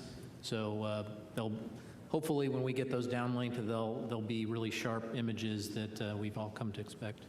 Yeah, modern technology. The one thing I'll just mention, and Judd can probably jump in on this one as well, is while the camera technology that we have up there is outstanding, and we'll have very, very high resolution, high quality images, the downlink from the moon is not as great as it could be, as it is from low Earth orbit. And so it will take a little longer to get some of those data down, and sometimes I would imagine the early downloads will be somewhat reduced resolution so that we can get them down here and at least share the lower resolution, and then as we have the capability and the bandwidth to download the higher res, we'll make those available.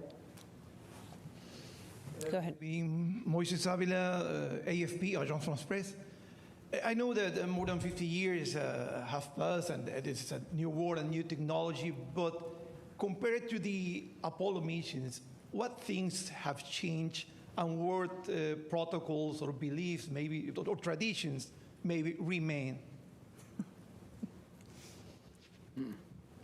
Well, when you say what has changed, I mean, certainly the computing capability in the amount of software. We have over 900,000 lines of software. And so I think the ability for the crew to engage in the systems in a very deep level through the displays.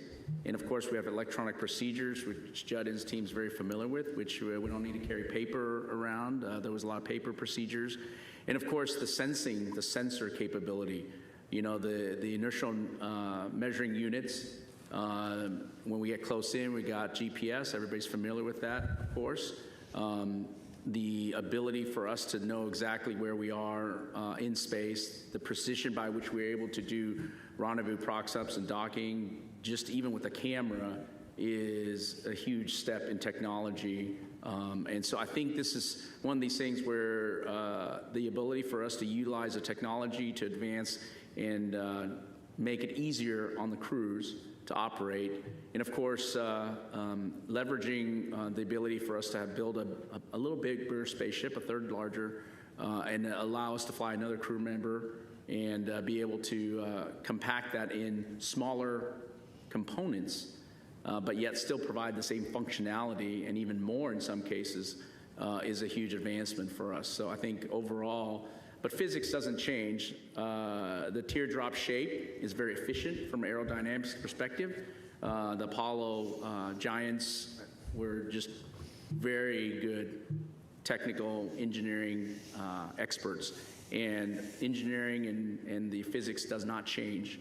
And so we learned a lot from them in terms of the things they learned, and we leveraged off of that. Okay, we'll take one final question here. Thank you, Rachel. Will Robinson-Smith with Spaceflight Now. Thank you all for your time tonight. A couple of quick ones for Judd. You mentioned when we spoke back in September that pad abort would be the riskiest that the crew could possibly endure. I wonder, as you saw Ascent and they ticked past those abort scenarios, how you were feeling, getting further and further along the pathway. And now that the crew is in flight, I know we discussed in some previous briefings that certain abort scenarios or early returns are still possible even past TLI. At what point does it make the most sense to continue with a free return as opposed to an early U-turn? Thank you.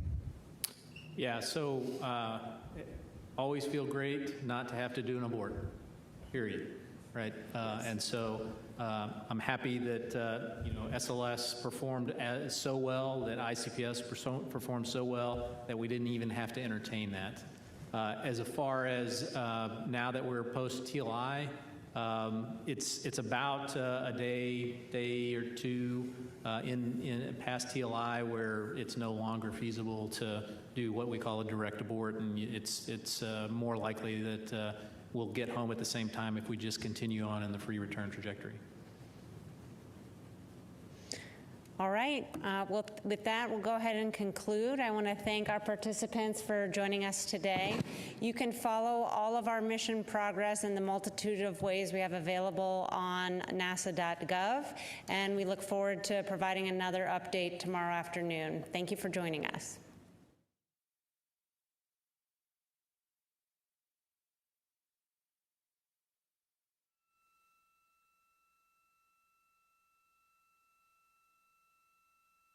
Welcome to the Artemis Flight Control Room here at Johnson Space Center in Houston, Texas. We are monitoring the flight of Artemis II and our 4 astronauts, Commander Reid Wiseman, pilot Victor Glover, and mission specialists Christina Koch and Jeremy Hansen on their flight around the moon, first humans to do so in over 50 years.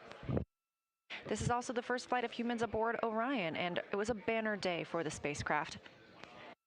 At 6:49 p.m. Central Time, the Orion spacecraft executed the translunar injection burn, a 5-minute and 50-second burn that committed the spacecraft to leaving a high Earth orbit and beginning its journey around the moon and back home.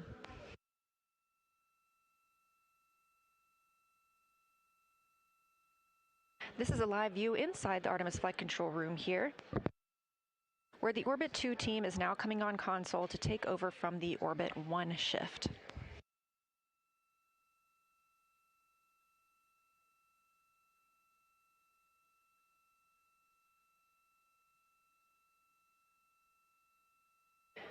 If you were watching the news conference, we had a few calls to and from the crew during that time frame. One of those was re-timelining some of the exercise for the crew later today. We are expecting a public affairs event coming up in just about an hour, and they will then execute their exercise on the flywheel afterward. We also had a time period where we had a delay on the forward link of the Deep Space Network. So our communications to the crew were delayed. That was what we believe to be due to a downlink coming down. Command and data handling stopped that downlink, which resumed the on-time communications with the crew. They'll be able to troubleshoot that and work on transferring large files down from the crew. Recently, Christina Koch reported that her PCD, her portable computing device, went dark before translunar injection and has been unresponsive on a charger. So the team here is troubleshooting to see if there's anything they can do to bring that back online. Last but not least, Commander Reid Wiseman said they got great views of the Earth as they continued departing following the translunar injection burn, and just a testament to how everything is planned and tracked in space. He reported that the windows were dirty because the crew enjoyed looking out of them so much, so he called down for procedures on how to clean the windows.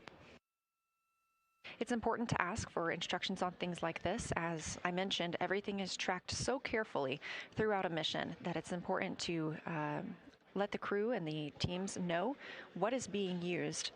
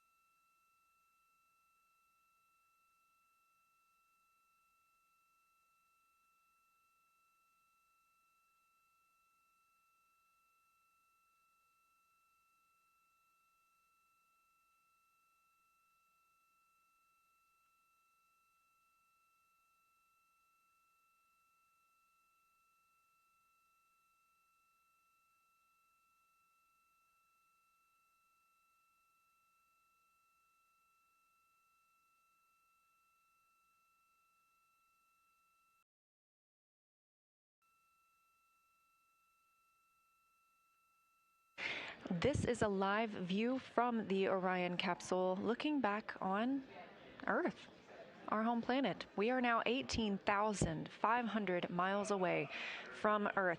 When we conducted that translunar injection burn coming up on about 2 hours ago, we were just 115 miles above our planet. Obviously, that has increased exponentially as we are now on the journey to the moon and back home. Currently, Orion is 223,000 miles away from the moon.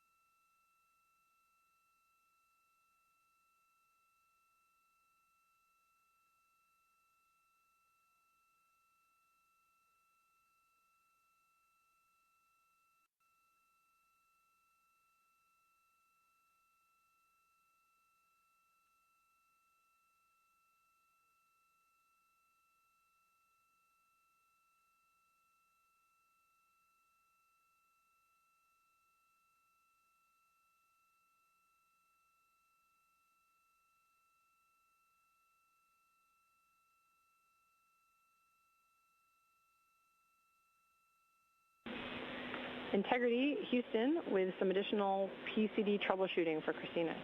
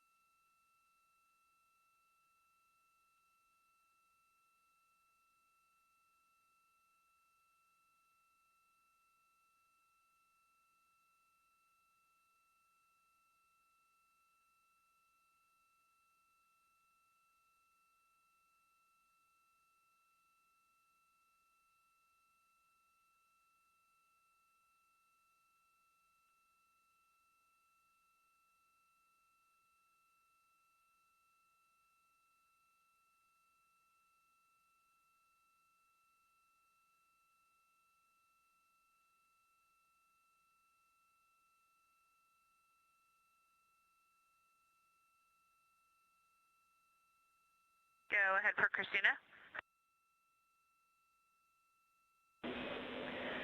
All right, Christina, we have one additional Hail Mary to try and recover your PCD. We're going to suggest that you reseat the power cable and then press and hold the power and volume up simultaneously for 20 seconds. You should be able, if the PCD responds, you'll enter BIOS, and you might get a screen in which you can select exit, making a functional PCD at that point. Good luck. And work. Thank you.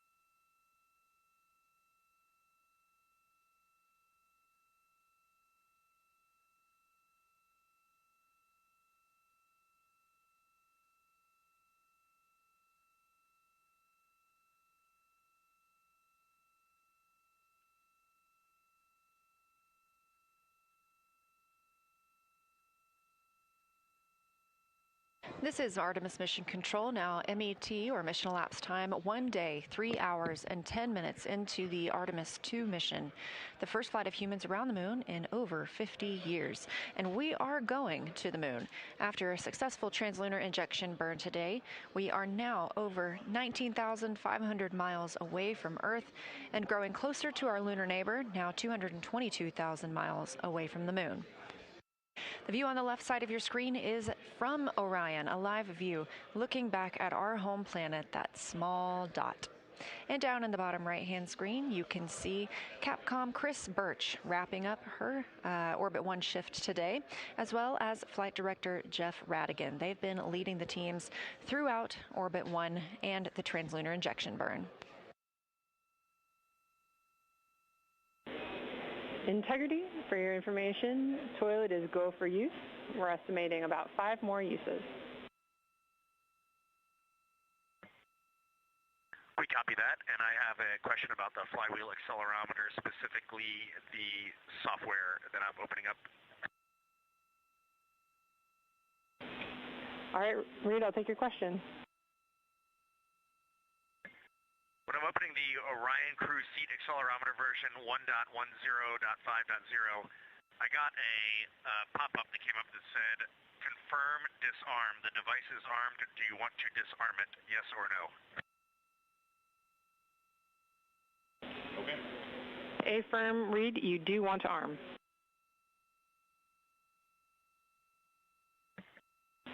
Excuse me, you do want to disarm. Do I want to disarm it? Yes or no?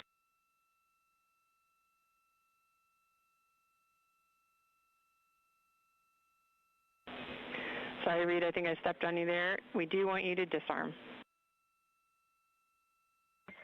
Copy that, disarm.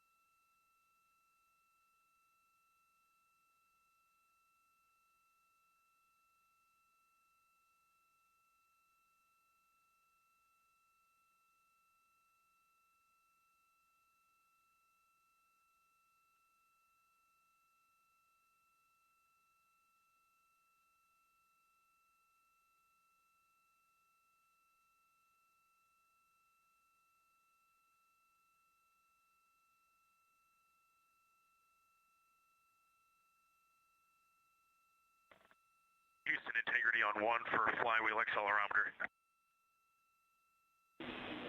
Go ahead, Reid.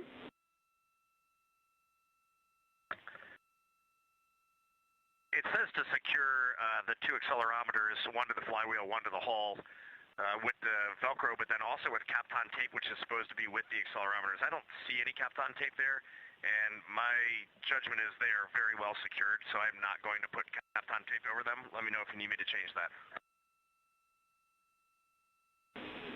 Reid, that sounds like great judgment to us. That's no problem.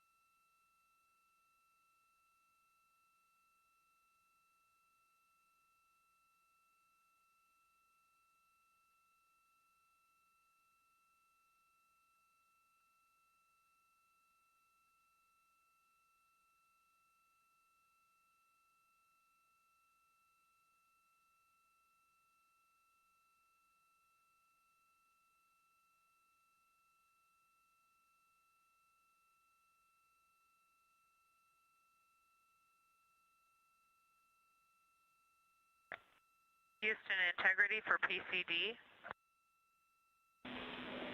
Go ahead, Christina.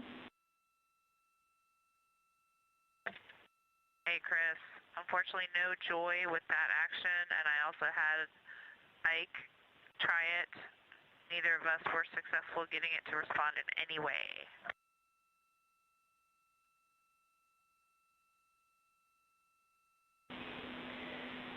All right. Unfortunately, Christina, that's all the troubleshooting I have for you for now. We'll do some more thinking and see what we can come up with, but thanks for trying it.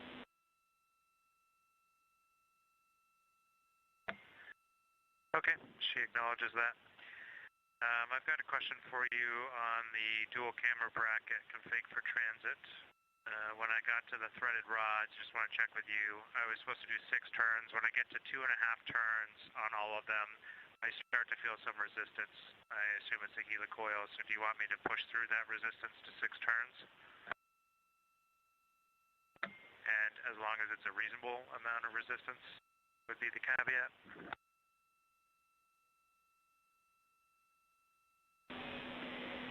All right, Jeremy, thanks for that report. We're going to check and get back to you. We think your approach is reasonable, but we're just going to verify. Okay, standing by.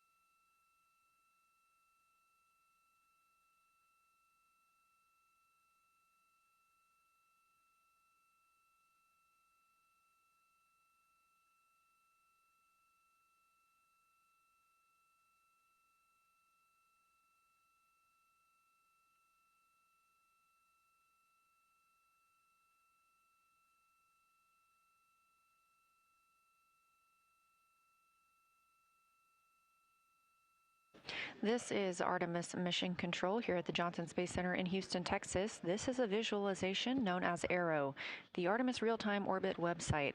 You can access this at any time on your computer or device by visiting nasa.gov/trackartemis.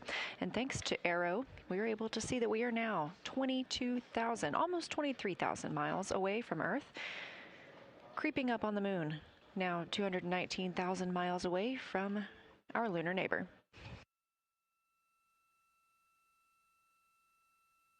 Teams in Mission Control Houston are conducting their handover with the flight director coming on console. We are now 1 day, 3 hours, and 34 minutes mission elapsed time of the Artemis II mission, a test flight and the first flight of humans aboard the Orion spacecraft. Those 4 humans, Commander Reid Wiseman, Pilot Victor Glover, and mission specialists Christina Koch and Jeremy Hansen, are preparing for an upcoming public affairs event. They'll be speaking with media clients here on the ground, giving us a good look inside the capsule and letting us know what it's been like to live and work on the spacecraft. We had a big milestone today at 6:49 p.m. Central Time when the OMS, or Orbital Maneuvering System engine, ignited on Orion, powering the translunar injection burn. Until that time, we had been in a high Earth orbit, allowing teams time to check out the systems ahead of committing to sending the crew around the moon and also serving as their deorbit burn. It was a successful burn. The crew continues to quickly depart Earth.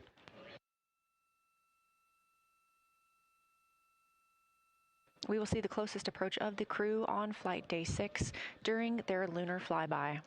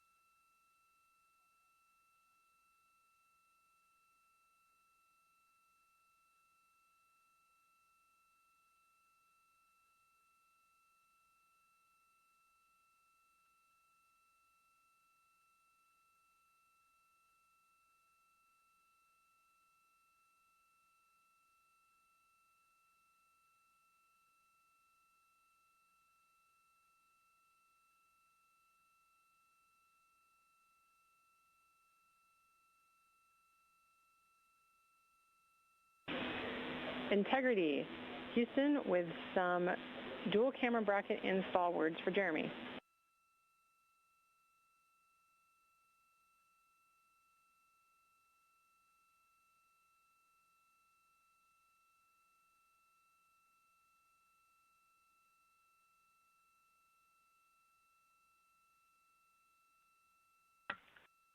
Okay, before you go ahead with that, Chris, we're going to defer the toilet maintenance to after the PAO event, just FYI. Okay, Jeremy, we copy. No problem. Are you ready for the dual camera bracket instructions? Yep, go ahead.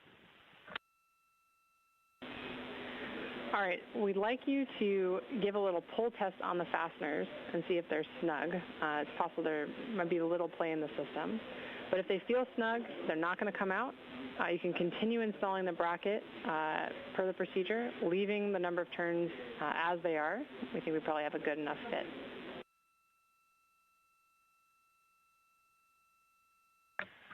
Okay, there's no wiggle in the fasteners. They do feel secure. I'll maybe give them another 1/8 of a turn because I stopped a bit early to snug them up. And then I think that's it for this part of the procedure. I've secured the dual camera bracket to the hatch as described, and there was nothing else to do today. I just want to confirm we're on the same page. I'm just leaving it open.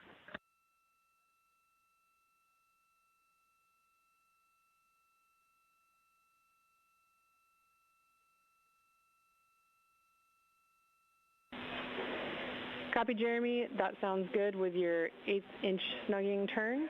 I think the next activity for this will be, I think, on Victor's timeline. But sounds like a good plan. Thanks for checking in.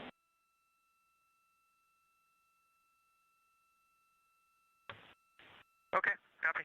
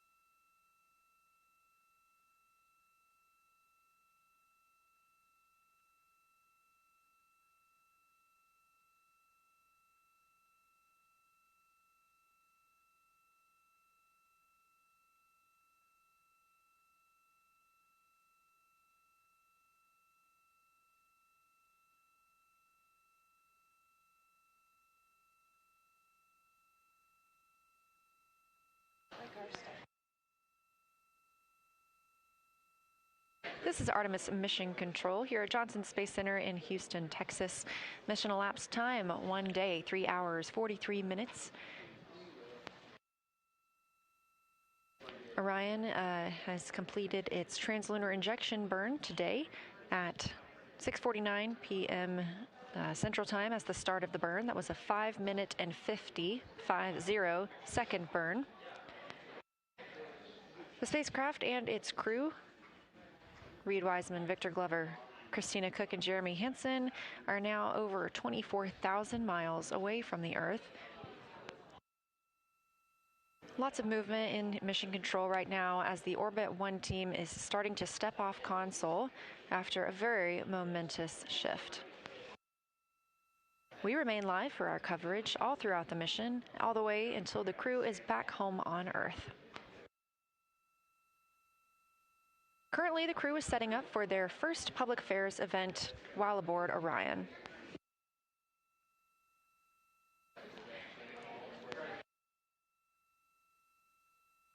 Today they also worked on setting up the flywheel. This is the exercise device that they'll use inside Orion. It's essentially like a rowing device, allows them to do both aerobic and resistance training. The entire unit is about the size of a suitcase, which is in comparison to over 4,000 pounds of exercise equipment on the International Space Station.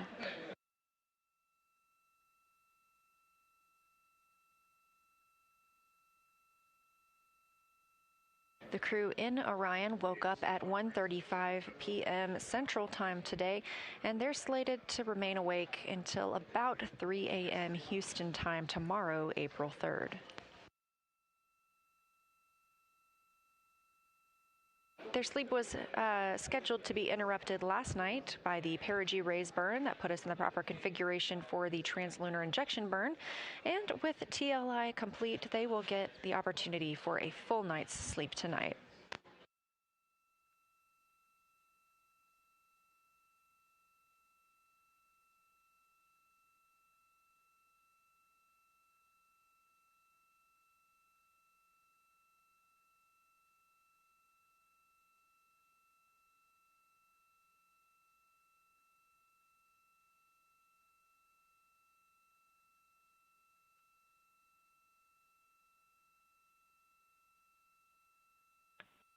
Houston Integrity, we are ready for the stream, setting up for the PAO event, and we'd love some help with voice and scene checks.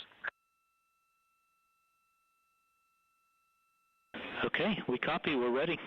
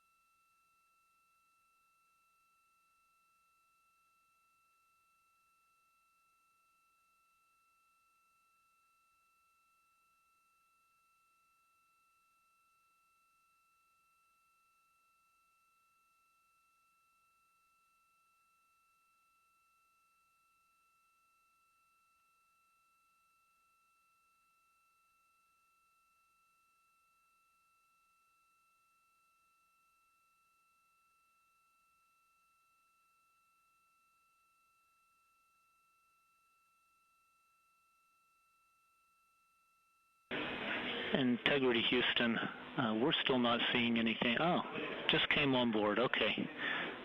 Just jumped the gun. Now we're seeing your video.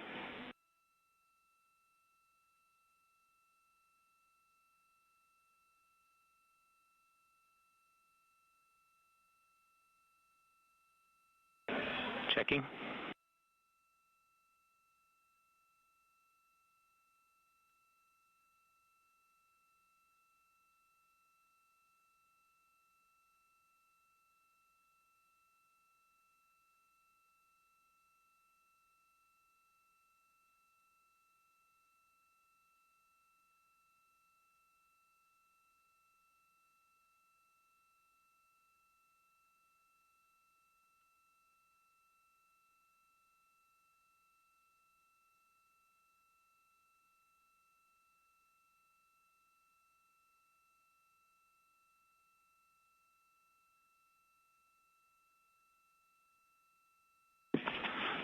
Okay, Integrity. Good scene and good voice quality.